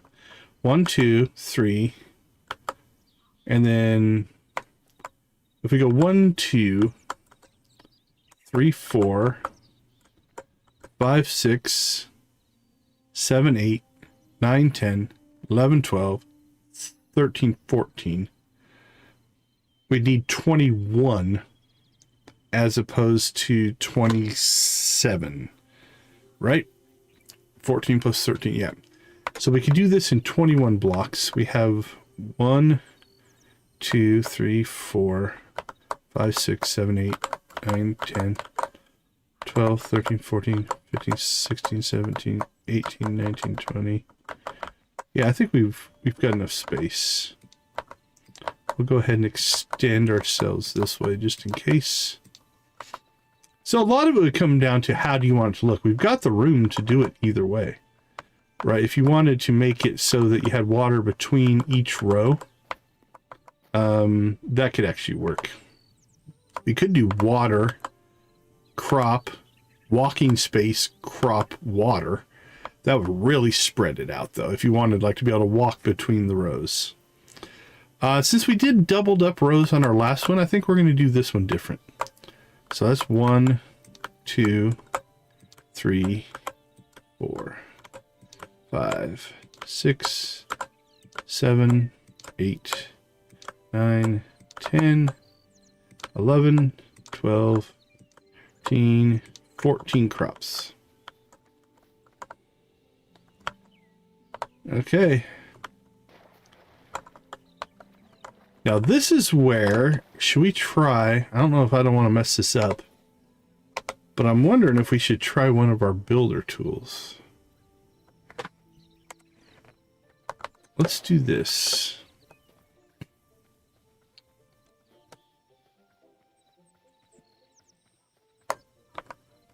Ooh, I don't think this will actually work.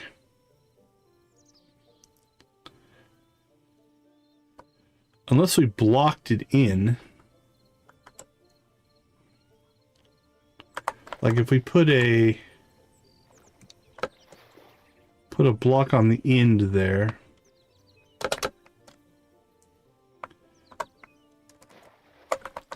One, 2, 3, 4, 6, 7, 8, 9, 10, 11, 12. 15, 16, 17, 18, 19, 20, and then 21. So here's what we're going to try. We're going to try to use some of these fancy builder tools. We had one called a line tool. Laser line brush. So let's pull this one up.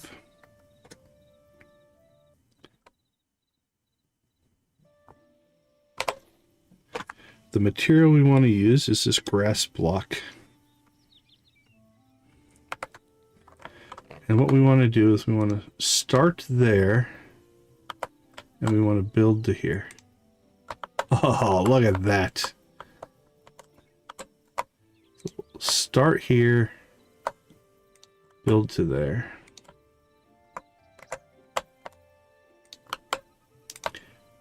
So this is the difference between taking advantage of creative mode. We could manually place each of these blocks, right? But we can actually use the tools that we learned earlier today to just speed up our process. Oops, I didn't place this one. How far away do I have to be?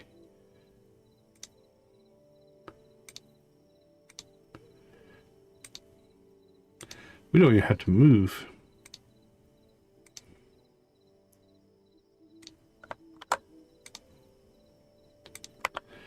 Now look at how much faster that was to build. All right, we kind of have a platform out here. That would be crops. And would we want to build a... I think we do want to build a platform. So let's find ourselves a cool block. You think wood? Would wood look right around the outside edge? Because that one will get water from the inside. If we keep the water on the inside, we could wood platform the outside. And we might try to replace the block if we can. Let's see, that could go. So we could put... We put a block there and there. Okay, let's find ourselves a nice wood. What do we have? A tree trunk. Raft. We want something that looks kind of like a dock. Let's see if there's anything under dock. Don't think so. What about planks? Hardwood planks, redwood planks.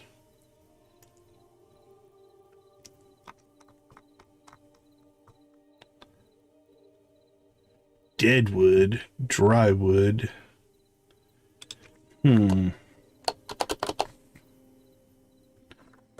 don't think there's probably a pier. Nope. Anything in pathing? What do we have here? Soil, soil, soil. Hey, Sito, how you doing? I guess we could just go back to wood. We've got tropical wood.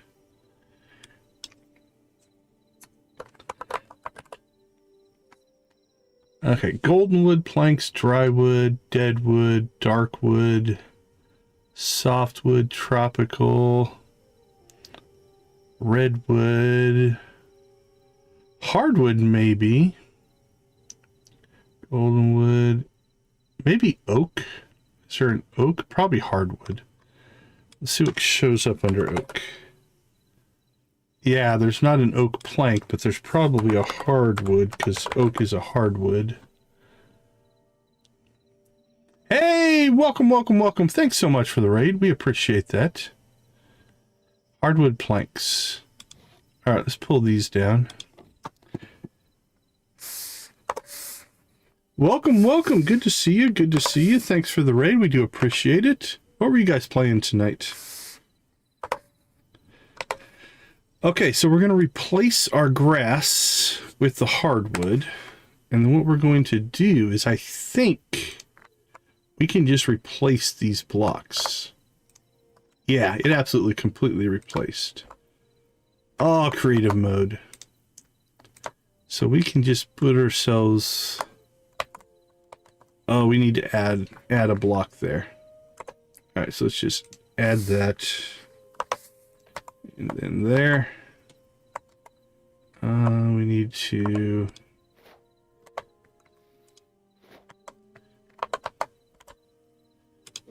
kill that grass. And then... back to our tool. Connect that and that. There we go. Now, if we wanted to be very complete here, what we could do is... Oops. Let's turn off no clip mode there. Like, we could actually put the block in the corner so it looks like it's like an actual pier or a pillar there.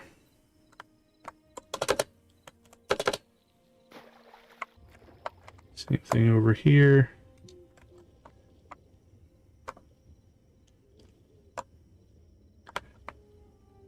And then, what, 1, 2, 3, 4, 5. That seems like a reasonable number.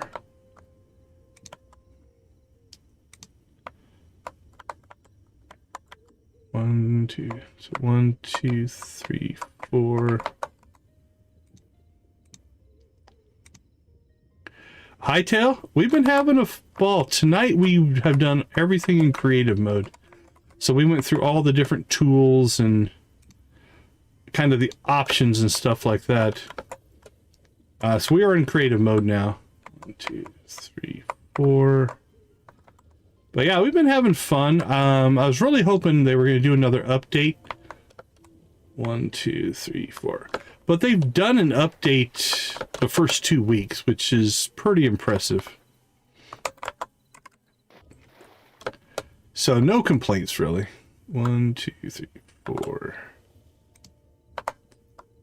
But yeah, it's definitely got some work still to do. But I'm having fun. We discovered a lot of stuff in creative mode today.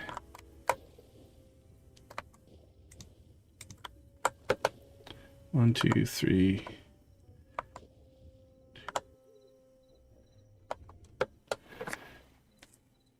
Completely understand that, my friend. Have a wonderful night. 1, 2.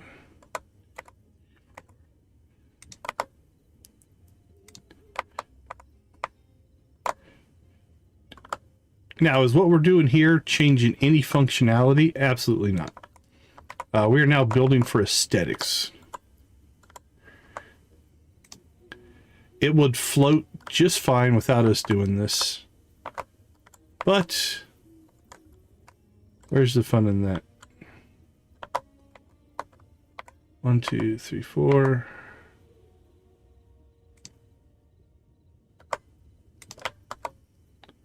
One, 2, 3, 4, 5, 6, 7.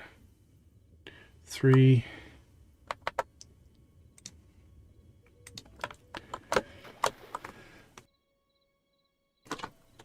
Now, we have technically blocked our water off. So you can see that the water is doing weird things now. In here, the water blocks don't go down.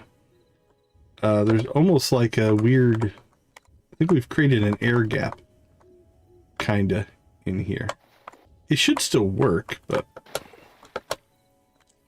there you go. Okay. So this is kind of our attempt at a kind of a weird hydroponic style garden thing. So let's put our seeds in order. See how well I remember this. Actually, we can. Let's just spawn in the farming workbench. Then we can just look it up. I'll try to remember it. We'll see if I can remember it. And then if not... So we'll put that there. Okay. First one was wheat. That I remember. So wheat was first. Second, well, the first three, corn is an early one. Rice is not, pumpkin is not, lettuce is an early one. Cotton is not, carrot is early-ish. Cauliflower, chili, tomato, turnip. All right, I think lettuce, corn, turnip. All right, then I think it's the aubergine. No, I think it's cauliflower. Cauliflower. Oh, carrot needs to be in there somewhere. Carrot might be there.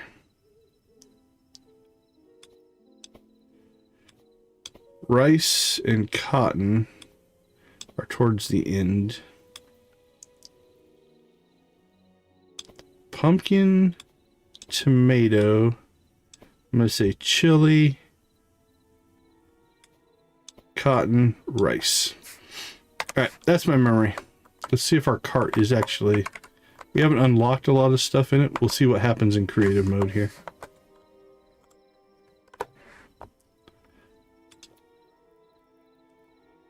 Oh, it looks like they're not going to show up. What do we need? Memories? Yeah. All right, well, let's see how close I got. We got wheat, lettuce, carrot, and corn. So I messed that one up a little bit. Wheat, lettuce,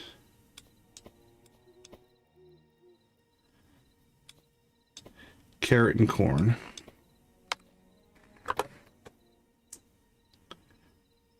All right, wheat, lettuce, carrot, corn.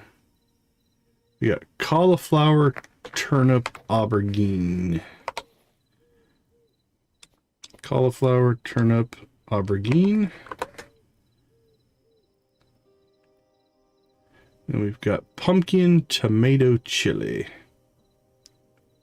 Pumpkin, tomato, chili. Make sure we got those right. Cotton, rice, onion, potato. All in all, not too terribly bad, actually. I think I mixed up corn. I had corn, carrot, and turnip mixed up.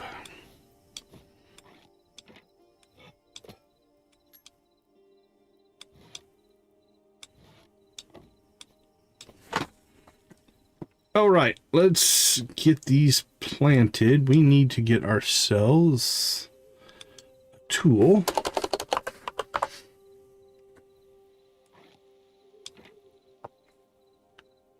And the empty watering can.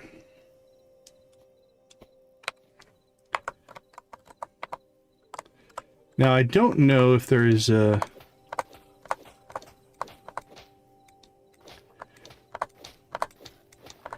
way to do this with the tools. I feel like no. With like the editor tools.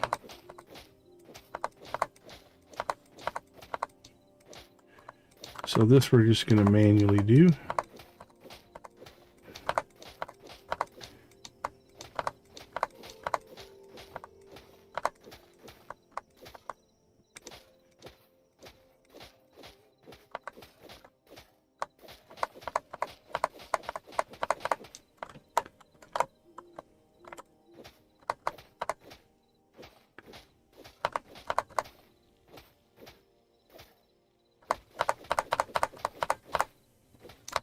Not too bad.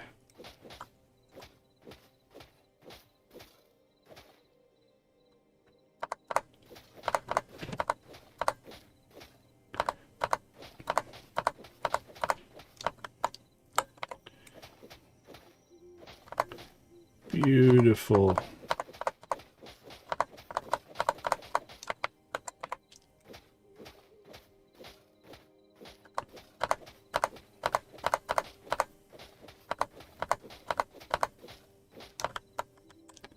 wonder, it looks like maybe the crop lines in the ground always face north-south. Trying to remember on our adventure farm.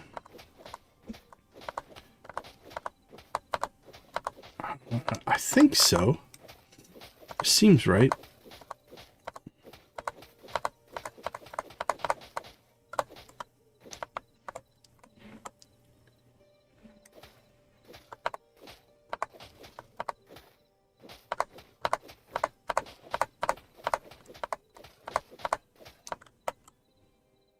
It is nighttime right now.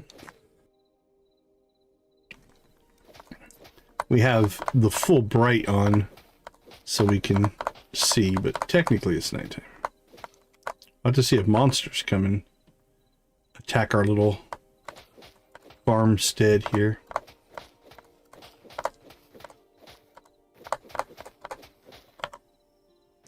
All right, we got everything tilled.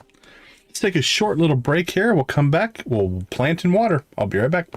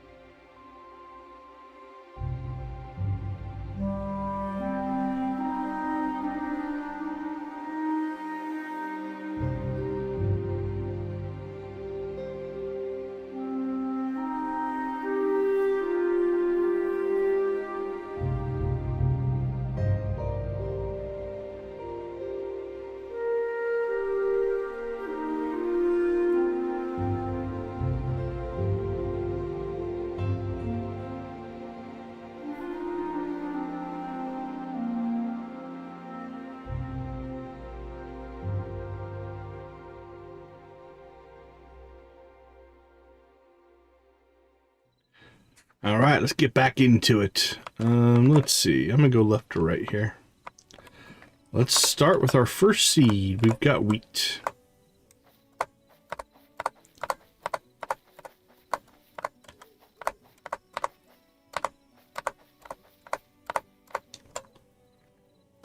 Next,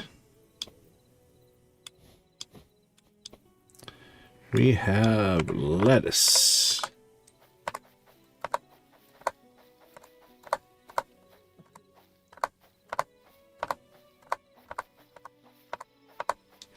done.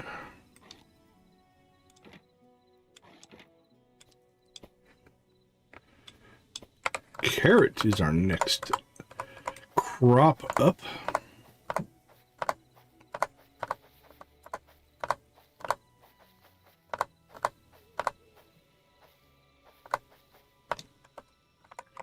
Perfect. And we moved the wrong one. Carrot, there we go, corn.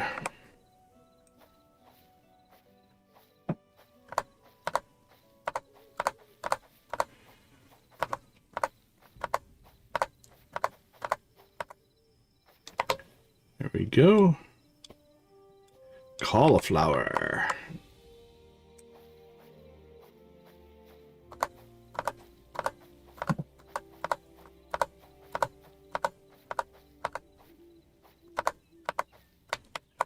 Perfect.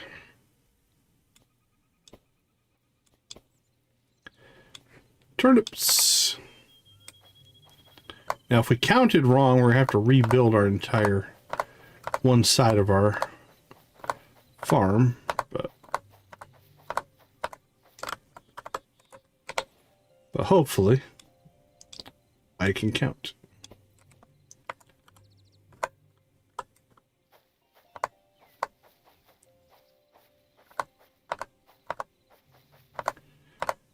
And then we do need to install lighting.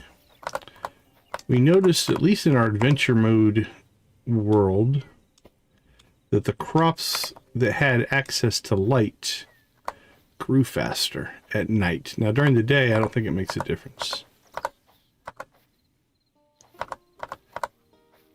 But the light source did seem to make a difference.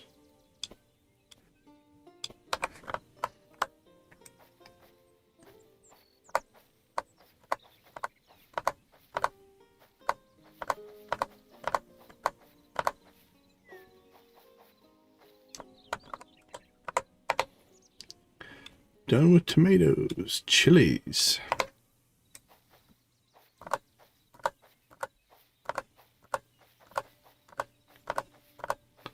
You can see the seed pattern is actually the same. They just rotate it to give it some variety. That's kind of cool. Cool little programming touch. Cotton. If you don't have a symmetrical shape, then by rotating it, it gives some variety. Makes the world look a little more, we'll call it real, alive.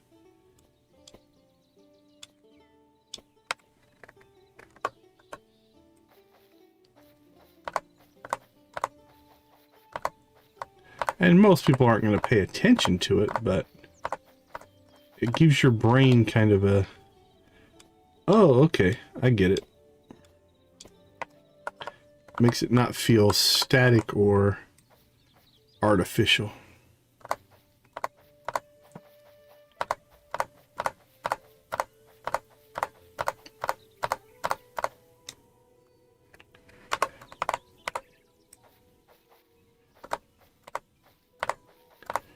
Now, I suppose we could have maybe built a 20 block pre-till, pre-watered prefab and then copied it in. That probably would have actually worked.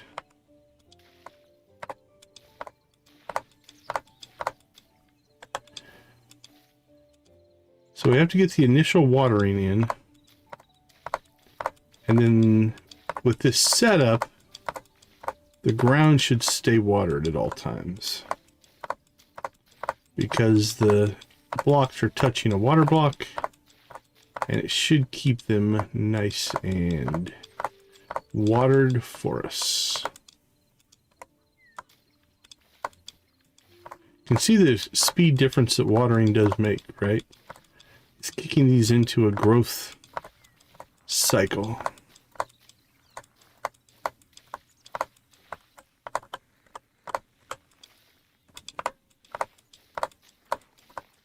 You can hear them all growing.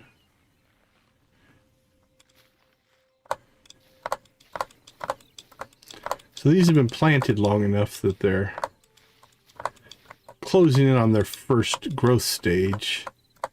So that when we drop the water in, it speeds that up.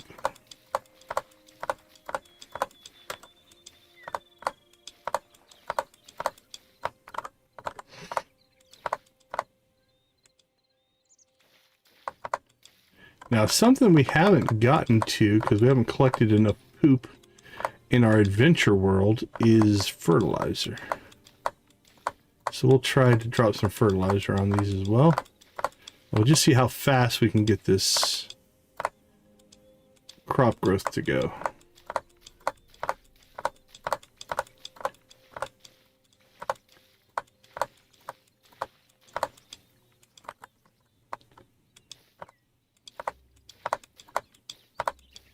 But this is why this water version is a good thing.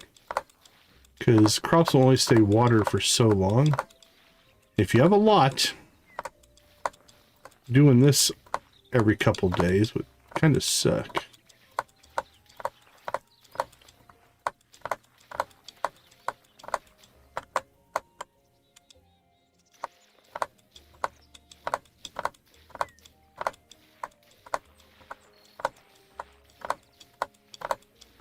Look at our cauliflower sprouting.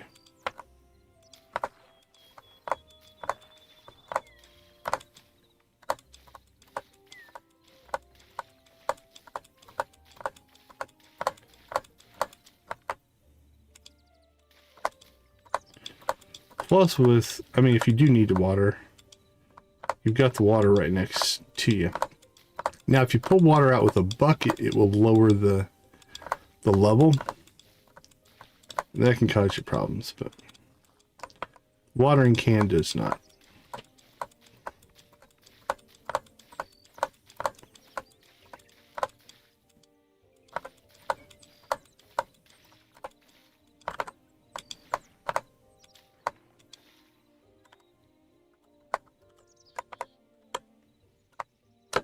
Are we flying?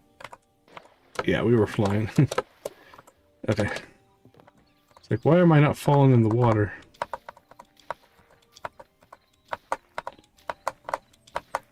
Because we're in creative flight mode.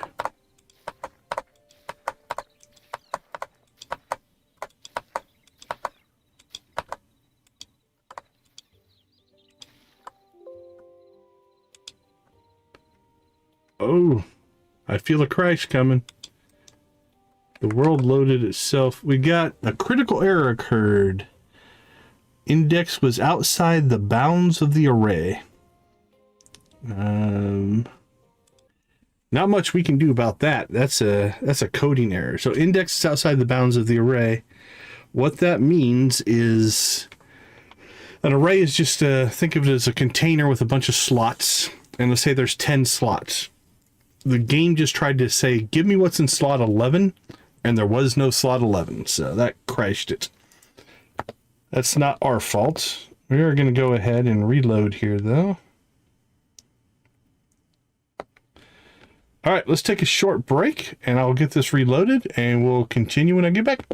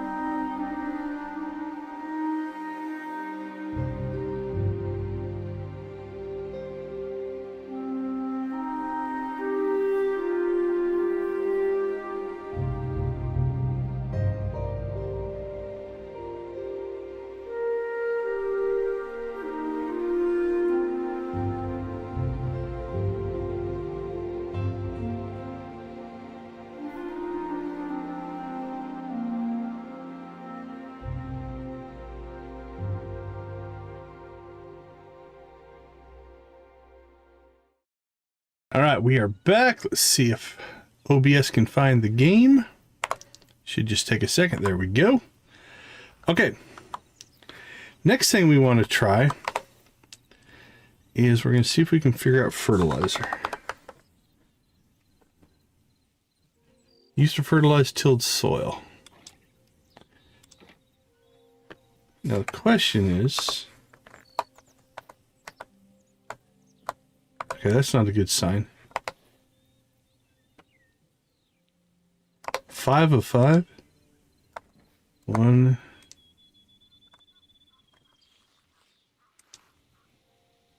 2. 3. 4. Holy cow, that's going to get expensive. It takes...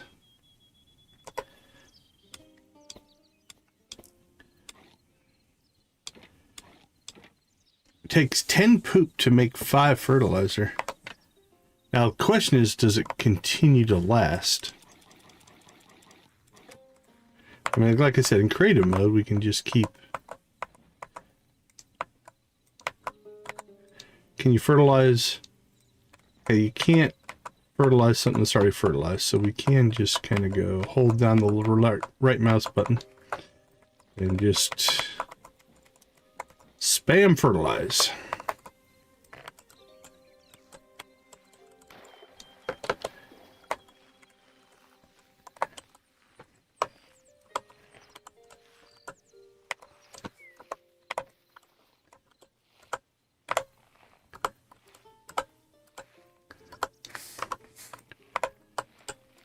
You'd have to have quite a few animals to keep yourself in fertilizer, I think. So 1, 2, 5, 10, 15, 20. 5, 10, 15, 20. That'll do 2 rows.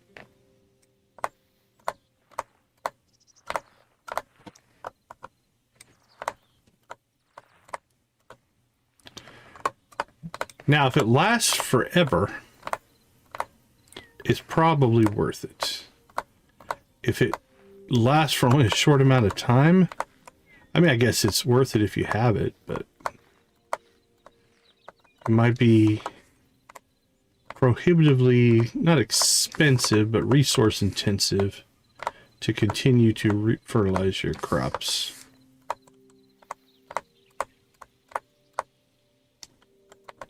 All right. 2, 3, 4. 1, 2, 3, 4. But for us, we'll give it a try here. Trying to make this our super farm here if we can.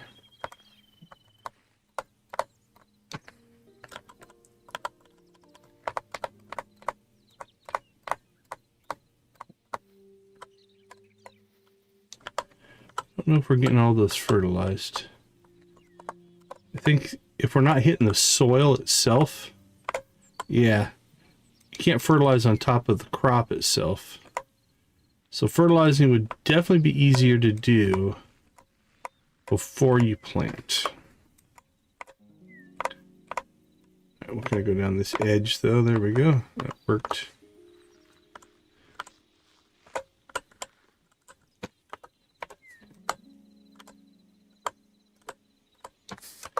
On the plus side, it won't fertilize, like water will water any tile. This won't fertilize anything that's not a tilled tile. So you can just hold the right mouse button down, and if you miss a tile, it's not a big deal. You're not wasting it. So that's good information.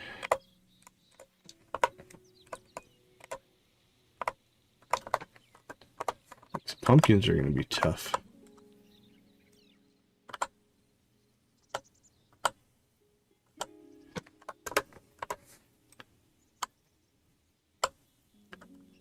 And not too bad. There's enough exposed tilled dirt there that we're getting it.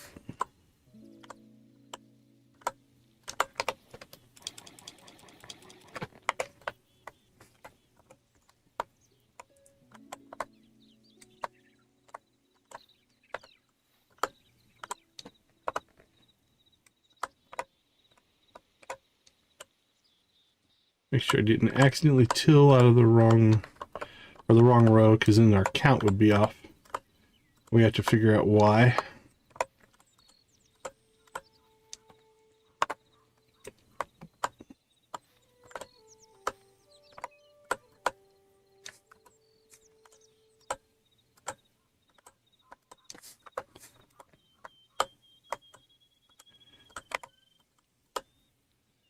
Ooh, wink, there we go.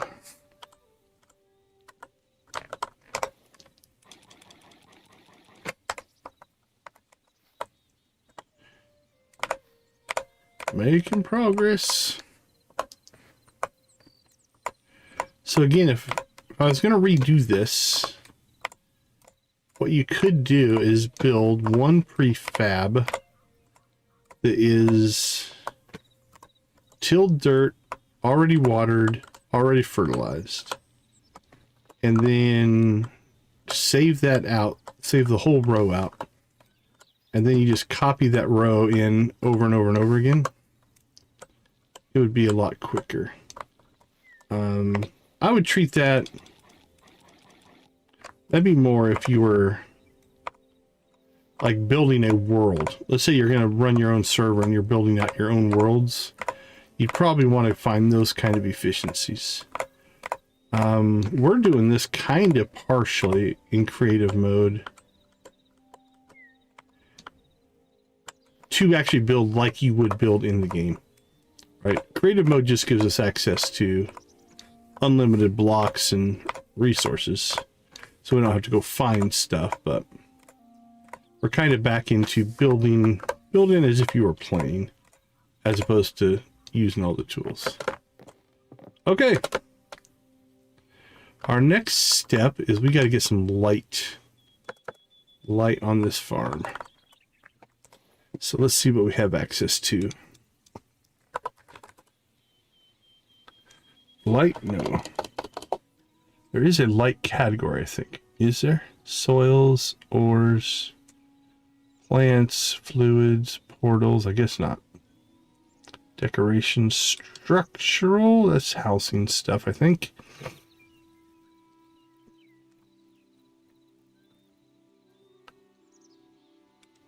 Rocks.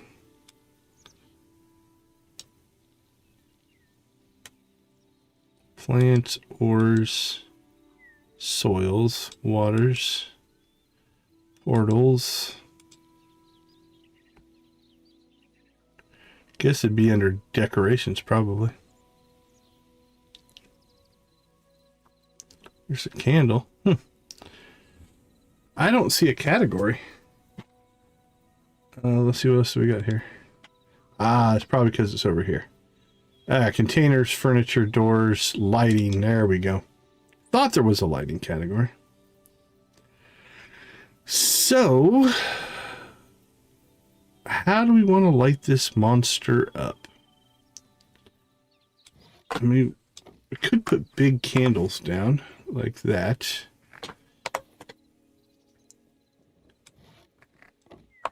Sand swept torch.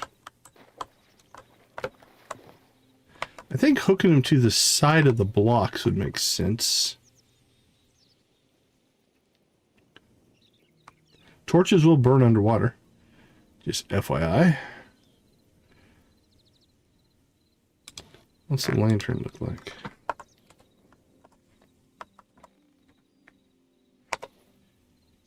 That's a potato. That's a lantern. There we go. Oh, that kind of works. Can you walk through that? Or do you have to walk over it? No, you have to walk over it. So we can't really line the entire sides with it, and it wouldn't. And we could probably put it down here, right? Yeah, we could like basically layer underneath all of that, but I like it. Unfortunately, it doesn't really. Structurally, it'd be tough to work around. All right, what else do we have? We'll keep a hold of that one though. Like it. Might be something to use at some point. Ancient torch, ancient candle. Tall bamboo torch. What's that look like?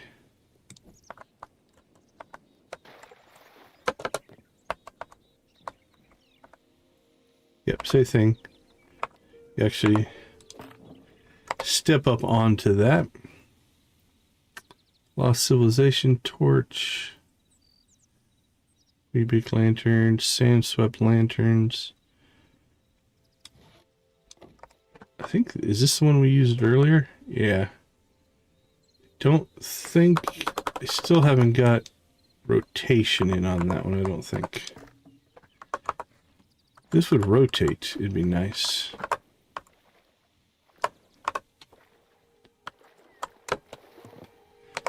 Okay, we might just end up with torches.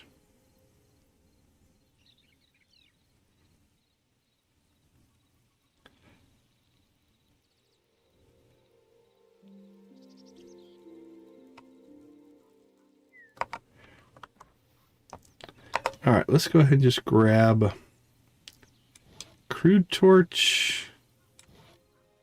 Let's see, ancient torch. Let's see, we got overgrown temple torch. Lost civilization torch. Candle.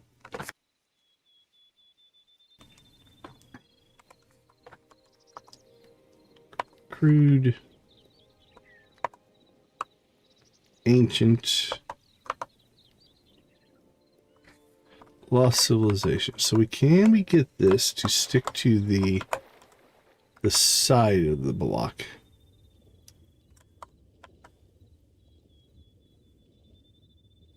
No, what about you? Yeah, I think this one will. This one not.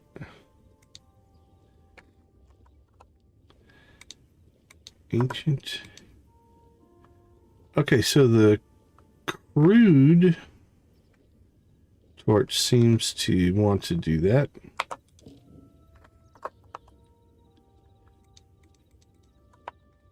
Well, that might dictate what we do, because we want to...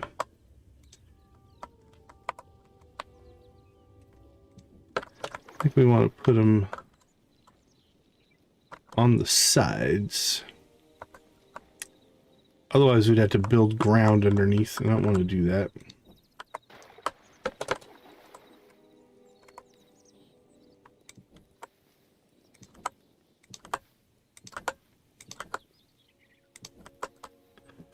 So we'll start with the ends, and we'll work from there. It's not dark out yet.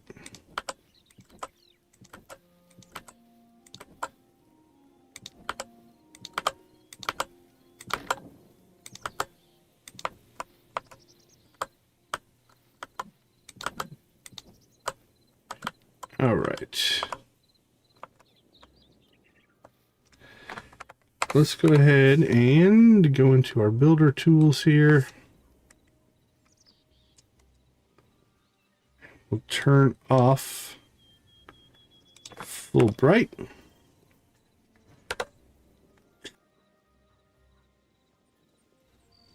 Let's see, time. Is it set time?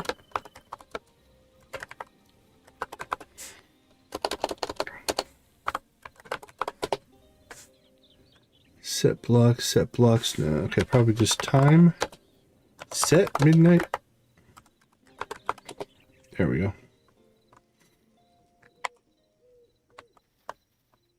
All right, so we've got the start of light.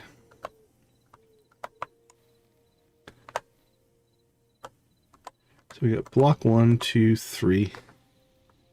Let's go ahead. I figured this out at one time. 1, 2, 3, 4, 2, 3, 3, 4, 4, 4, 1, 2. Yeah, it's a little bit off, but 3. 3, 3, 3.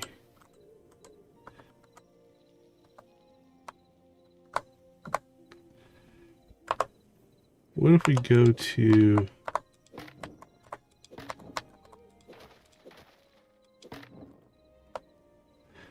full extreme here? Every other one?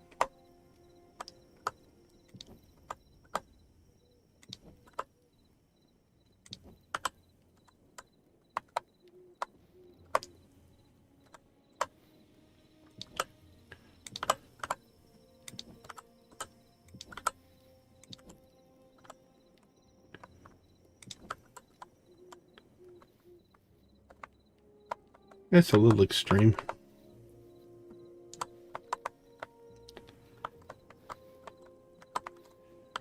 Then we could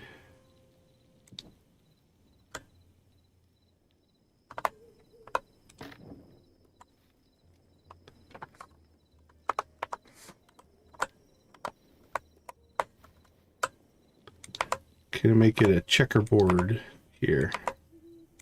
See what that looks like.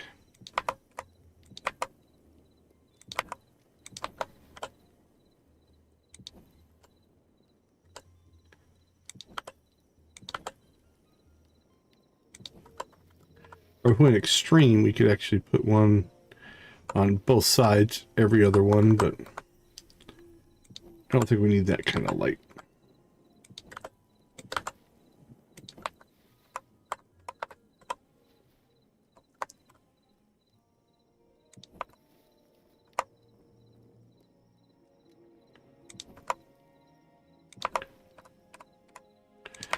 Wink, wink.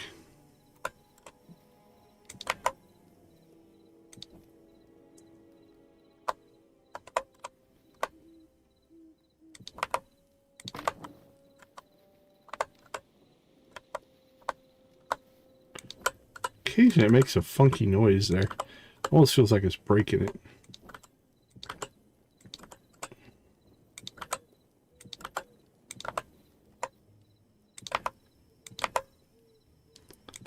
Alright, now we're getting some speed. Getting a bit of a rhythm down.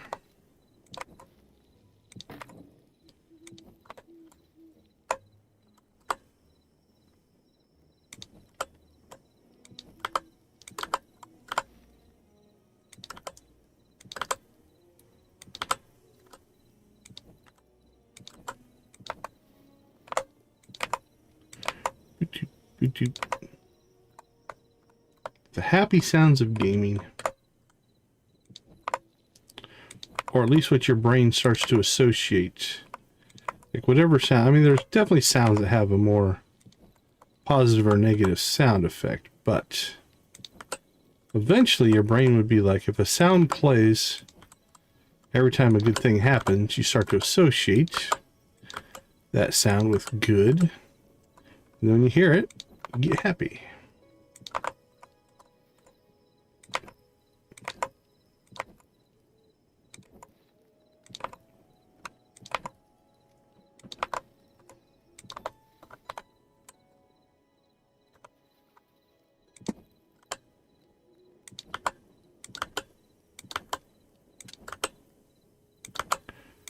Wink, wink.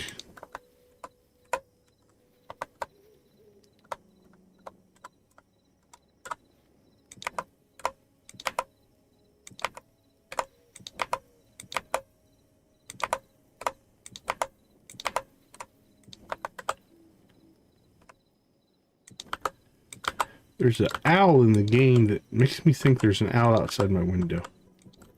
I can hear it.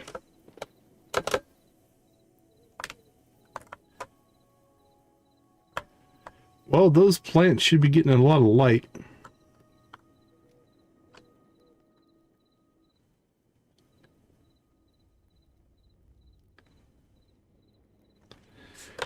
Time set midnight. There we go.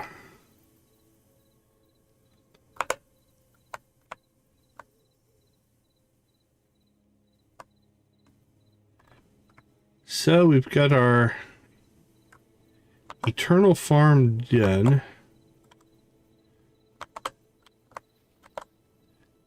Is everything ready to harvest?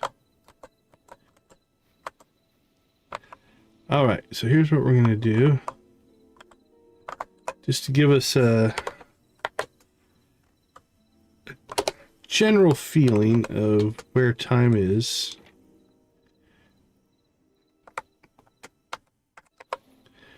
Let's get rid of some of this stuff.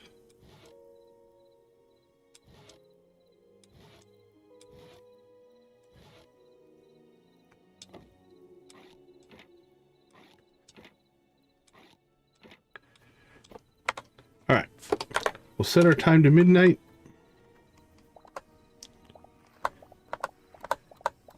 And we're going to harvest.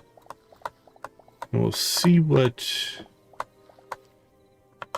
watered and fertilized looks like.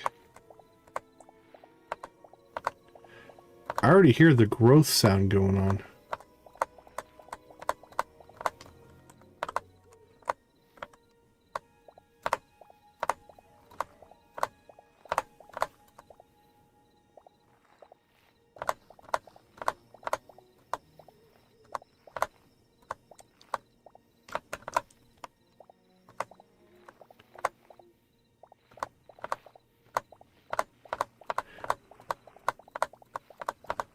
We're already hearing the growth sound. It means things are already growing. Now, I can't remember. We'll do a test plot here when we get through this. Do eternal crops go? I don't think they ever go all the way back to the seed graphic. I think they just go to that small plant graphic, if I remember right.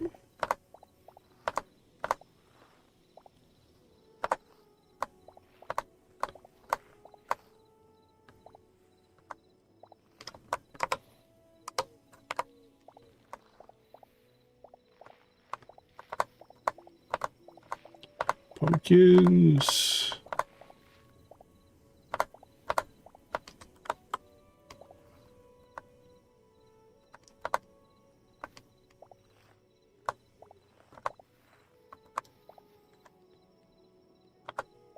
Oh, tomatoes are kind of a pain to harvest. We'll harvest them from the side. Maybe that'll be easier.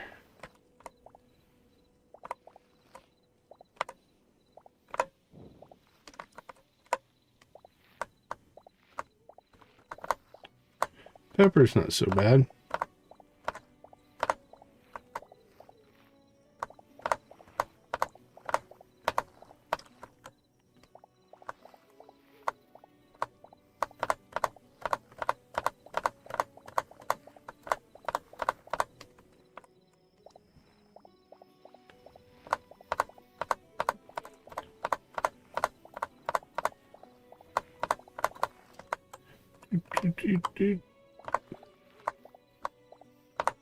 I think our inventory's full. Stuff's just falling on the ground. Alright. Just get rid of our seeds. We don't need them anymore.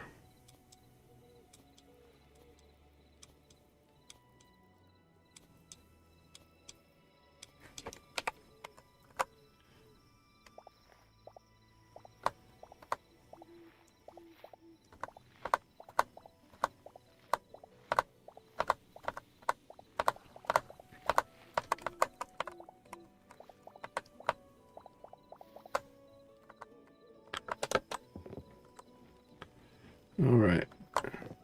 Okay, it's not fully grown yet, but these are looking pretty close over here.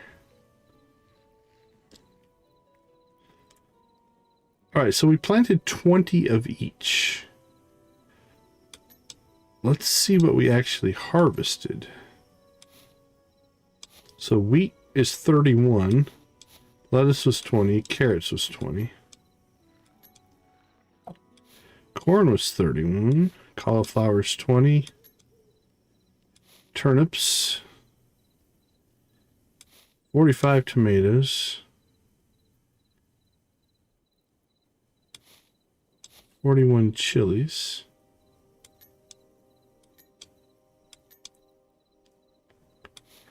That has 20. Those are seeds.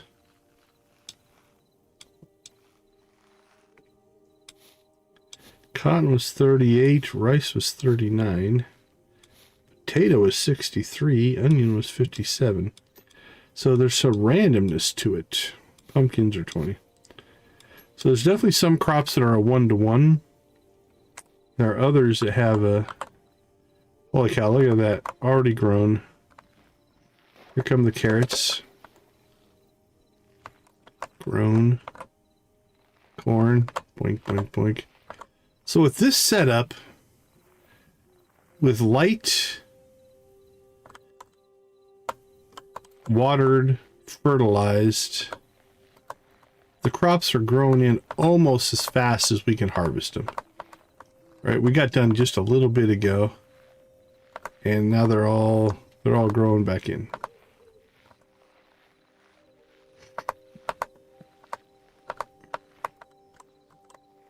Pop, pop, pop.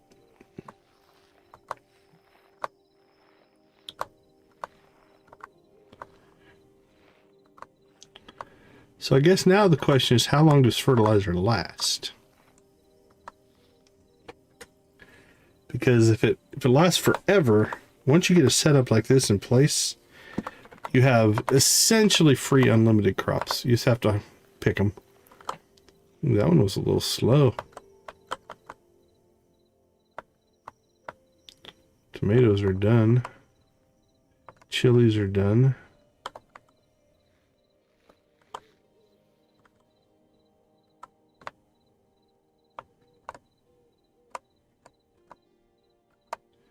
Interesting enough,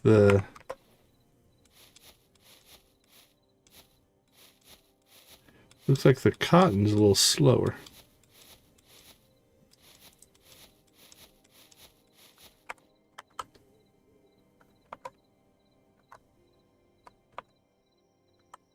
These last 4 crops, cotton, rice, there comes the cotton. There comes the rice. I don't think we took a break at that point. Just a little on the slower side.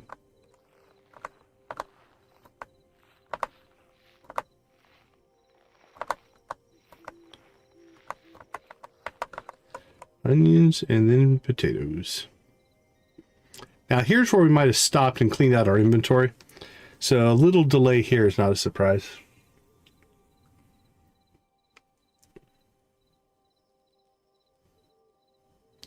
It's not even morning yet. There comes in the potatoes.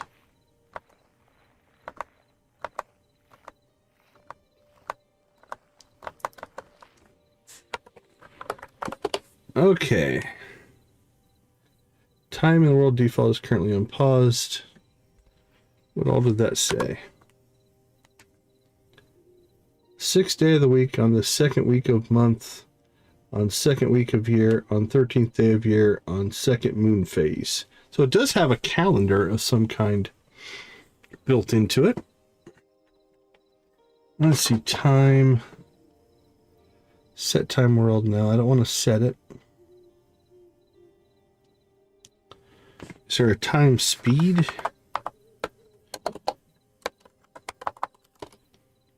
Speed is not a floating point number. Okay, that's fine.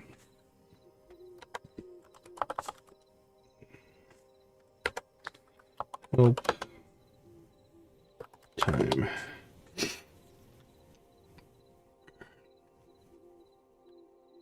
Let's see what we have in here.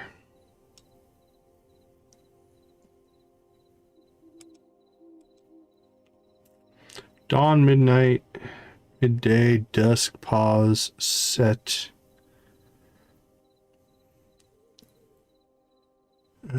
World. Okay, it doesn't, I don't see anything to speed up or slow down time. Update. Check down. Yeah, that's for server updates. They just added that command, actually, I believe, here relatively recently.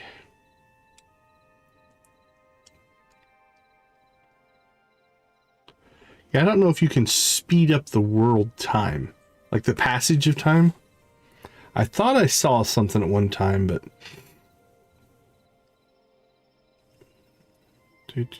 edit time. Start end. Oh, edit line. Nope.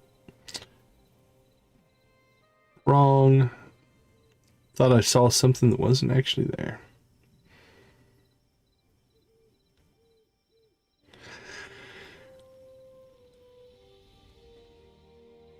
Next players, memories.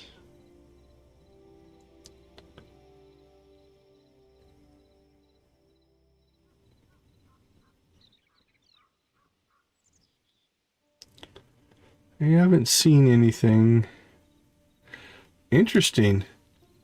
That's a mod, but it actually added to the help file. That's kind of cool. That's a nice little feature.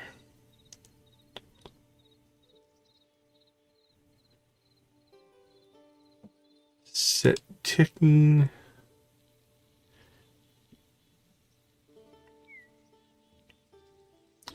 Sleep spawn.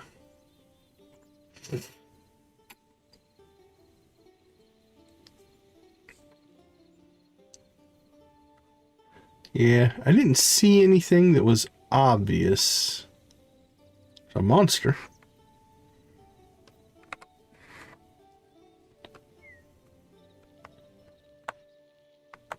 Well, I think it's kind of cool. That's a pretty good farming setup.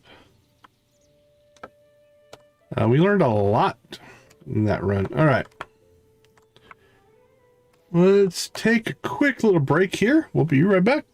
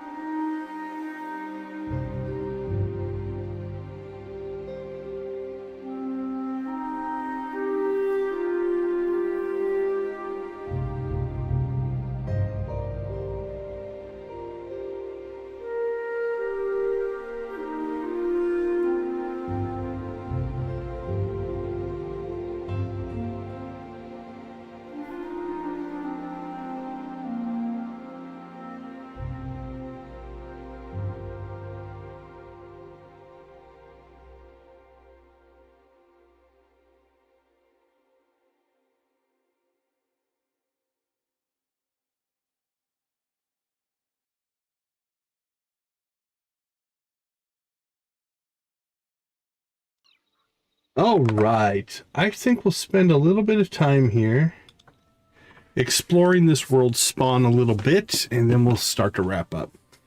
So one thing we did like about this spawn is its arrangement, right? So let's look around here a little bit.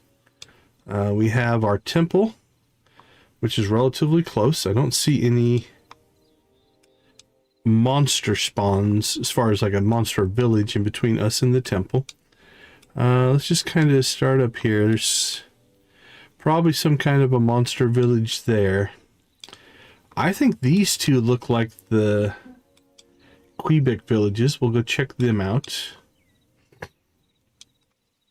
We've got a blue biome, a couple of the fall biomes, the big trees.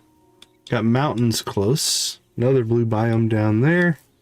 And that's just within what we can see right now. So let's go ahead and go see if this is... Oh, we can teleport. Nice. Is what I think it is or not. Yeah, so this is a little friendly village. Now, the map is respawning because we moved. But we got the little Quebec guys out here. Now, is there a vendor?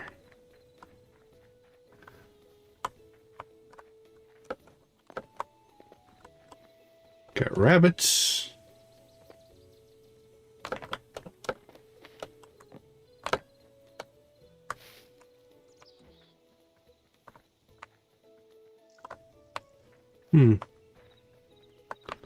He doesn't appear to be a vendor.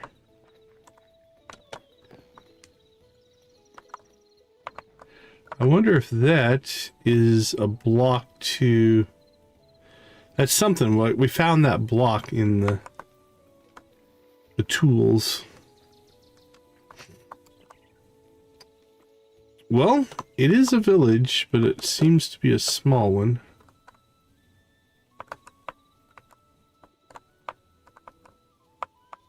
And I don't see a vendor in that one. All right.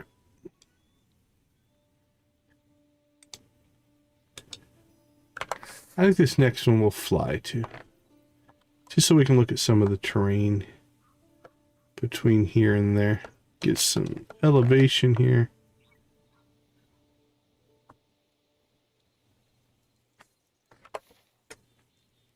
It's a pretty serious lake. It's got some depth to it. It's not too bad.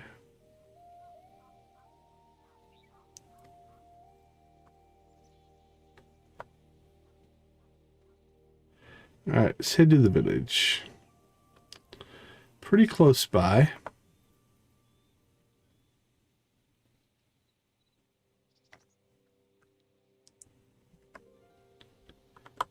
Does this one have a vendor?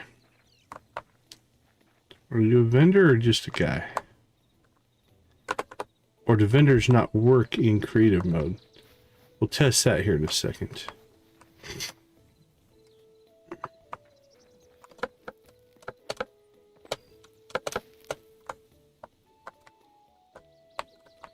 Because he feels like he should be a vendor. Oh, wait, no. I saw something.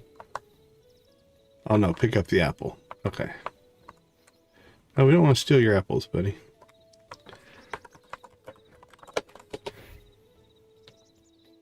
Okay, there we go. So, yeah. So, I think that other guy was a vendor. It's just in...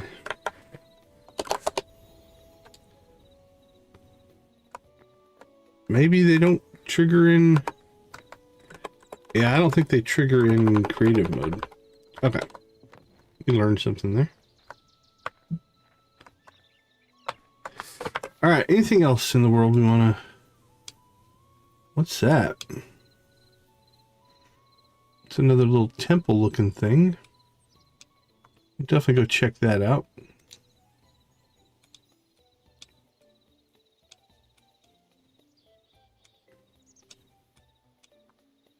You got a pretty good snow biome up here. Pretty close with a whole little village.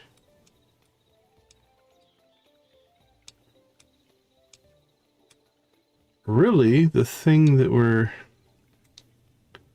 let's just teleport to that one. We're probably short on. Is that a second? That's a second Forgotten Temple gateway. Look at that. I'm liking this. I'm liking this save more and more. This is like a little mini one.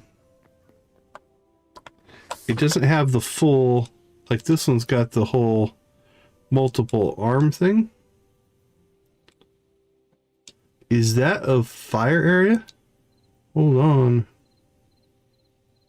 Looks like it. Okay, I'll tell you what, this map is getting better and better.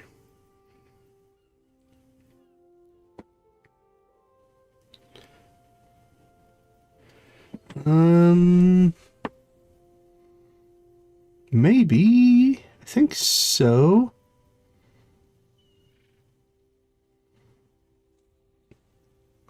That's fire up there.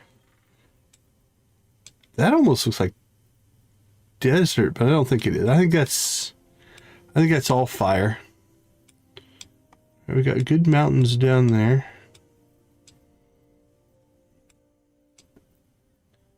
Tell you what, that's almost within sight of our main base. If we built where Victus wanted us to build, you can see the multiple loads in from teleporting, but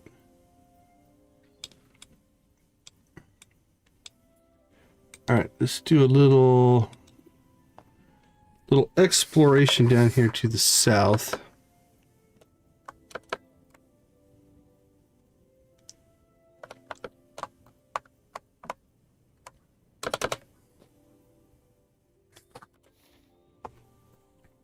And there's a desert.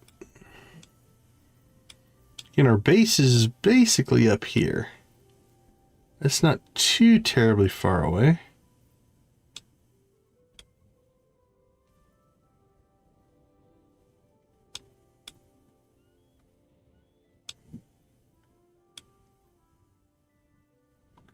Yeah, I gotta say, this seed is... I'm pretty impressed with it. Let's just teleport over to there. You'll see how much quicker this will load because we've been here before. It's not generating that.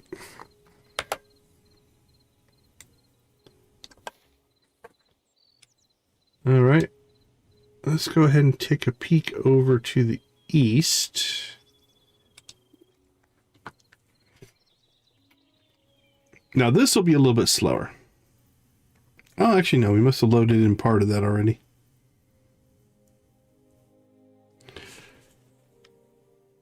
Or the world's just catching up with us now. Oh, that's right. Yeah, we said we were not too far from the... No, it was the other map, I think, that had a closer ocean.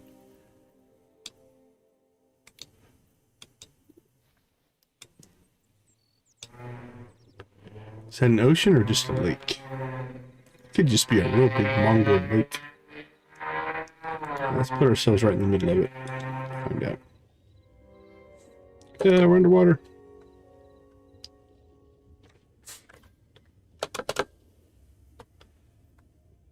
Yeah, that's pretty deep. I'm feeling like, yeah, okay. It's got land on both sides, though. It's a pretty big body of water, though.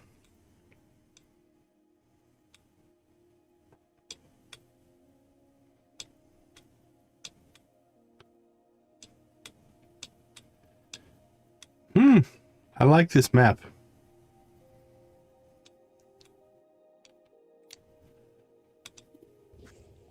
Hey, welcome to the chat. Nice to see you. Thanks for popping in and saying hi. Appreciate you.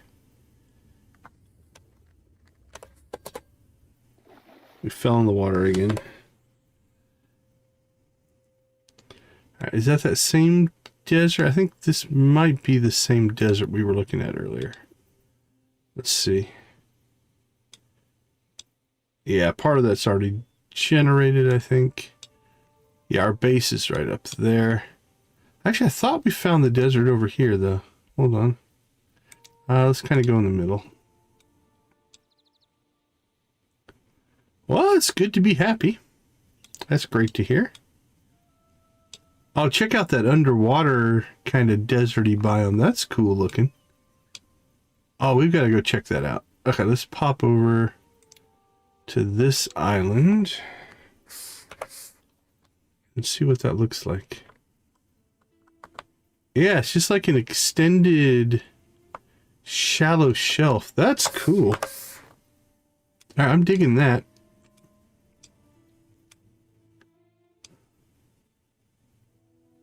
Oh, congratulations. That first 100 is nice. It can be a little grindy, but when you get it, that is a nice place to be.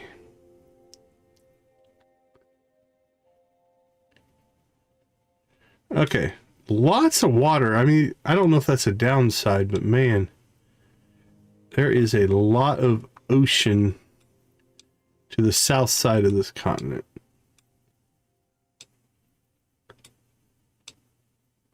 Okay, let's go all the way out here. See if that generates any. Oh, that's cool. It's like an underground flooded civilization.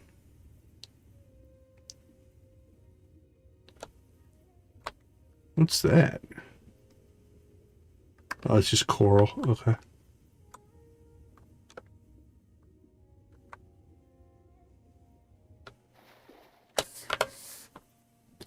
Yeah, that is a big old ocean right there.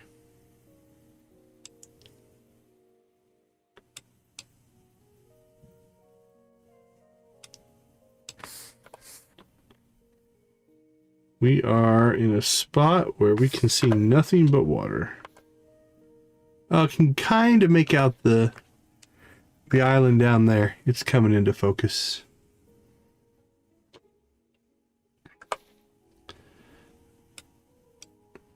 All right, well, maybe, I mean, first kind of, I don't want to call it a negative. Some cool biomes, but this huge body of water down here. You would definitely want to get down here and build a teleporter, because that would be a long swim right there. Okay, let's see. Let's get ourselves back towards home. Let's go over here. So there's a desert biome that runs down this side. I think it connects and runs all the way around there. Yeah.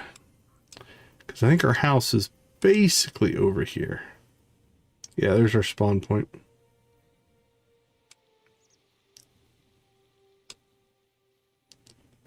All right. Well, I'm digging this world.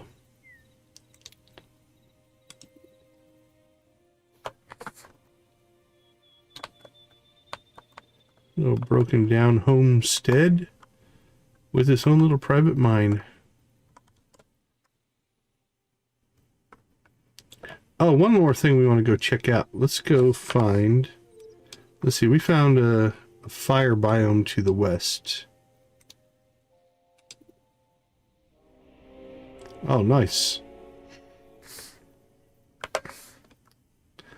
So let's go ahead and drop down underneath here and see if we can find the jungle. There we go. That looks like a jungle biome.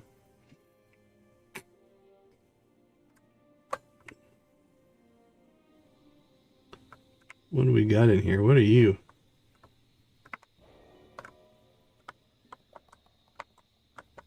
That's a glowy monster, boy.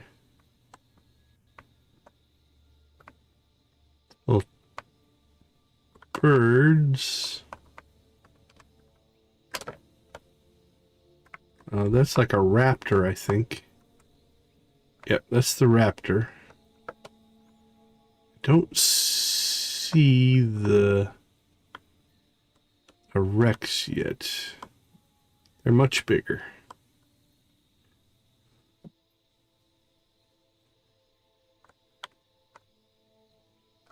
Alright, are there any other jungle biomes near here? I don't know if that's jungle or not. Or is that outside? Or underwater? That's underwater. Okay. What's this little pillar of nothingness in the middle of nowhere? Is it connected to anything? I don't think it is. What is it? Oh, it's got the little plant guy. Yeah, I think that's a little mini jungle biome that's not connected to anything. Alright, I think we cut through that version. Let's go up and over.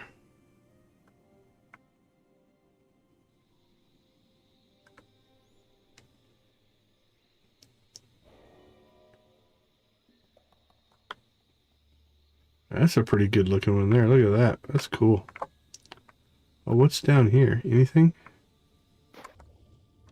Oh, like a lake? Okay, yeah, it's the bottom of the lake.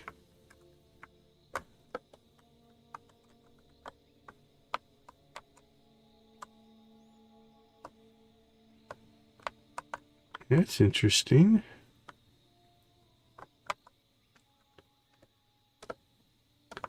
Like a pterodactyl.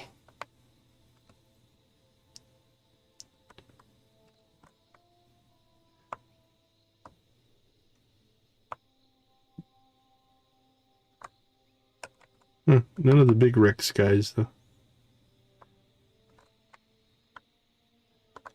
Alright, those are definitely cool.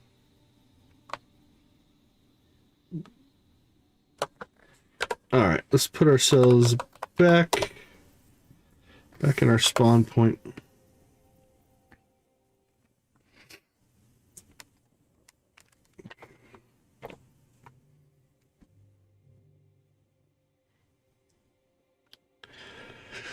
Okay, well, this is a cool world. I like this map.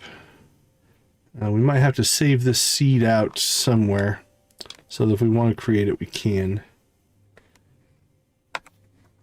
Let's see if we can force.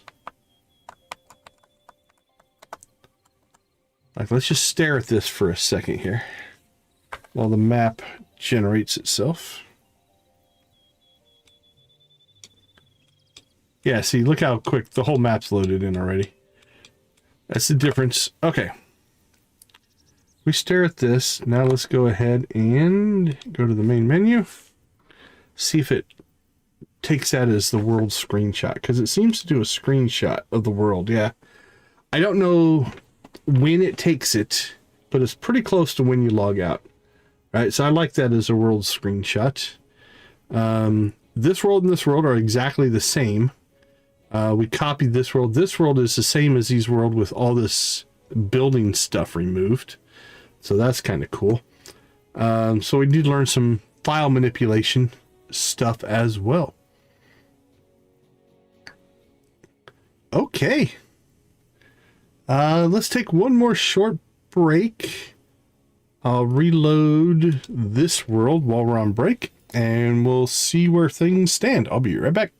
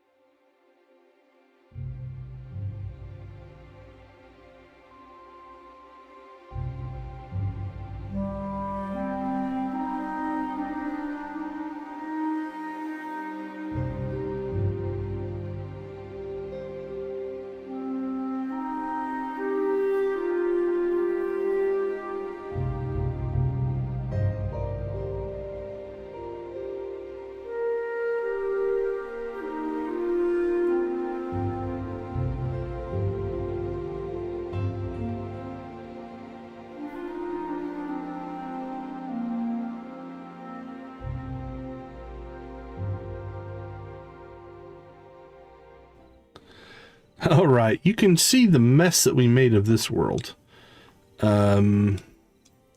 These are all of our creations. Weirdness, that's not. All these circles. I think that's us as well. Over there. We basically kept our mess to this general area. So if we take a look...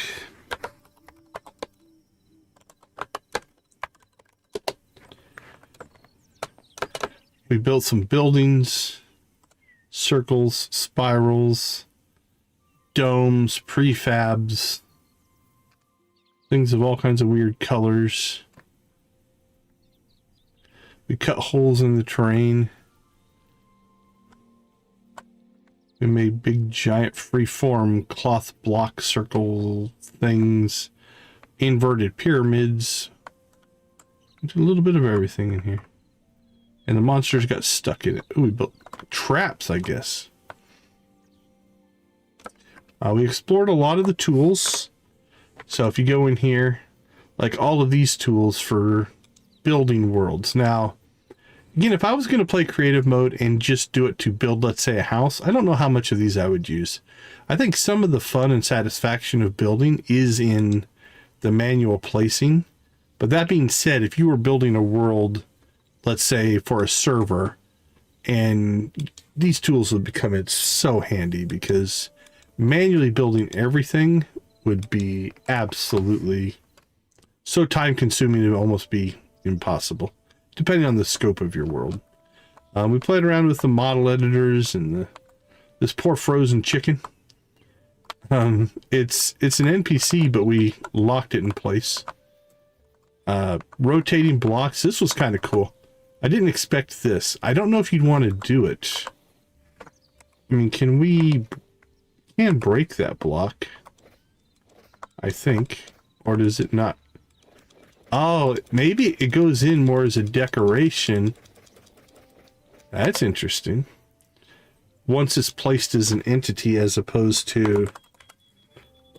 Let's grab a pickaxe.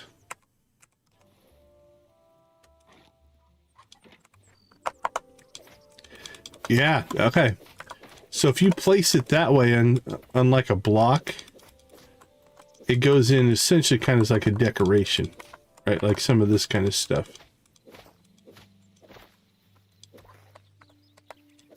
Okay, cool. Well, we can't hurt the chicken. But again, this is a static model, right? This is not an NPC, so... Alright, cool. Last little learning tidbit of the day for us. Okay, I think we're going to... It looks like Hot Cocoa's live again. I think she said she's only going to be in that time zone for a while, so I think we'll go ahead and raid over to her. Should auto forward you if everything's working correctly. If not, I'll drop the link in the chat there. I'll just drop a decon raid. If you're still alive and in the chat, go ahead and say hi. Give her a sub. Give her some attention.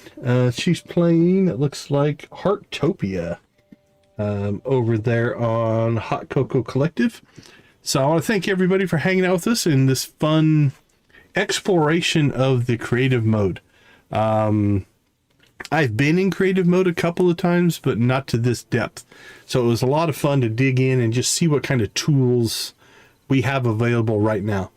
One of the things that I have been impressed with on HYTALE is how much they have in all different areas of the game, right? They're adding new game systems, but they have all these tools already in place and things like that, as opposed to just like, well, the game works, but we'll build that stuff later. They really seem to be interested in supporting the content creators, the modders, the servers, the developers from the very beginning, letting them work on this kind of stuff so that when the game does go live, people will be well versed and practiced in that.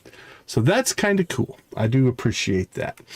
All right, with that being said, thank you guys for hanging out with us. Thank you for making gaming a positive influence on the world.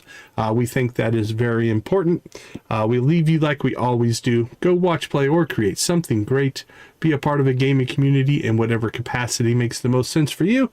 Thank you so much for being a part of our community. I do appreciate each and every one of you. Have a wonderful rest of your day, evening, morning, or night, and we will catch you tomorrow. Take care, everybody.